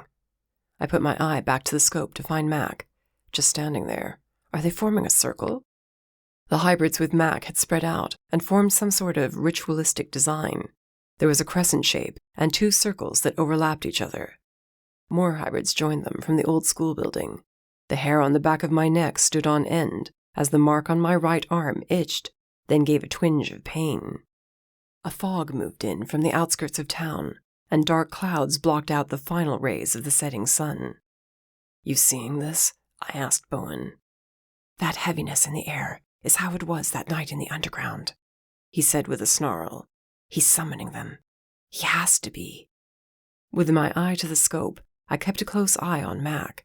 His arms were spread wide, and his lips moved with whatever spell he was casting. The pain in my arm increased until it was shaking. I couldn't keep the rifle steady. I cursed. If I shot Mac now, it might stop whatever he was casting. But there were a hell of a lot of hybrids down there that'd be pissed off. They'd come right for us. Bowen might reach the transport in time, but I couldn't run that fast. The vampire hissed, and when my eyes flicked to him, I found him digging his claws into the stone ledge. The dead ones, he whispered. They're here. I willed myself not to see the familiar faces of the dead pouring onto the streets of Sector 5. But no matter what I told myself, the vision didn't fade. They came with the fog and surrounded the hybrids. There were more than I'd seen at the farmhouse, and far more than what had surrounded Bowen and me in the underground.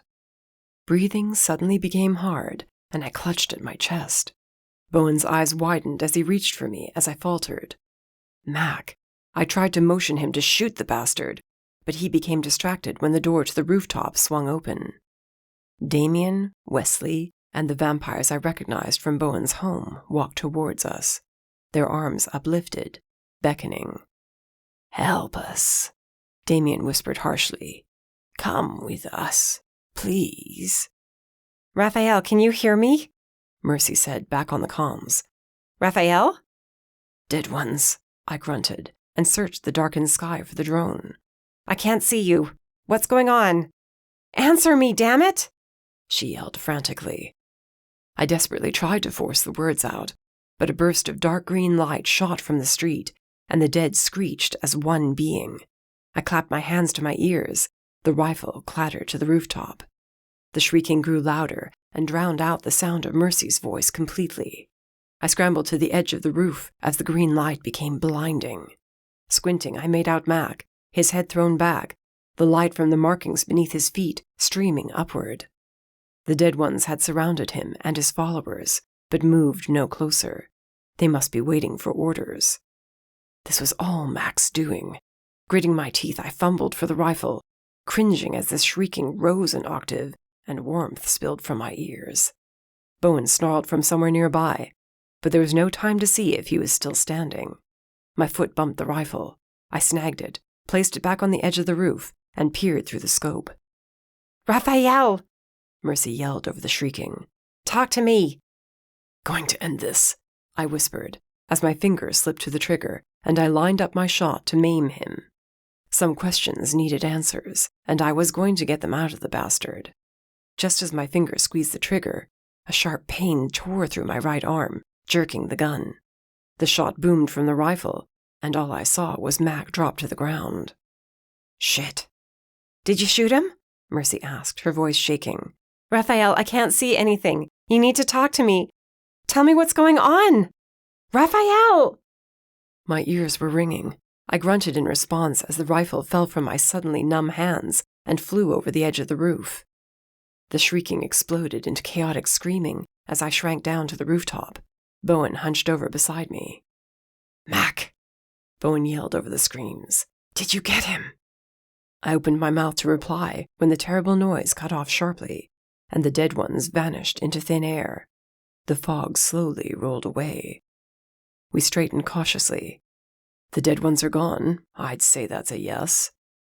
Gunshots exploded along the edge of the roof, and we ducked down.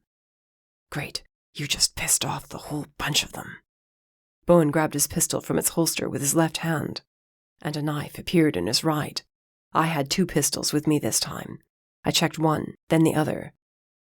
"Looks like we're fighting our way out after all." Rafael! Oh, Street! Can you hear me? I pressed a finger to the comm in my ear as static cut through Mercy's words. "Say again. Over?" Can't. Fog. Hang tight. Street. Whatever she was trying to say was gone. A sharp crackle of static had me yanking the comm from my ear. There was no sign of the drone overhead anymore. We were truly on our own. "Think we can make it back to the transport?" I shook my head. "We need Mac. I'm not leaving this damn place without him in custody." More shots peppered the top of the building as the angry mob of hybrids charged our position. Bowen grinned darkly, baring his fangs. "I was hoping you'd say that. I'm itching for a good fight." The chances of our making it off this rooftop alive were slim at best. Dying alongside an arrogant vampire was not how I pictured leaving this world. I always imagined going out with Mercy while bringing down a villain out to destroy the world. Instead, I was going to get mobbed to death and never see my kid. The careful rein I'd kept on my demon rage vanished, and I snarled viciously. Let the hybrids come. I'd tear them apart with my bare hands. I was getting out of here alive. The door to the rooftop burst open. 2 hybrids sprinted forward. Bowen blurred out of sight, and when he reappeared beside me, they were holding their hands to their slit throats. They toppled over in time for 3 more to attack. I raised my pistols and shot 2 in the head. The third fell to his knees, rolled, and came up right in front of me. I kicked at his knife-wielding hand, headbutted him, and then Bowen was kind enough to throw him off the roof. I led the way to the stairs and down into the bowels of the abandoned building. More hybrids had been running up, but I plowed through them, barely dodging the few gunshots they fired off. They fell back into each other and ended up in a heap on the landing. I left them for Bowen to finish off, leaped down the last flight of stairs, and shot anything that moved. When my guns ran out of ammo, I unsheathed the 2 knives at my lower back and rushed headfirst into the angry crowd that had crashed through the set of double steel doors. My blades slashed through skin and muscle as I kicked out legs and barreled through the heart of them. Bowen blurred into the fight right beside me. Bodies went flying as my rage took full control. Red filled my vision, and all I saw were obstacles stopping me from getting back to Mercy. One of my knives was yanked from my hand, but it didn't matter. I slashed my elongated claws down the hybrid's face, and as he screamed, I grabbed him by the neck and tossed him over my head. Hybrids fell left and right, but they swarmed the street. We were never going to get to Mac. A knife slashing across my shoulders made me bellow with rage. Someone else stabbed me in the leg. I tore the blade free and threw it back to its owner. He failed to catch it, and the knife plunged into his chest. Thank the gods the drone wasn't here. The last thing I wanted was for Mercy to see me taken down by these assholes. "Rafael!" Bowen shouted. He was trying to point, but the hybrids kept getting in the way. Gunfire erupted from the end of the street away from Mac's location. Hybrids went running for cover. I hit the ground, shielding my head. Who the hell was shooting? The enemy kept retreating, and as the gunfire grew louder, a hand appeared in front of me. Need some help? Iris. I took her hand, and she hauled my ass off the pavement. What are you doing here? My eyes widened at the small army of feds behind her. More kept appearing out of thin air. I shook my head, confused. How is this possible? Thank your wife. Never seen someone assemble an army of drones before. All that just so she could get us all here. Iris checked the pistol in her hands, then winked. Come on, she said you needed backup. She was right. I glanced skyward in time to see a drone fly into view. There was a flicker of blue light, and 4 agents appeared on the street, ready to go. She brought them all here. Pulled us from wherever we were stationed. Iris confirmed. Your wife is one hell of a woman. She's probably pissed. Oh, she's that too, don't you worry. Never seen her so angry. It was kind of scary, actually. I couldn't even imagine what she was going to be like when I made it home. The drone flew toward me. I nodded. It bobbed and flew away. I'd never hear the end of this one. With a small army of our own, Bowen and I led the charge down the street, taking out hybrids on the way. The number of agents quickly outnumbered the enemy, and just as we reached the old school building, those left standing dropped to their knees and held up their hands in surrender. Not too bad for an unplanned raid. I sheathed my bloody knives and checked myself over. The worst wound was the stab at my leg. I tore off part of my shirt and wrapped it tightly over it to staunch the bleeding. It hadn't been gushing at least, but it still stung like a son of a bitch. Bowen was still standing, as were the majority of the agents Mercy brought to us just in time. None were dead, only a few knocked out, and 1 serious injury. He was already being taken away thanks to another drone. "Rafael, you might want to get over here," Bowen yelled. I hustled through the surrounding hybrids to where Bowen crouched beside Mac's bleeding body. My shot had not gone to his arm or leg as I hoped, but to his gut. Blood drenched his clothes and the ground beneath him. He was going to bleed out in minutes, probably less. I sank beside him as his eyes narrowed on my face. You have no idea what you've done," he uttered, sucking in air. It caused him to cough, and blood dotted his lips. "I've ended your plans," I snapped. "Tell me why you did this." His laugh was hollow, and he shuddered. "I did nothing. This was not..." His nails dug into the ground as his breathing became rapid. His back arched, and he went still. I checked his neck for a pulse, but he was gone. I sat back. "Guess we're not getting answers out of him," Bowen remarked. "I'd planned to keep him alive." "I know, not saying you messed up. What he was doing? That was messed up." Bowen stood, his red eyes searching the crowd. Someone here has to know why Mac was torturing us all and where the missing witnesses were taken. We had at least 30 new prisoners to question. It would take time. Time we now had, since Mac was dead. With any luck, he was the only one casting this curse, and there was no one left to pick up where he left off. It was over. Bowen and I helped round up the living, then sought out the dead. Agents helped us move their bodies to the street and make them ready for mass transport to the city morgue.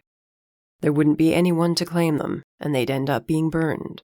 It was a sad truth, but they chose the wrong side of this war. Dawn was only a couple of hours away by the time we finished. I'd sent out various groups of agents to scour Sector 5, in case the missing were around, but none had turned up yet. "Shit," Bowen whispered. I wasn't sure what could be wrong now, when Mercy shouted my name. Slowly, I turned to find her storming toward me, her hands curled into fists at her sides. Gigi and Horace were with her, but the sight of my very pregnant wife walking through rows of dead and prisoner hybrids had me growling.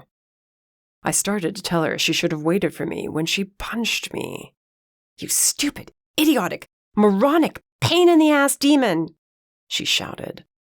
"Mercy," I tried, but she hit me a second time, this one sending my head flying back. "Have you lost your mind? Don't you dare sneak away from me!" She pointed at Bowen, who did look like he was about to blur away.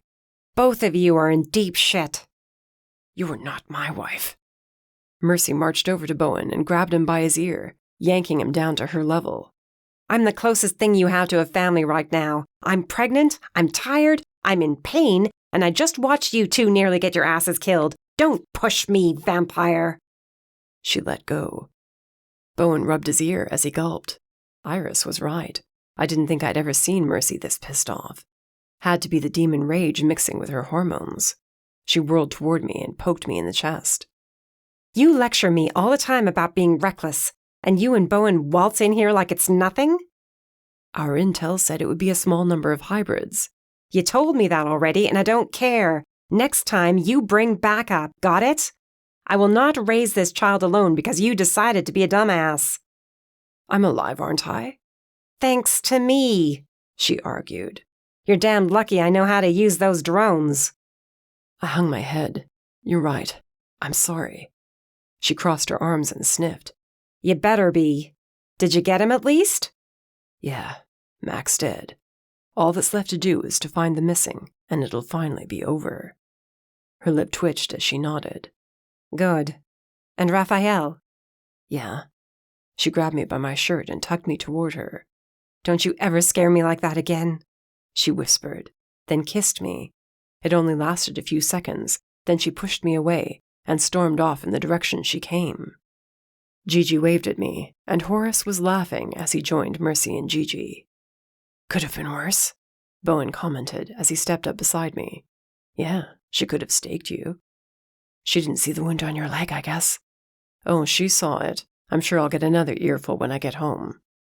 The night was far from over, and there was no time to stop now. "Come on, let's get them all moved. And you don't have long before you have to take cover from the sun anyway." Chapter 19. Rafael. I winced as Mercy cleaned the laceration on my thigh. "Quit fidgeting, it's healing." "Still hurts," I muttered.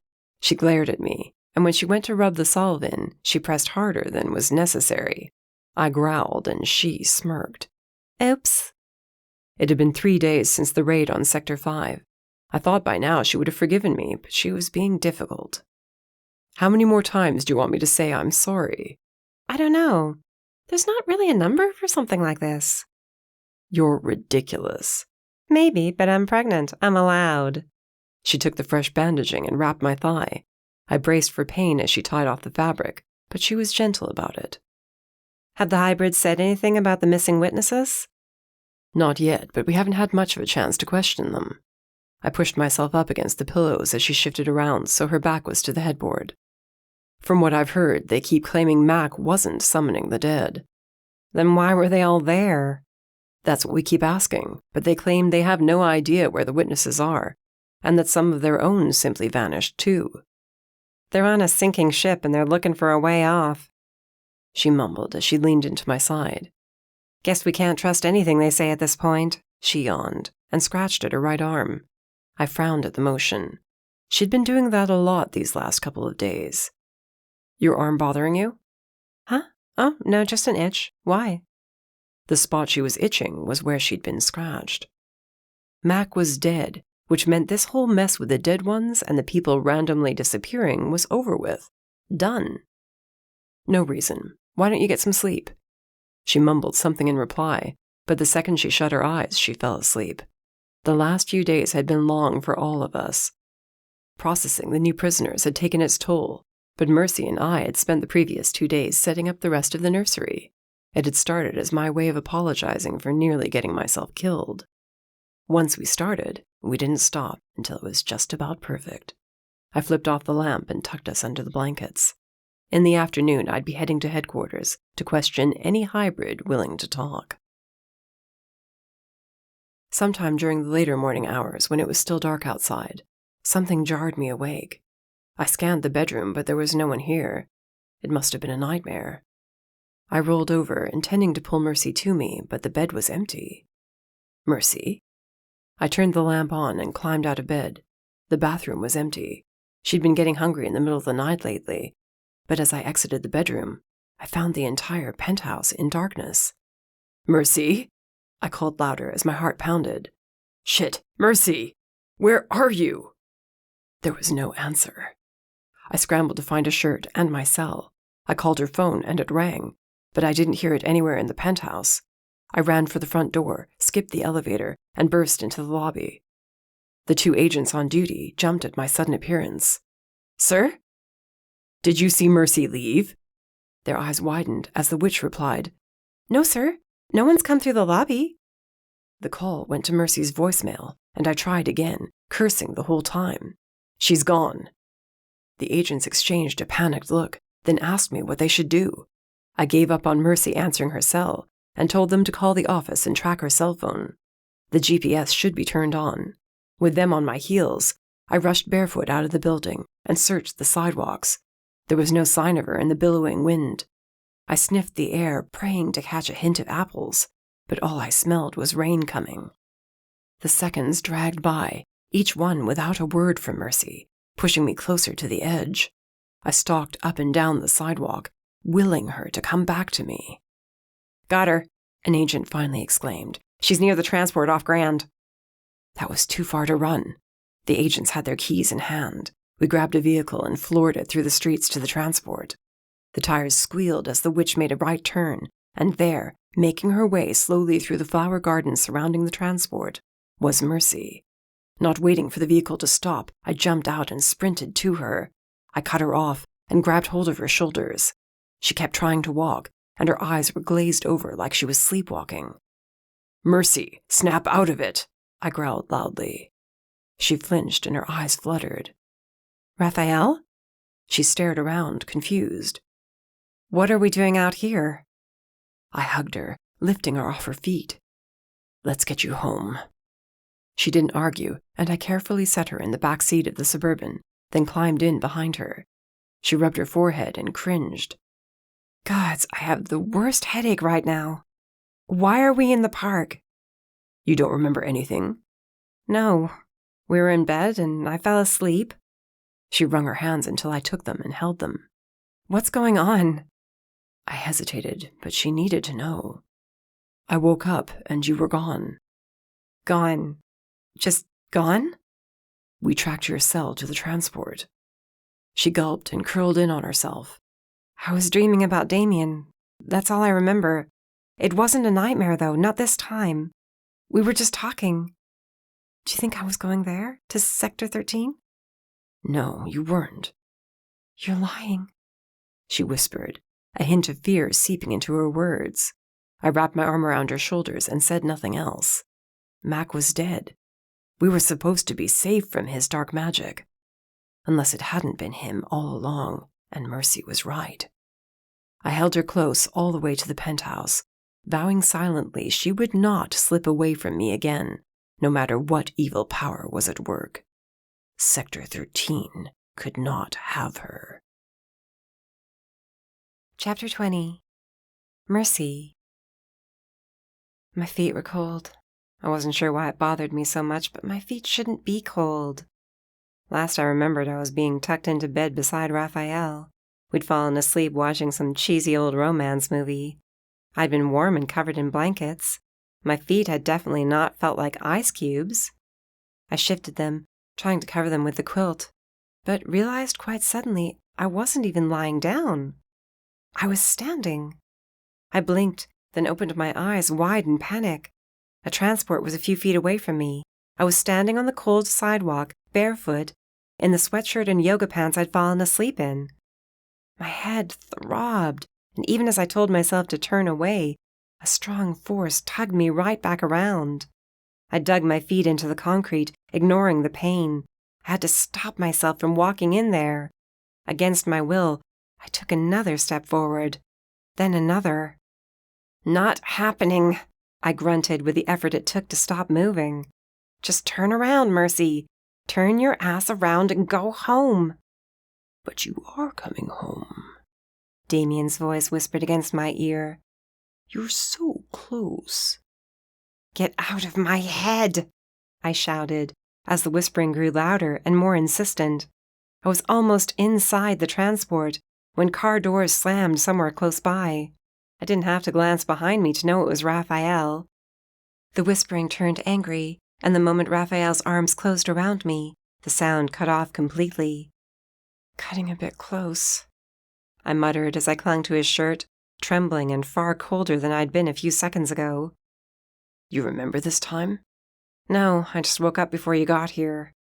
With control of my body back, I took his hand and dragged him far away from the transport. Third time. This can't keep happening. He kept his arms protectively around me until we climbed into the vehicle and the agents took us to the penthouse. As we reached the lobby, I was surprised to find Gigi there, her hair pulled back in a messy ponytail, looking like she'd been dragged out of bed. She rushed over and hugged me.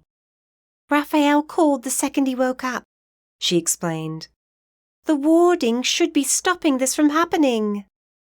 "We don't even know what this is," I muttered as I scratched at my arm. Rafael caught my hand to stop me. He studied the red skin, but there was no mark there. Nothing except skin. "Mac's dead. Why is this still affecting her?" "And if it's affecting me, it's probably doing the same to others." His brow furrowed at my words. "I don't understand. Do you remember anything else before you left the apartment? Like how you keep sneaking past the agents I have posted there?" There were now 3 in the lobby, as well as 1 outside our penthouse door. 2 more were stationed outside the building for when I managed to make it past all the rest. A lot of good they did, since I made it all the way to a transport. As we walked to the elevator and rode it up to our floor, all I thought about was one of these times Rafael wouldn't get to me before I ended up in Sector 13, or God's knew where. We still had no idea where the other witnesses had disappeared to. When we reached our floor and stepped out, I was shaking. A chill had set in my body I wasn't sure would ever go away. "You're safe now," Rafael said as he opened the door and we entered the penthouse. "It's the now part that worries me," I muttered. "The agents outside aren't doing any good, and you can't keep pulling them away from their other duties to watch over me." "The hell I can't. They're my team. I give the orders, and Nora's on my side in this. We're not just going to let you disappear." His nostrils flared as he breathed heavily in and out through his nose. "We'll find a way to stop this. Gigi, is the warding up still?" This would be a perfect time for the baby to kick or something so I could calm Rafael before he lost his shit. His hands kept twitching, and he looked ready to kill the next person who sneezed too loudly. His dark brown eyes grew darker as I watched. For the last few days, his rage had been simmering just under the surface. Now, I was worried the next time he went into a demon rage, he might not be able to come back from it. I sank onto the couch, needing to get off my feet, and held my stomach protectively in my hands. If only tomorrow was my due date and I could at least alleviate some of his stress. We still had 2 months to go, possibly a bit longer. Gigi rubbed her hands together and stepped up to the windows. Wide lights sprouted from her palms, and she shot them out in front of her. Symbols came to life in dark hues of blue and green, stretching from one wall to the other, across the ceiling and along the floor. They looked plenty intact to me, until I glanced toward our bedroom. I'm gonna assume that's not good," I muttered as I pointed. Gigi cursed and hurried to the bedroom with Rafael right behind her. I let them deal with it. I was too tired and my back was too sore to even get myself off the couch. The light coming from the bedroom warding wasn't blue and green like the rest that surrounded the penthouse. It was a deep shade of crimson. I leaned back as far as I could and caught a glimpse of the shattered warding. Gigi said something about fixing it and shooed Rafael out of the bedroom so she could get to work. He stalked around the living room and ran his hands madly through his hair. Nothing I said to him would penetrate that thick skull of his, so I let him carry on. Heading to the cabin seemed like a good option. But the dark magic would find a way to reach me. The reports of the missing had come in from all over the state. When Rafael picked up speed and gritted out several long streams of curses, I snapped his name to get his attention. He stopped short, seething, eyes narrowed. I held up my hand for his and waited. Slowly he came to me and took it. I dragged him close, and he sank to his knees on the rug. I rested his hands on my stomach. "We're okay," I whispered sincerely. "We're right here, and we're alive." He blinked as he kissed our unborn baby, then me. Cupping my face, he rested his forehead to mine. "I can't lose you. Either of you." "I know, but if you let your anger get the better of you, you'll be of no use to anyone." I tugged on his beard and kissed him. "We'll get through this. We always do." "This is different." "How is this any different from going to war against Cheval?" His gaze slipped to my pregnant belly, nestled between us. "This is how. It's not just us. I fight better with you by my side, and now you can't be around to fight at all. I need to know you're going to be safe." "Why are you making it sound like we're about to go to war again?" "Mac's dead, Mercy. The whole time I assumed he was causing this madness. But I think I was wrong. Something else out there is doing this to us. Someone possibly worse than Cheval." He straightened, and the resolve in his gaze made my heart sink. "I think it's time we move you to a safe house. You can't be involved in this case. Not anymore." "The hell I can't," I snapped and jumped to my feet. Or tried to. It took a few seconds longer. And when Rafael reached out to help me, I swatted his hands away. "No, you're not going to stand there and order me away. Whether this is some leftover shit from Cheval or some new threat, we're facing it the way we always do." "We can't." "Yes, we can. We'll find a way. Like with the drones. I'm getting damned good at those. But you're not sending me away," I spoke over him when he tried to calm me down. "Don't test me. Not now. I will not sit around and wait for a phone call to say you succeeded or that you died trying. You hear me? I won't effing do it." Gigi exited our bedroom and clapped her hands together. "Warding's back in place. I gave it a little something extra, so should hold up this time." She glanced from my glaring face to Rafael's. His jaw tensed as he growled quietly. "I missed something?" she asked. "No, we're perfectly fine." I sidestepped around Rafael and aimed for the bedroom. Rafael didn't follow, and that was fine by me. I wasn't going to sit around this damned penthouse and wait to be retaken. I was a bounty hunter and a Fed. I might not be able to actually kick anyone's ass, but I had a brain, and I was going to use it. A few minutes later, I left the bedroom, dressed and ready to go. "Where do you think you're going?" Rafael demanded. "Work." "You're not stepping a foot outside this penthouse, not with that damned mark on your arm." I planted my hands on my hips as he proceeded to block the door. "Move." "Not happening." There might be a way to control what's happening to me and make it stop. I can't do that here. I need to call Sycamore and the other witnesses, see if they can tell me anything new, I explained. I'm not going to start a fight or do anything else. Rafael's eye twitched and he avoided my stare. "Fighting the urge to go is easier if you're awake, but you can't just stay awake in your condition. That and the pull seems to be stronger with you." I might still find a way. Wait, what did you say? He shrugged. I just meant from what I've heard. No, that's not what you meant. I snagged one of his horns and forced him down to eye level. Are you saying you know what this pull feels like? He continued to avoid my gaze. I shoved him away from me. You moron! You've been marked, haven't you? And don't you freaking lie. When, huh? When did it happen? And why the hell didn't you tell me? He took too long to answer, and I punched him in the shoulder. The farmhouse, he snapped. It happened at the farmhouse. I held my fist, ready to punch him again, but pulled short. You mean the night Billings and that hybrid went missing? Didn't you say they were both attacked too? His lips thinned, but he nodded. I punched him a second time, and a third, until he caught my wrist. I'm gonna kill you! Why didn't you tell me? All this time you could have just up and disappeared, and I wouldn't have known where the hell to, or why. I was shouting in pure aggravation.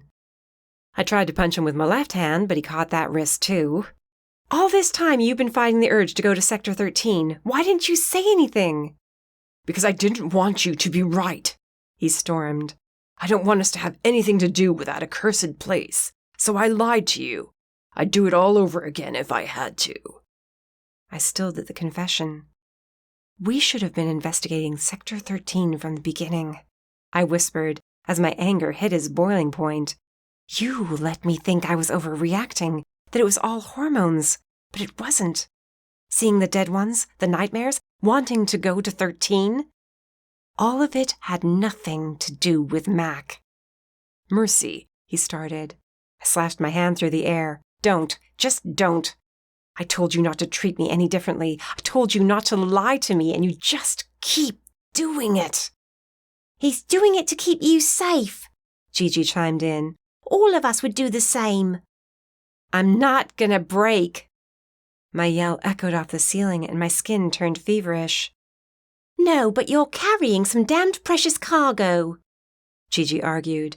Give your husband some slack. You're taking his side. Yeah, because for once I agree with him. I threw my hands up and debated wrapping Gigi and Rafael in mage fire and leaving them behind while I went to the office. As if reading my mind, Rafael's arms closed around me, hugging me to his chest. I don't think I'd do that right now. Might lose a hand. I'll chance it. I'm still pissed at you. I know, but you can kick my ass later. He turned me around and lifted my chin, so I had no choice but to look at him. You were right all along, which means the fight isn't over. But I still think whatever Mac was doing in Sector 5 before he died is tied to the dead. Then we question the hybrids and get them to talk. He scowled, but when I arched my brow and fire swarmed in my hands, he gave in. Together. Whatever makes you feel better.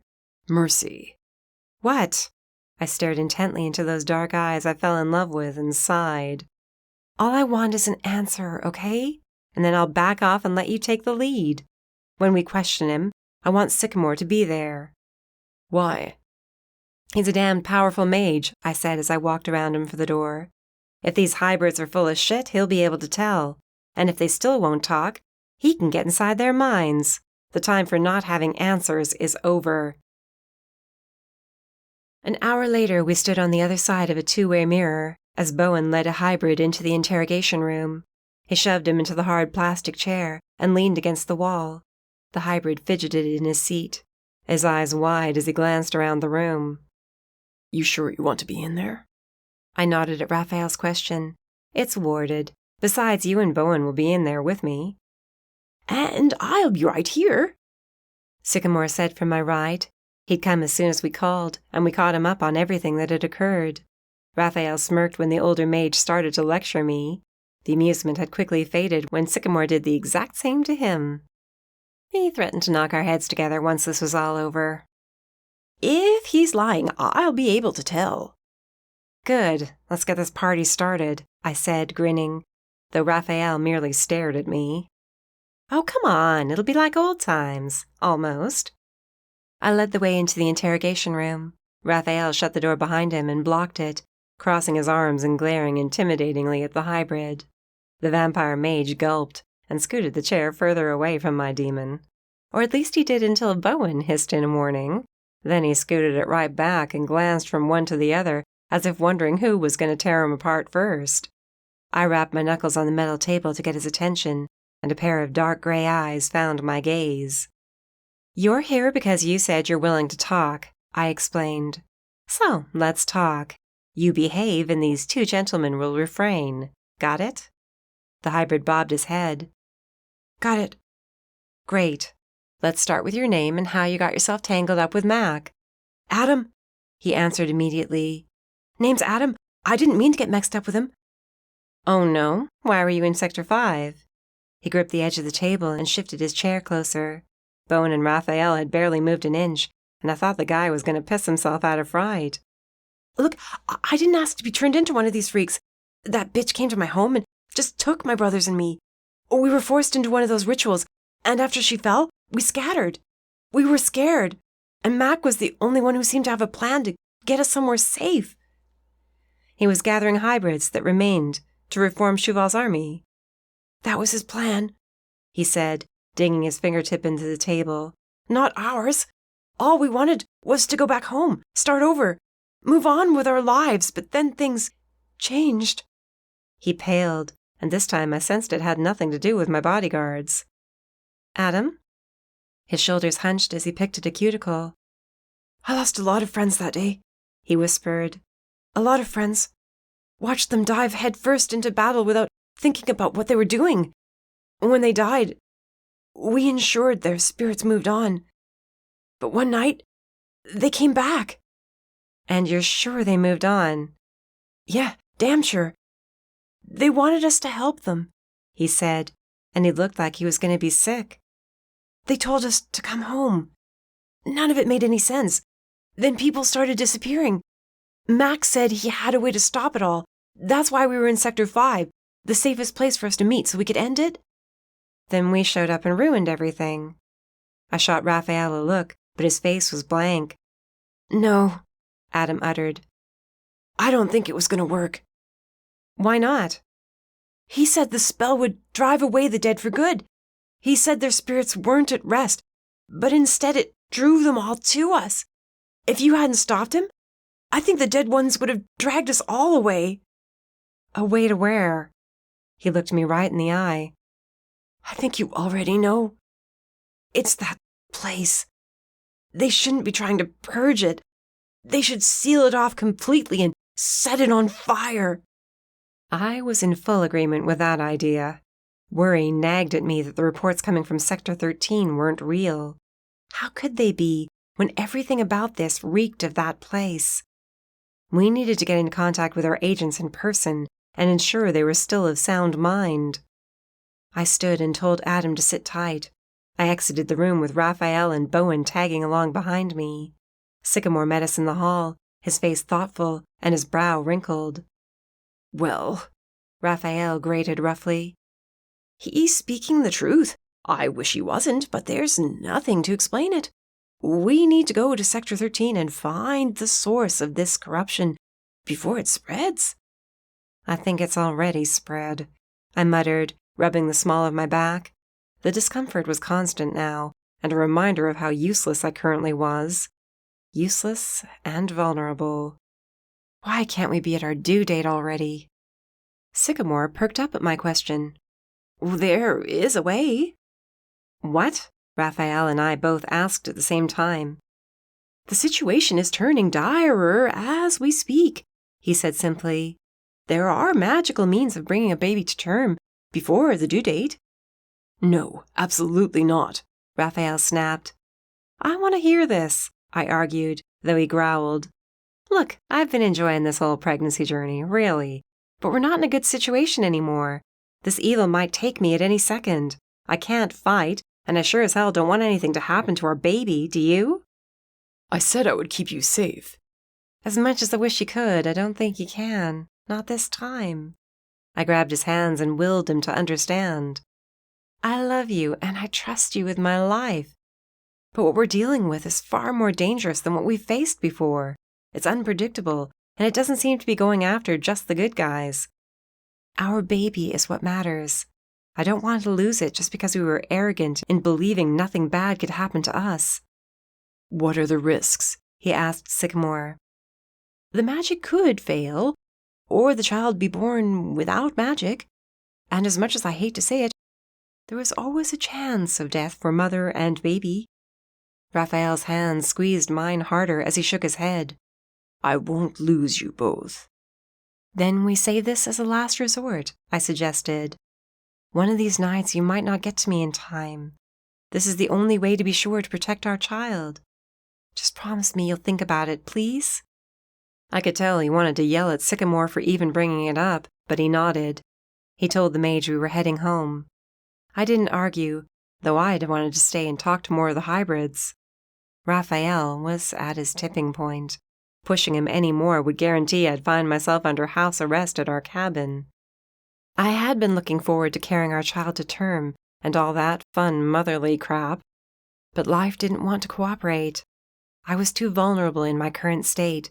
If I found myself needing to fight, there wouldn't be much I could do. At least this way, if the evil did get lucky and take me, I'd be the only one dying. Chapter 21. Mercy. For the last 3 days, Rafael and I had taken turns speaking to as many hybrids as we could to compare stories of what happened to them and the other witnesses.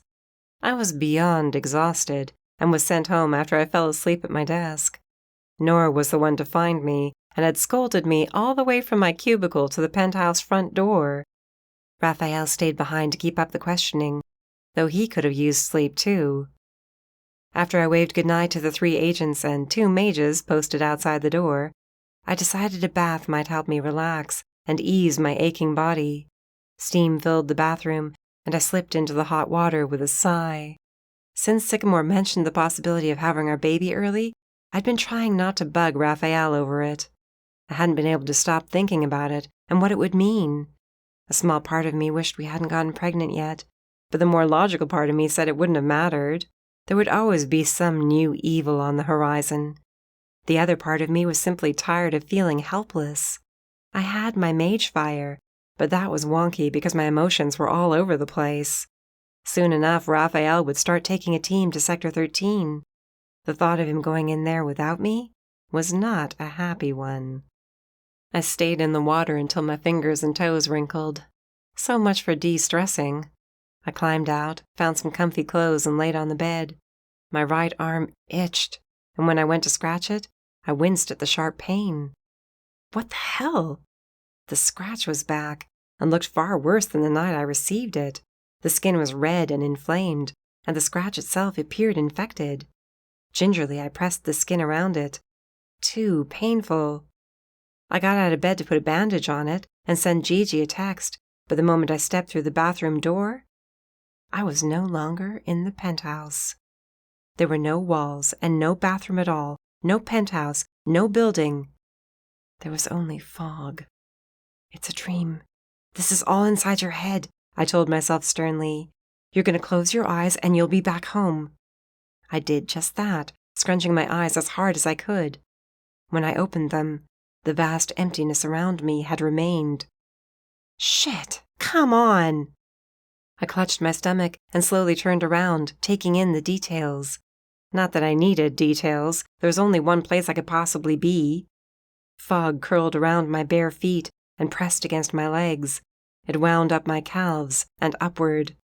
I tried to take a step, but it held me in place. The surrounding darkness shifted and changed until I stood on the scarred battlefield outside Cheval's fallen fortress. It appeared as it had in my nightmares. Every cracked stone and charred surface was present. Every little detail I could recall from those vivid dreams lay before me. Only I wasn't dreaming. The pain in my right arm told me as much, as did the fact that I was clearly still pregnant. I had to get out of here. Whatever had brought me here wasn't far behind. I tugged on my legs, but the effort wore me out. My back screamed in sudden pain. The baby kicked, as if sensing the danger we were in. I know. Mama's going to get us out of here. Just hold tight, I whispered. I'll think of something. Panic was so close to overtaking me, but I couldn't let it. My hands were free, and when I pulled on my mage fire, I found it ready and waiting. Flames twisted and churned at my fingertips. I shot them straight toward the fog to break the hold on my legs, but it did nothing to chase the mist away. After creating an inferno around myself that didn't serve to free me, I yelled in frustration and pulled back on the fire. I hadn't used it in a long while, and exhaustion was sneaking up on me. If I couldn't get myself out of here, Rafael would have to come and get me. The fire turned into a darker shade of orange, then burned white hot as I filled it with a message. Once it was ready, I shot the fire into the sky and watched it disappear in a trail of bright white light into the clouds, then off to the south. It's gonna be fine, I told the baby. Everything's gonna be fine. Screeching and cackling surrounded me. The scratch on my arm seared my flesh. I yelped and doubled over at the intense pain radiating through my body. The laughter grew louder, and the night that had been so dark now lightened around me. Braziers burst to life in a massive circle at the heart of the battlefield, where the fire lit the night. A scraping sound came from all around me, as if someone was dragging something over the dried dirt and rock. My, a familiar voice from my nightmares called, sounding from all directions at once. Look who's finally come home. Mercy, we have missed you. The fog remained at my feet, but dissipated within the circle of fire. I searched in vain for the one speaking. My attention was drawn to the ground instead. A dark mass shifted and moved along the soil, rolling in an attempt to bring itself together. When it grew closer to the firelight, I reeled back. Blood? The deep red color was unmistakable as it collapsed and formed one giant puddle. The stench was even worse. Rotting blood filled the air. I gagged. My need to be sick vanished as the puddle rose into a tall column, dripping and shaping itself until it resembled a figure. When the last drops parted, the person I'd seen in my nightmares spread its arms wide. All I could see was a smiling mouth that shimmered and changed right before my eyes. One second, I swore it was Cheval. The next, it looked like Wesley. But the hood remained over the rest of the face. You are the one we have truly been waiting for. It spoke with the voice of all the ones I'd lost. Flames dripped in warning from my hands. You stay away from me. I don't know what the hell you are, but you are not coming near my baby or me. The lip twitched in annoyance. Who said we wanted anything to do with your child? It's you we want, Mercy. For you to come home and save us. Don't you want to save us? We're all in here. No, you're not, I snapped. You're dead. Are we? You've seen us all. We are not dead. You can join us. You can help us. The baby kicked again. I wrapped one arm around my stomach as I held the other out before me. The flames flickered, threatening to go out if I kept them up much longer. You stay away. You let me go. My arm shook, out of strain or fear, or both. I couldn't decide at this point. My heartbeat thudded in my ears, and every inch of me screamed to flee. The fog kept a firm hold on my legs. I was trapped like a damned rabbit, with a predator inching closer and closer. There had to be a way out, but as I searched for help, the figure simply laughed louder. There is no more running. You have finally come to us, and now we will never let you go. The mingling of voices messed with my head. Damien's voice was out the loudest, but it wasn't real. He was dead and had moved on. The smile changed again until it resembled Damien's familiar smirk. What do you want? I whispered, desperate for anything that might get me free. What? Or do you just enjoy torturing me? Is that it? Who are you? I told you, the creature said, and my skin crawled to hear Cheval's voice coming out of Damien's mouth. We are so many, but we are not complete. We need more, just a bit more. And we can leave this place. We can become what we were meant to be. Yeah? And what's that? I added, my mind racing. What the hell was this thing? The tidal wave of blood ready to cover the earth, it replied, calmly, as if it wasn't announcing plans to cause an apocalypse. We hunger for power, and we will get what we want. With your help, of course. I blinked. Suddenly it stood in front of me, though I hadn't seen it move. With a yell, I launched fire at it, but when the flames died away, the figure remained. It chuckled, clearly finding my antics highly amusing. A hand shot out from beneath the cloak, pale and bony. It grabbed for my chin and held my face. Its eyes remained in shadow, but they stared into the very heart of my being, searched out the place of my power. The sensation was sickening, like a hand was inside my body, crawling around. I cursed and fought to get away, but I couldn't move. Ah, yes, there it is. We were right about you, it said, and this time its voice became that of envy. So much untapped potential. You left us too soon, Mercy, but now you've returned, and we can begin. I winced as that invisible hand tightened around the source of my magic, deep inside me. Get away, or I'll tear you apart. A screech boomed around me. You cannot fight me. I am a part of you. I am a part of all who are here. You left yourself in the ground. Left yourself incomplete. There's just one thing we must do. Then you will join us. I spat in its face, since there was nothing else I could do at this point. Go to hell. The vice grip on my magic increased. I gasped. It felt as though someone was trying to tear my spine out. Dizziness struck me from the agony, and the world spun around me. I retched, my body unable to take such trauma. I am hell, the voice whispered in my ear. It was back to Damien's voice. Fury roared through my veins with the help of the baby's demon rage. I raised my fist to strike at the spawn of evil, and it knocked my arm aside. Its other hand fell to my pregnant belly. I screamed for it to get away. The creature's palm gave off a red glow. I'm afraid we have no use for this little one. Time to say goodbye. No! I breathed, then screamed over and over as I willed my body to fight back. The fog made its way around my entire body without my noticing, and all I could do was stand here, horrified, as this monster prepared to kill my baby. Tears streamed down my face, and I pleaded with it to stop. It'll all be over soon, it whispered, once again sounding like a mass of people speaking at once. Soon, my child. For you, a growling voice said to my right, just as the figure was thrown backward. The fog relented its grip on me.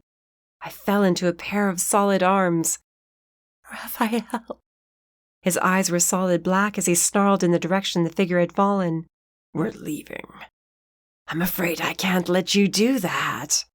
Rafael pushed me behind him and turned around to face our enemy. You stay away from my wife and child. The smile returned to the monster's face. Why do you fight me? We want you to come home too, Rafael. Don't you wish to come home? What's it talking about? He whispered over his shoulder. Ignore it. Let's just go. You're not leaving. The figure snapped as it approached. It raised its hand. A gunshot made me jump. The creature collapsed back into a puddle of blood. Raphael's pistol was still aimed at it. I don't think that'll kill it. Let's get you home. He slipped one hand around my waist when I faltered. We walked as quickly as we could toward the transport that would lead us out of Sector 13.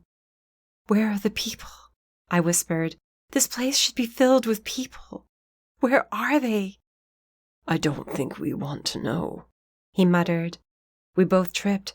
I summoned a small flame to my hand to see what we tripped on and staggered back.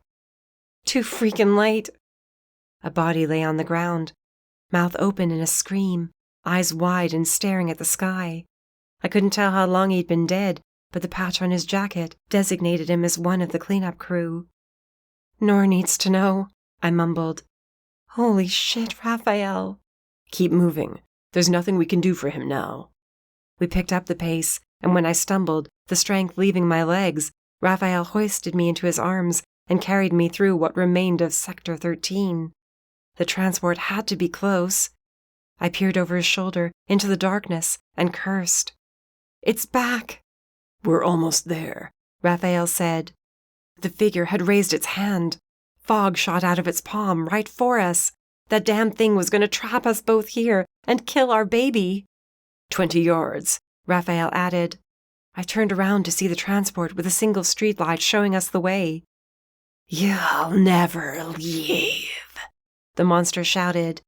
I braced for the chilling fog, but it never reached us. It bounced off an invisible force, then was thrown back at the one who created it. "Hurry," Sycamore said, stepping out of the shadows. "I can't hold it off forever." "You brought Joseph?" "You really think I'd come here without magical backup after the last time you chewed my ass out?" he muttered, stepping into the transport, Sycamore right behind us. The figure charged the transport. Suddenly we were surrounded by a bright white light and stepped out into Sector 21. Once we cleared the booth, Rafael checked me over for injuries, his eyes landing on my right arm.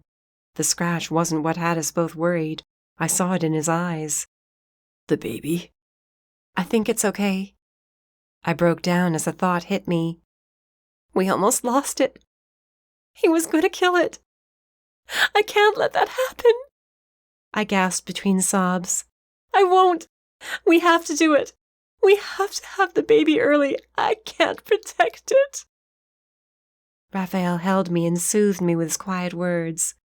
"I know." "You do?" He nodded as he tucked my hair behind my ears.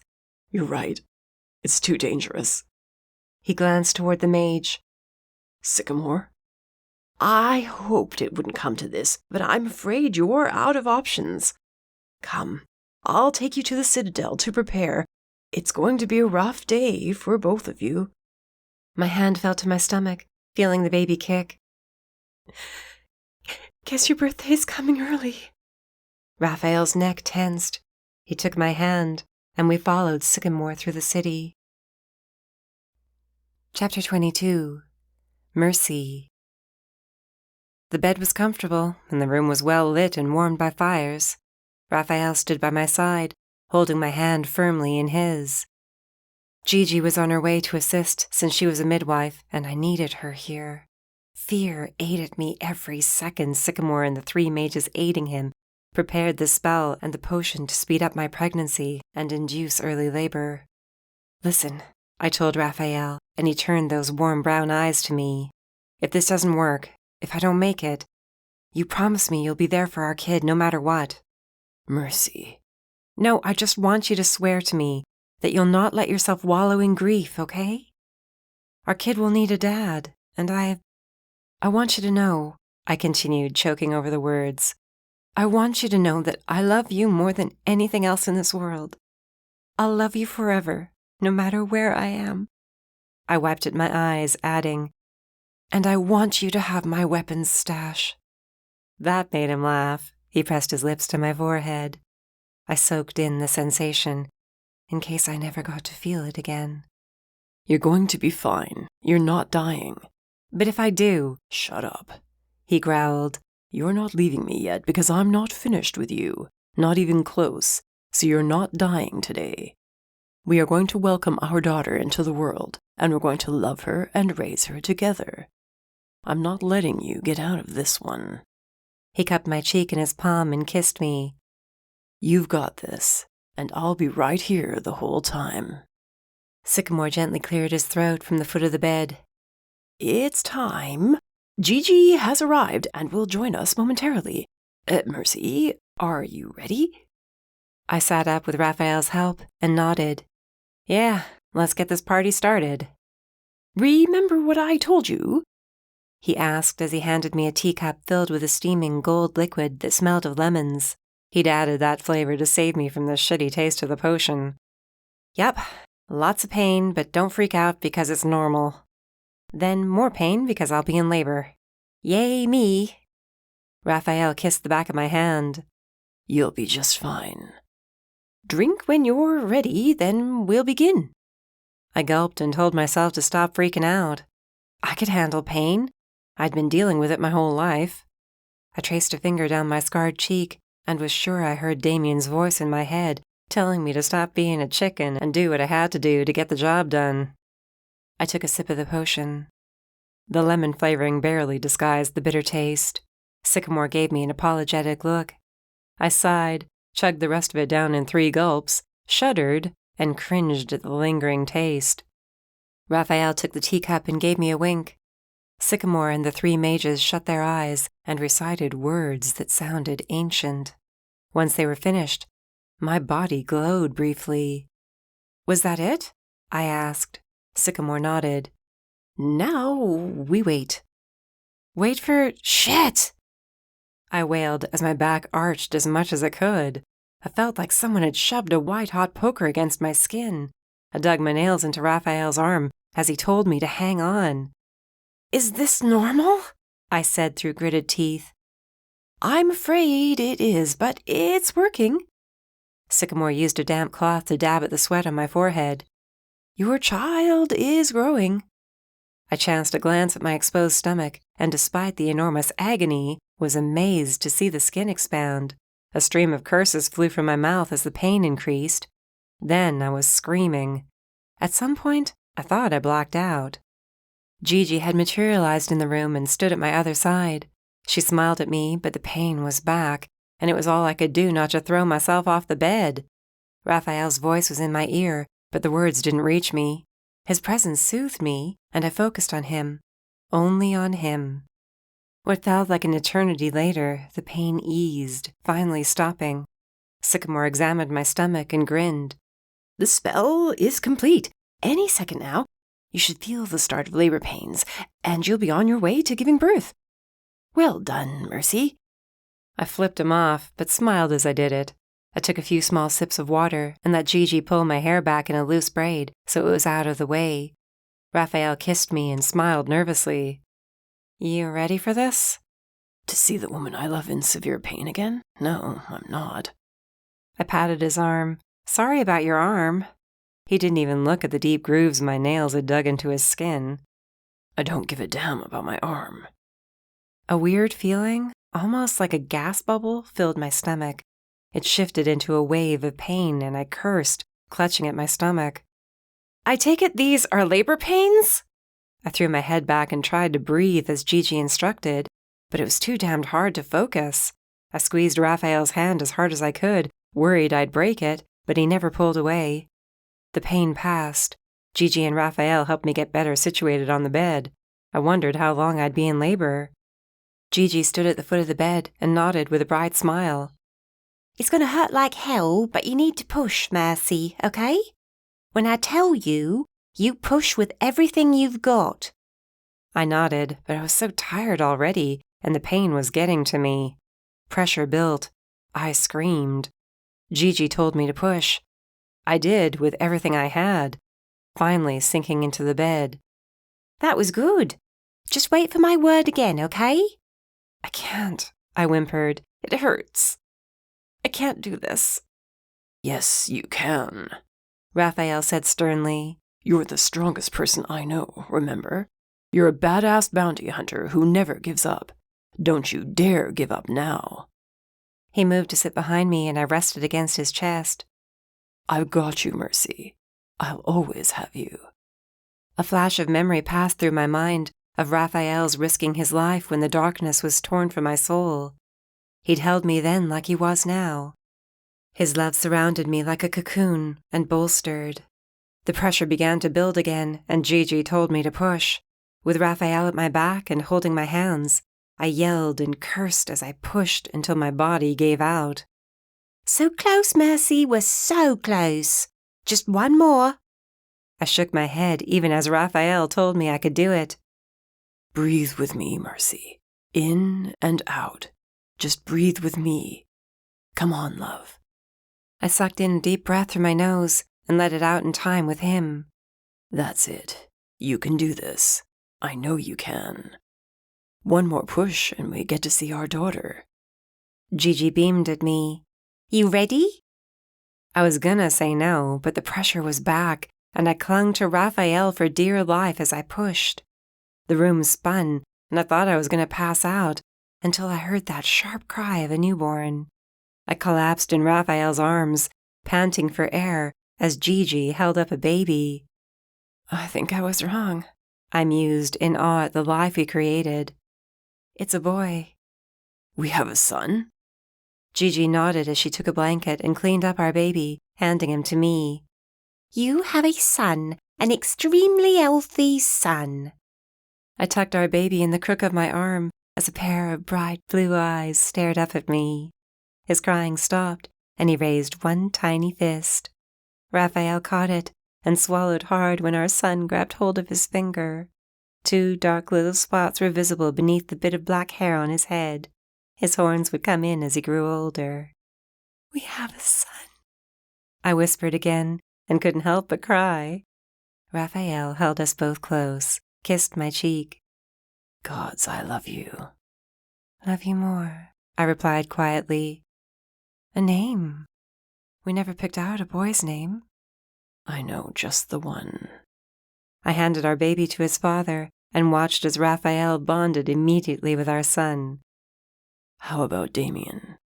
I was choked up with the idea, but it was a fitting name. Damien. Damien it is. Rafael held him for a bit longer until he started fussing and gave him back to me to feed. Everything little Damien did was amazing to me. To both of us, really. When I could barely keep my eyes open any longer, Rafael held our son and kissed my forehead. Get some sleep.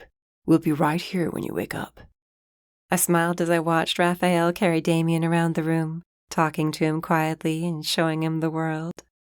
Our son was safe now. That was what mattered. I shut my eyes and fell into a deep, dreamless sleep. Chapter 23. Rafael. Unbelievable warmth flooded me as I watched Mercy rock Damien to sleep in the rocking chair. We were still at the Citadel, would be for another few days. Sycamore wanted to ensure there were no ill effects from the spell. So far, everything seemed to be in order.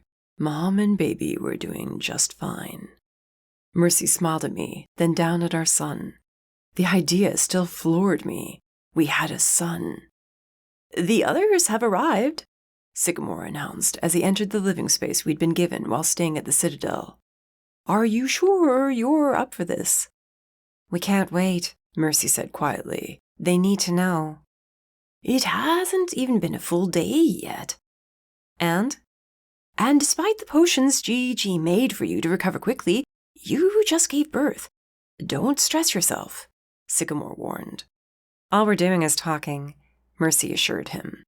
I'm not setting foot out of the Citadel until you tell me it's okay.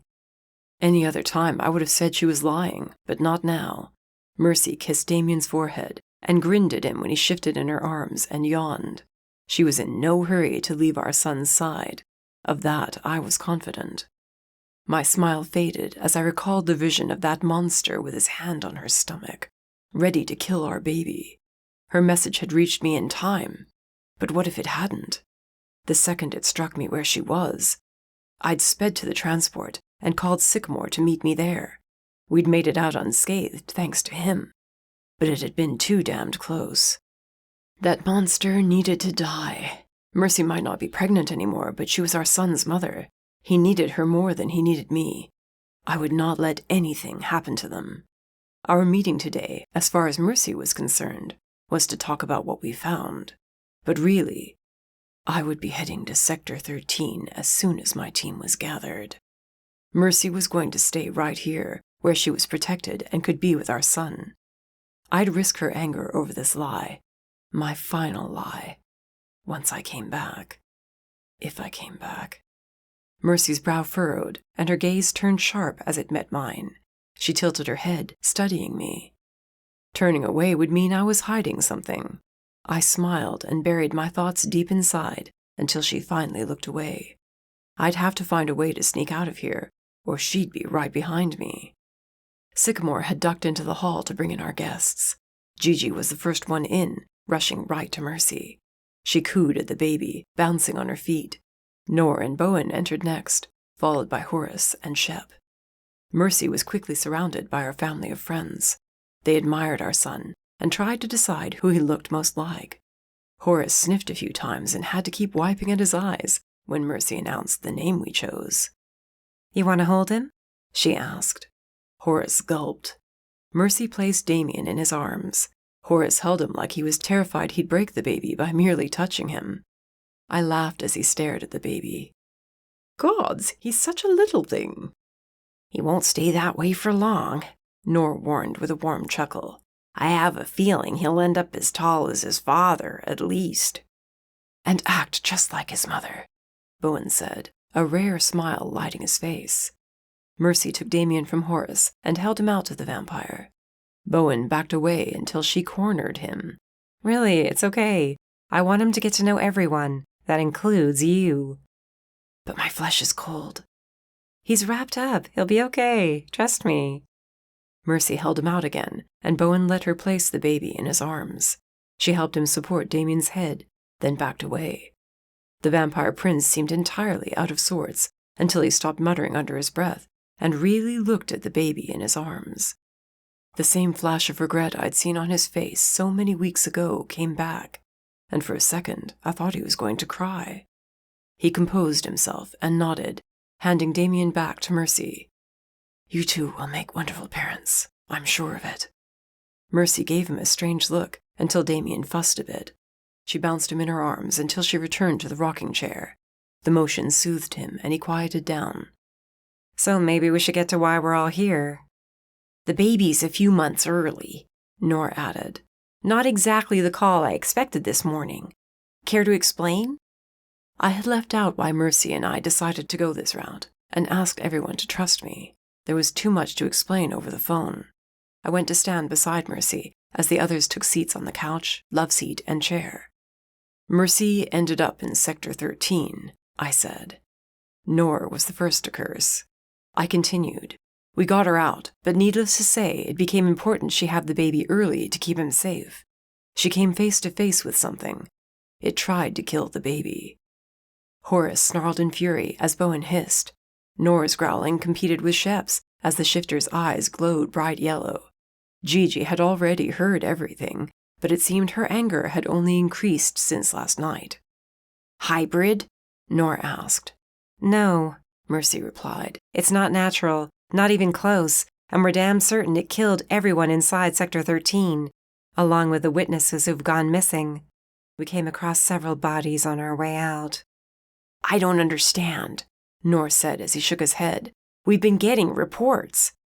I think this thing has been sending them, or forcing people he kept alive to do it. But they're dead now. They're all dead. Mercy glanced at Damien, then told the others what she'd told me about the monster. With every detail she delivered, the tension in the room grew until I could hardly stand it. The creature was unlike anything I'd ever heard of, and the fact that it was taking on the guise of those we knew made it worse. I'm not exactly sure what created it, but it's evil. Mercy finished quietly. Sycamore stepped forward. I've been doing some research with the mages, and we think we have a better idea of what we're dealing with. And, I asked, wondering why he hadn't told us this earlier. It's an old being, ancient, one forged out of hatred and death, one born of evil. Then it did come from Cheval. Sycamore shook his head at Nor's words. I'm afraid it's not that simple. That thing said I left a part of myself behind, Mercy said. That it had been waiting for me to come home. During the battle, you were wounded, yes? You bled? I think we all did, she said slowly. And that's precisely why it called out to all of us. Our blood was left behind. It soaked into the ground and mixed with the evil magic left behind by Cheval. This creature is a part of everyone who died in Sector 13. That's how it can look like Damien, or any of them, I asked. How is it leaving Sector 13? It told Mercy it wasn't powerful enough. Sycamore nodded. It's not, but what we've been seeing hasn't really been there. It's been tapping into our minds by using our blood and projecting images of the dead. But we've been marked, I argued. That was not in my mind. Wasn't it? Is it so impossible to believe that perhaps you marked yourself? I stared at my arm and strained to remember the exact moment I'd been scratched. I was sure it had been Damien, but the longer I thought about it, the more I struggled to recall exactly what happened in those few seconds. This is insane, Mercy muttered. How can it make us do this? Blood is a potent thing, Sycamore explained. It's why blood magic is forbidden by many races. The possibilities are endless with what one can do if one's not held back by moral limitations, such as this creature. How do we kill it? Horace asked. There has to be a way to destroy it. There is. We are already working on the potion to do so. It must be absorbed by a silver blade to work. If we can make it correctly, the creature will burn from the inside out. Then we're going to Sector 13, Horace announced. When will it be ready? Sycamore opened his mouth to answer, but I waved my hand behind Mercy to grab his attention. She was too busy watching Damien to notice. I held up 3 fingers and urged him to follow along. The others frowned, but I nodded subtly towards Mercy's direction, and they let it go. 3 days, he announced finally. That's when the potion will be complete. Then we have 3 days to plan, I said. Mercy yawned and rose with Damien, who was sound asleep in her arms. Think I'm gonna lay down with this little guy. Thank you all for coming to see him. She left the room, and I followed close behind. We reached the guest room, and the moment the door closed, she said, I'm not stupid. I never said you were. You were planning something behind my back. I'm not doing anything. I'm going to start making a plan with them, yeah, but I'll tell you everything before we go. Her eyes narrowed. Please don't be like me. How do you mean? Reckless, thinking you need to take on the world to protect those you love. Whatever you think you're going to do, please just don't rush into it. Damien's fine. I'm fine. We're safe here. I kissed the top of her head. I promise I will come to you before any final decisions are made. But like Sycamore said, we have 3 days. Get some rest. I'll come back and check on you soon. She placed Damien in the crib by the window, then came right back to me. Grabbing my shirt in her fists, she tugged me down and kissed me. I hugged her to my chest, trying not to make it seem like this was the last time we would be like this. If this creature could mess with people's minds, as Sycamore said, there was no way to know how this fight would go. I never wanted to let Mercy go, but there was no more time to waste here. I ran my fingers through her hair, letting the soft strands fall through my fingers. I love you. Love you, she replied as she smiled sadly up at me. She knew. No matter what I said, she knew me too well, just like I knew her. I backed toward the door so I could memorize every detail. Just as I turned to go, she whispered, "Be safe." I opened the door and stepped outside without a word. I couldn't lie to her more than I already had. As the door clicked shut behind me, my resolve stiffened, and I let my rage slip to the surface. This monster threatened my wife and son. It nearly stole them from me. The moment the potion was ready, I'd be on my way to Sector 13 to destroy it. Or die trying.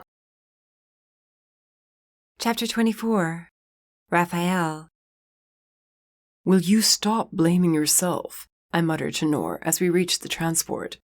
If I had listened to her, we might not be in such a desperate situation. I told her the same thing. We all did, I reminded him. No one wanted it to lead back to this place. I looked at the transport, then at the small group of fighters with me. Nor, Bowen, Horace, and Shep had volunteered to come along. Sycamore and Gigi had said they would come too, but I needed them to stay with Mercy and watch over her. Anyone who wants to turn back now, feel free. I knew my tone was grim, but the circumstances were equally grim. Horace smirked. You make it sound like this is a suicide mission. You heard Sycamore. It's blood magic. That thing can make us see whatever it wants, can twist our realities. This isn't simply a hybrid or some crazy dragon sorceress. This is old magic. I touched the hilt of the sword sheathed at my hip. The silver blade had been coated with the potion, as had the daggers Bowen had at his sides. Horace, Shep, and Nor also had blades, giving us higher chances of striking the monster down. We might not all make it back. Bowen hissed and stepped closer. You shouldn't even be here. What do you mean? I have every right to be here. That thing nearly killed my son and wife. But it didn't. You just started a family. You, of all people, should stay behind. That's not happening. I'm not afraid.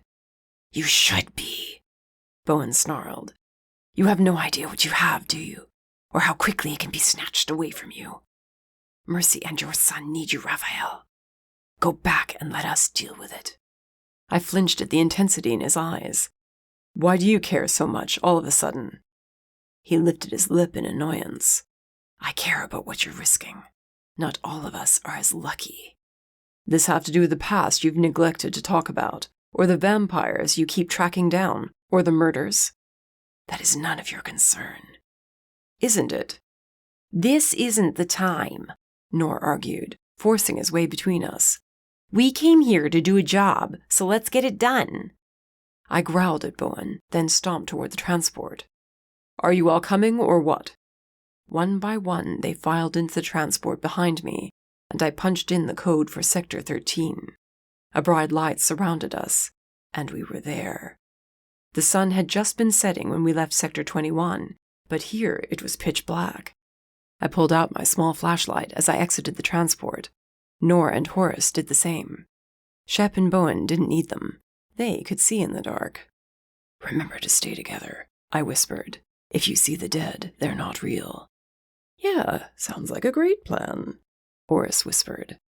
We get to the fortress, we find the creature, and we end this. I stepped forward and drew my sword, holding it at the ready. We moved in a tight group, stepping around and over bodies. I recognized a few more faces, and gripped the sword until the metal grooves bit into my palm. We never should have let it get this far, but fear of coming to this place had overridden our common sense. No longer. I aimed for the straightest path possible, leading us down alleys and through decrepit buildings damaged during the fighting. Debris shifted around us, but nothing ever came from it. There was no sign of the monster. Where the hell is it? Shep gave an impatient growl. There's something wrong with this place. It's here, I replied. We should be almost to the fortress. I kept walking, but I no longer heard any other steps aside from mine. I spun around to find a white wall of fog had closed in, and I was alone. The others were gone. Nor. My voice echoed back to me as I called for the rest of my party, but there was no response. The fog surrounded me, even overhead, blocking out the stars. Hoping I was headed in the right direction and that the others stayed out of trouble, I pushed forward through the mist. The ground beneath my feet became uneven after a solid 10 minutes of walking. Several dead bodies materialized out of the fog, but I ignored them. I should be getting close to the fortress, which meant there would be a circle of braziers around here somewhere. The creature had split us up for a reason, probably to pick us off one at a time. I shone the flashlight at my feet and spotted a dark patch of dried blood. Where are you, damned bastard? I whispered, and drove the tip of my sword into the blood. Nothing happened. Figured that'd be too easy. I yanked the blade out of the ground and took another few steps forward. Moving to the right, I bumped into something hard and solid. One of the braziers. Come on out, you coward, I shouted. You wanted me home? Well, here I am. If it isn't the lovesick demon, have you come to play? I turned around, expecting to see the same hooded figure I'd faced down the other night. Instead, Cheval stood in front of me, decked out in the same outfit she wore the night Mercy and I killed her. She smiled as she spread her arms wide. Well, what do you think? Look pretty good for being dead, don't I? You're not really here. She laughed, and the sound made the hair on my neck rise. No. No, you're not. This is all in my head. Blood magic. Ah, but you see, blood magic is quite powerful.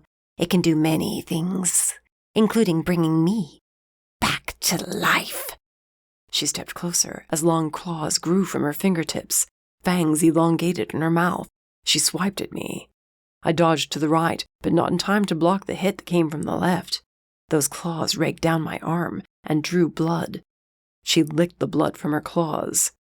Still think I'm not really here? Blood dripped down my arm as my flashlight rolled away. Cheval snapped her fingers, and the braziers burst to life, chasing away the dense fog. I couldn't see anything beyond it, but there was no time to look as she came after me again. I raised my sword, and out of thin air, one appeared in her hands. This couldn't be Cheval, but this looked nothing like the visions of the dead I'd seen, or the creature that had gone after Mercy. Maybe Sycamore was wrong, and somehow this being was bringing the dead to life. Cheval shrieked as she charged. Our blades locked together. You will pay for what you did to me, you and that precious wife of yours. You won't get anywhere near Mercy. I headbutted her. She winced, staggering back. Oh no?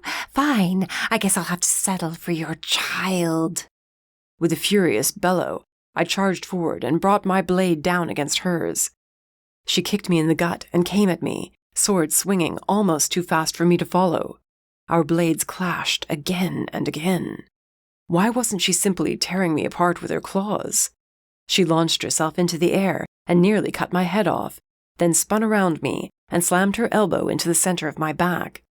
The way she moved was familiar, and amid the fighting, I was sure for just a second I wasn't fighting Cheval, but sparring against Mercy. Every technique Cheval used to come after me was one I'd seen 100 times from Mercy. She came in low and aimed to kick out my knee. She brought her left arm up and punched me under the chin. I knew something wasn't right. I whirled around and blocked her next attack by grabbing her wrists. She cursed, trying to get herself away, but I held fast, staring intently into those hate-filled eyes. You're not Cheval, I uttered. You can't be. She hissed and snarled, finally breaking free of my hold. I am Cheval. No, you're not. Don't press me, demon. She snapped and lunged forward. I disarmed her. Fire burst to life in her hands. Fine, you can burn to death. Flames shot from her hands like a blazing inferno. I tried to run from it, but the blaze wrapped around my body and trapped me. I yelled, bracing for the pain as my skin burned away. The fire grew hotter, but it didn't burn me. I opened my eyes to find I could move within the flames. Only one person's fire acted like this around me, and it sure as hell wasn't Cheval's. I straightened and walked to her, even as the fire continued to surround me in an attempt to burn me alive. This isn't possible, she snapped, and the image of Cheval shifted in and out of focus. It's because you're not Cheval. Her face screwed up in anger, and the heat intensified, but still, I didn't get burned. I reached toward the woman in front of me as the last bit of the hallucination faded away. Mercy. It's me. Look at me. Dark blue eyes focused on me, but whatever Mercy was seeing, it wasn't me. She gave up trying to burn me. Her arms fell to her side. You won't win this fight, you hear me? I killed you once, and I'll do it again.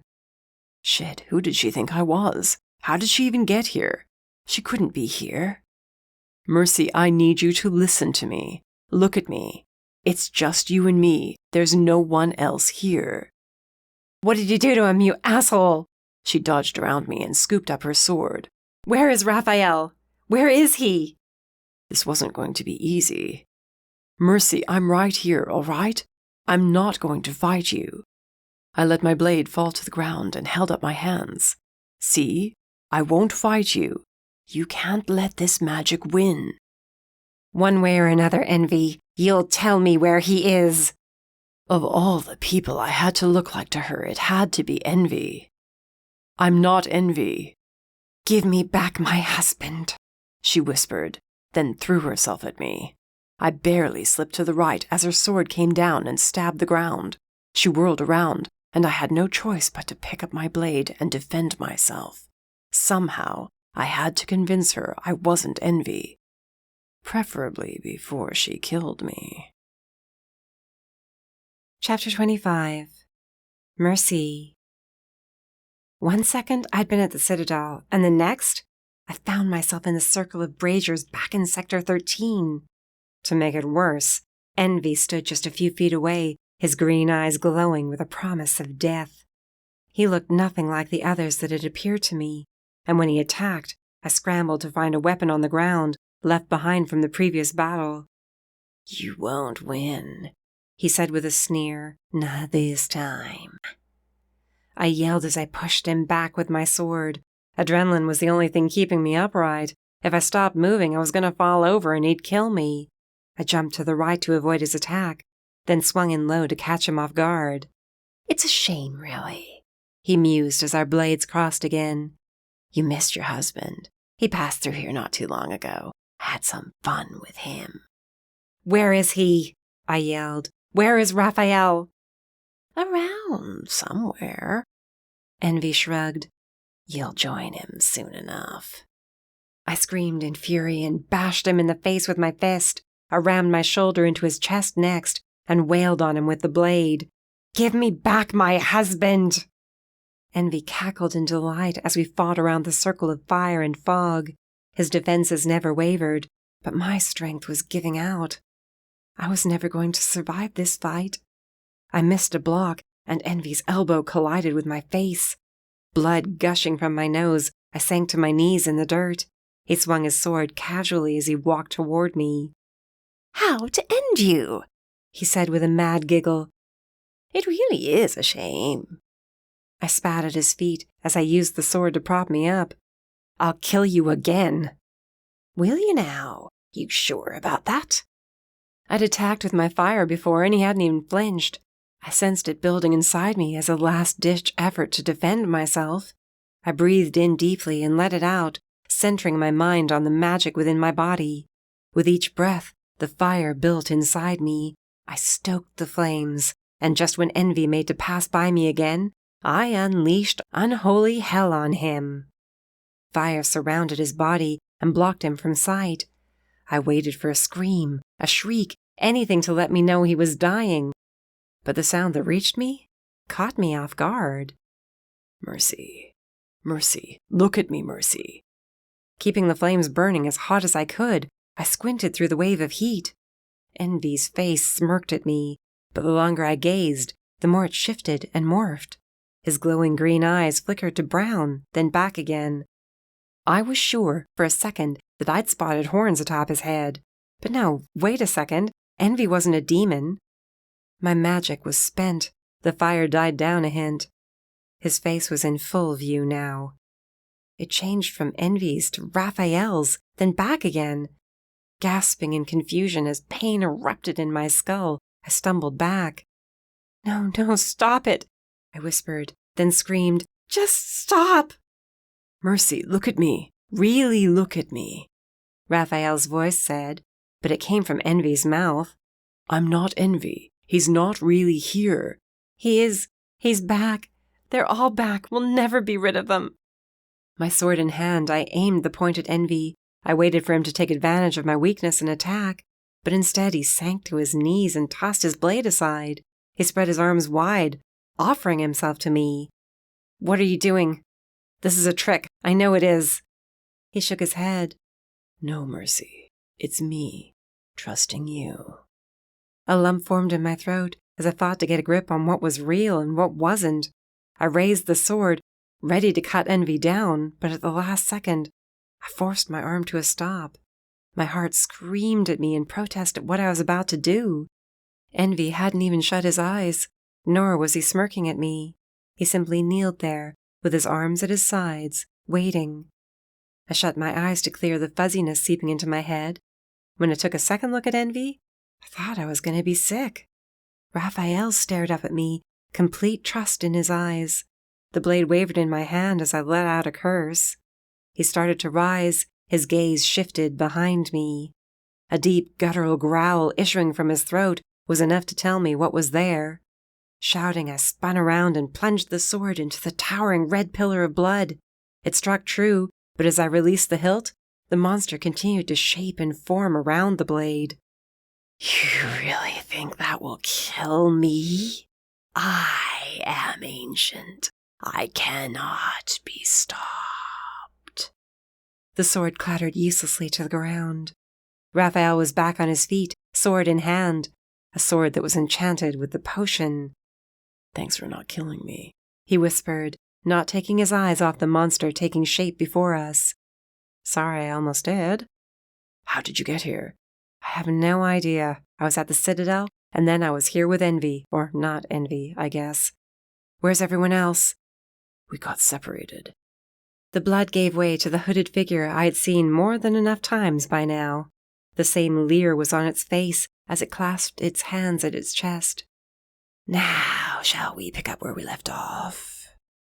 I think it's time for you to die. It laughed at my words. This would truly be simpler if you would give in. Yeah, that's not exactly my style. Killing you, however, is definitely something I can arrange. I had no weapon, but at that moment, I was pretty damn sure I didn't need one. You think so? It raised its hands to its hood and threw it back. How about now? Mercy, it's not really him, Rafael whispered, but I barely heard him over the rushing in my ears. Damien stood just a few feet away, the same eyes, the same smile, the same freaking blades he always used to fight with. He even stood the same way, and when he took a step to the left, it was like I was thrown back in time.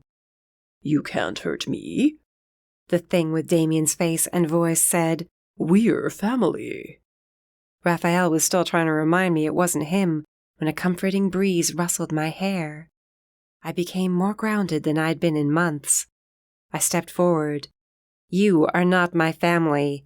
Damien's dead, asshole, and no one wears his face. The creature opened its mouth, and a hideous shriek escaped as it drew two swords sheathed at its hips. I winced, but stayed right where I was, not even covering my ears. We had one shot at destroying this thing from hell, and I was not going to let the chance pass. I scooped up the fallen sword and smiled over my shoulder at Rafael. He winked in reply, and when the monster charged, we were ready for it.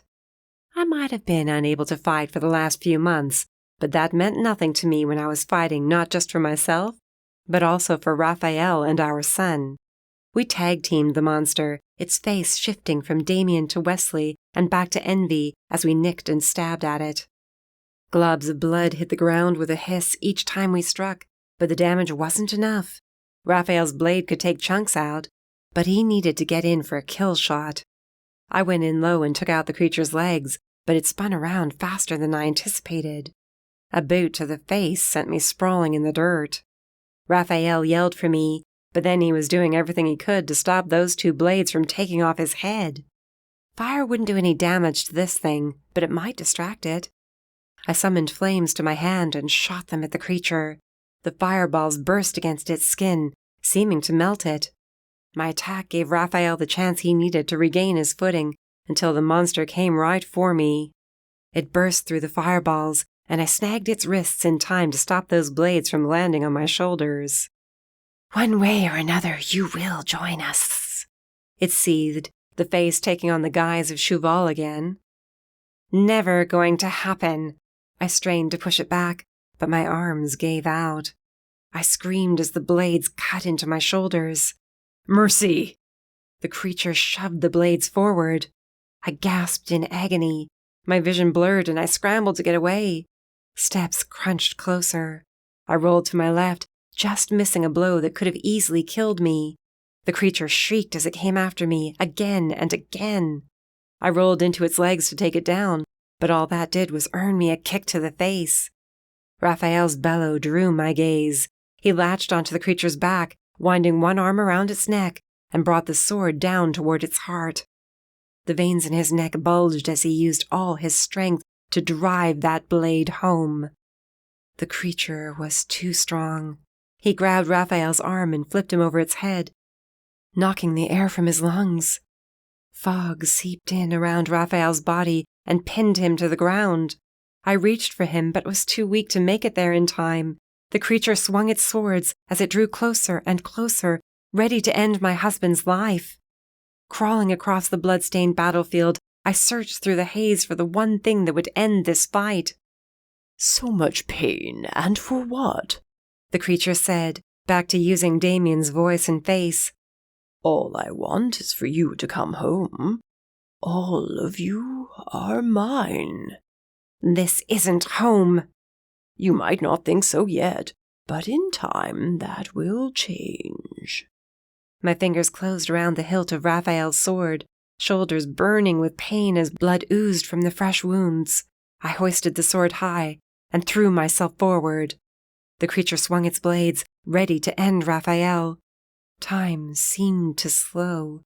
I envisioned those swords ending Rafael's life, saw our son growing up without his father. I'd lost too much in this life. I was not going to lose anything else. A burst of heat exploded through me. I surged forward, plunging Rafael's sword through the creature's back, right into its heart. I collapsed to the ground beside it as it dropped its swords and stared at the blade protruding from its chest. The fog trapping Rafael disappeared. He crawled to my side. The creature reached down to tear the blade free. Damien's eyes found mine, only I knew it wasn't Damien. Not the Damien I loved, not the one my son was named after. No, it whispered. You can't do this. I already did.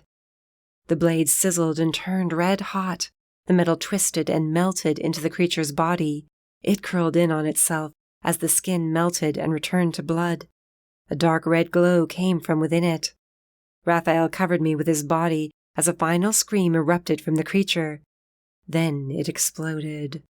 Hot blood splashed onto us as red light flooded Sector 13, shattering the walls of fog that filled the streets. That's disgusting, I grumbled as we sat up. We were drenched in thick globs of blood, and who knew what else? We stared at each other, then burst out laughing. It's dead. Yeah, I'd say it's dead. He held out his hand and helped me to my feet. Guess we should... My words were cut off as he lifted me off my feet and kissed me. I melted into him as reality hit that, once again, we cheated death. We were alive. Rafael set me back on my feet gently and looked around. You think anyone else survived? I asked. I think a lot of people did. Look. Beyond the circle of braziers, some no longer burning thanks to the blood that landed in them, figures emerged from the last remnants of fog. Bowen was first, followed by Horace, Nor, and Shep. They were slapping each other on the back and grinning. Rafael whistled as I waved my arm over my head to get their attention. But it wasn't just our friends coming to us. More and more people appeared. All looked confused and like they'd just woken up from a very long sleep. Are those the witnesses? I asked, amazed. Must be. They're alive. Maybe not such a bad ending after all. Yeah, I replied as my head spun. My legs gave out suddenly, and Rafael and I were on the ground. I think I should lie down for a while. Mercy? He glanced at my shoulders. That was right. I'd been stabbed twice. I should have been a bit more worried, but the creature had been defeated, and my husband and son were alive. I'd be okay.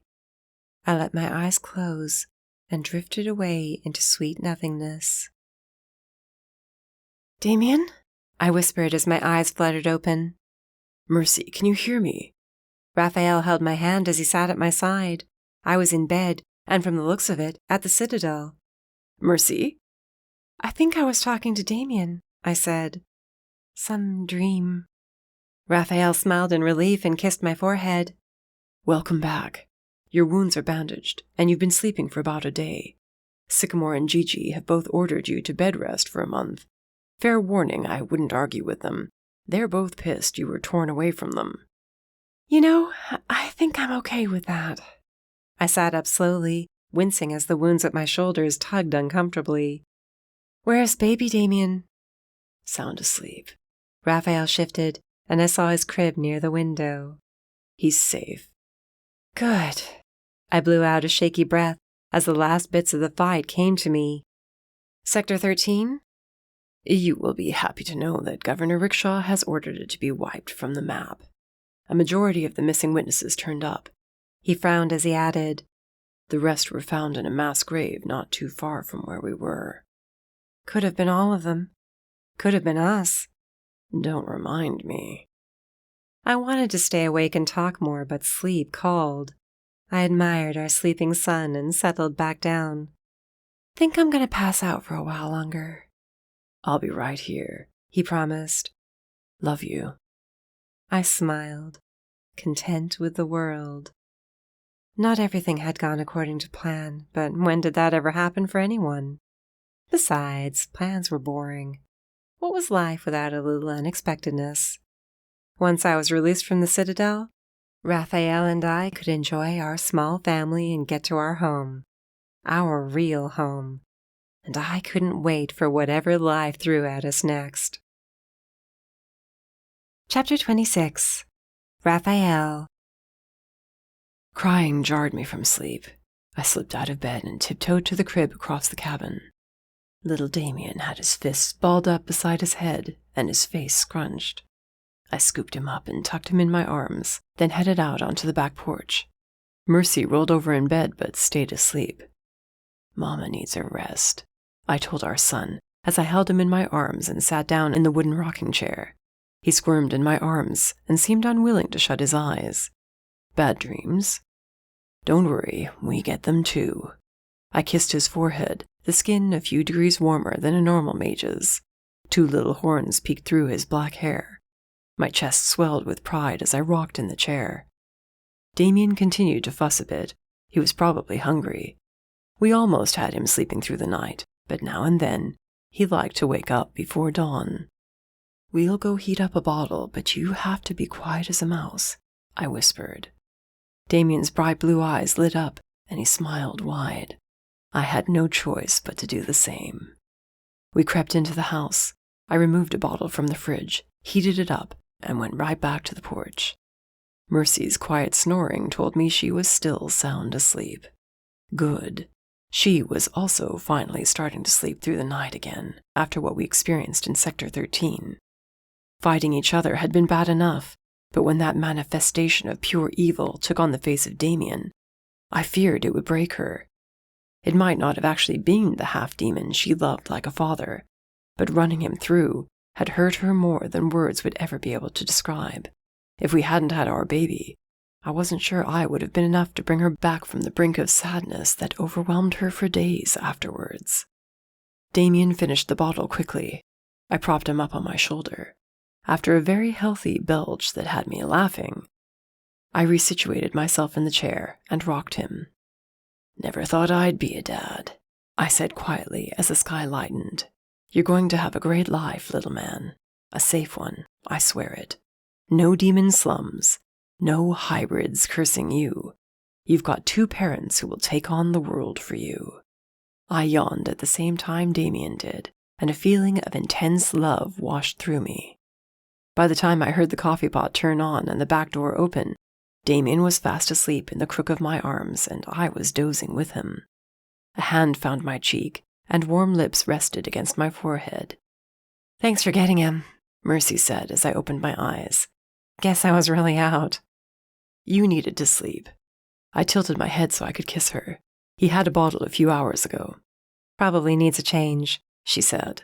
Damien opened his eyes. He smiled up at his mother, and she grinned right back. There's my little demon. Come on, let's get you ready for the rest of the family. Mercy took Damien.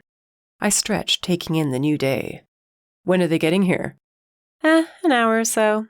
Said they'd be out early. You know Gigi and Nor. They can't stay away from their godson. Ain't that the truth? You told them not to buy him any more stuff, right? I glanced around our cabin and shook my head. I'm going to have to add more than just a bedroom for him. We're going to need a whole other wing just for his stuff. I went about getting some coffee and found some fresh clothes. Mercy hummed to Damien while she changed him and dressed him in a onesie covered in full moons and howling wolves. Gifts had come in from a bunch of people we hadn't expected. She kept humming, and all I could do was chuckle. The only songs she knew were the drinking songs Damien would sing. They were the same ones she hummed to our son now. Seemed more than fitting. In a way, Damien's namesake got to watch over him, though something told me he was managing to do that anyway. Once he was dressed, she placed him on his quilt in the living room, surrounded by his toys. He was already 4 months and working on crawling. I sat beside him on the floor, giving Mercy a chance to take a quick shower and throw on some tight jeans and a black t-shirt. My eyes hardly left her, and when she caught me watching, she sauntered over, swaying her hips and adding a wing. I growled quietly. If there weren't people on their way over, we'd be right back in that bedroom. Gravel crunched, and Mercy went to get the door. Nor, Gigi, Horace, and Shep came in, and immediately went to Damien. He squealed in delight at the company as he was picked up and passed around. Mercy kept glancing at the front door, frowning. "Bowen's not coming," Nor told her as he removed an envelope from his back pocket. "Said to give you both this." I stood behind Mercy as she opened it and held up the letter. She cursed as she read through it, then handed it to me. "He's gone." "Did he say where he was going?" I skimmed the letter. "No, just said he knows who's behind the murders and not to go looking for him. He has to take care of it. Damn it, I knew he was going to pull a stunt like this." I folded the letter and handed it to Mercy. "He can take care of himself." "And if he can't?" "Then he'll ask us for help. He might be a prideful bastard, but he's not stupid." She crossed her arms as she stared out the front door. "If it has anything to do with his past, we might never see him again." I kissed the top of her head. "Have some faith in the vampire prince. He'll come back." Damien's high-pitched laughter had us turning. She beamed at our son as she rested against me.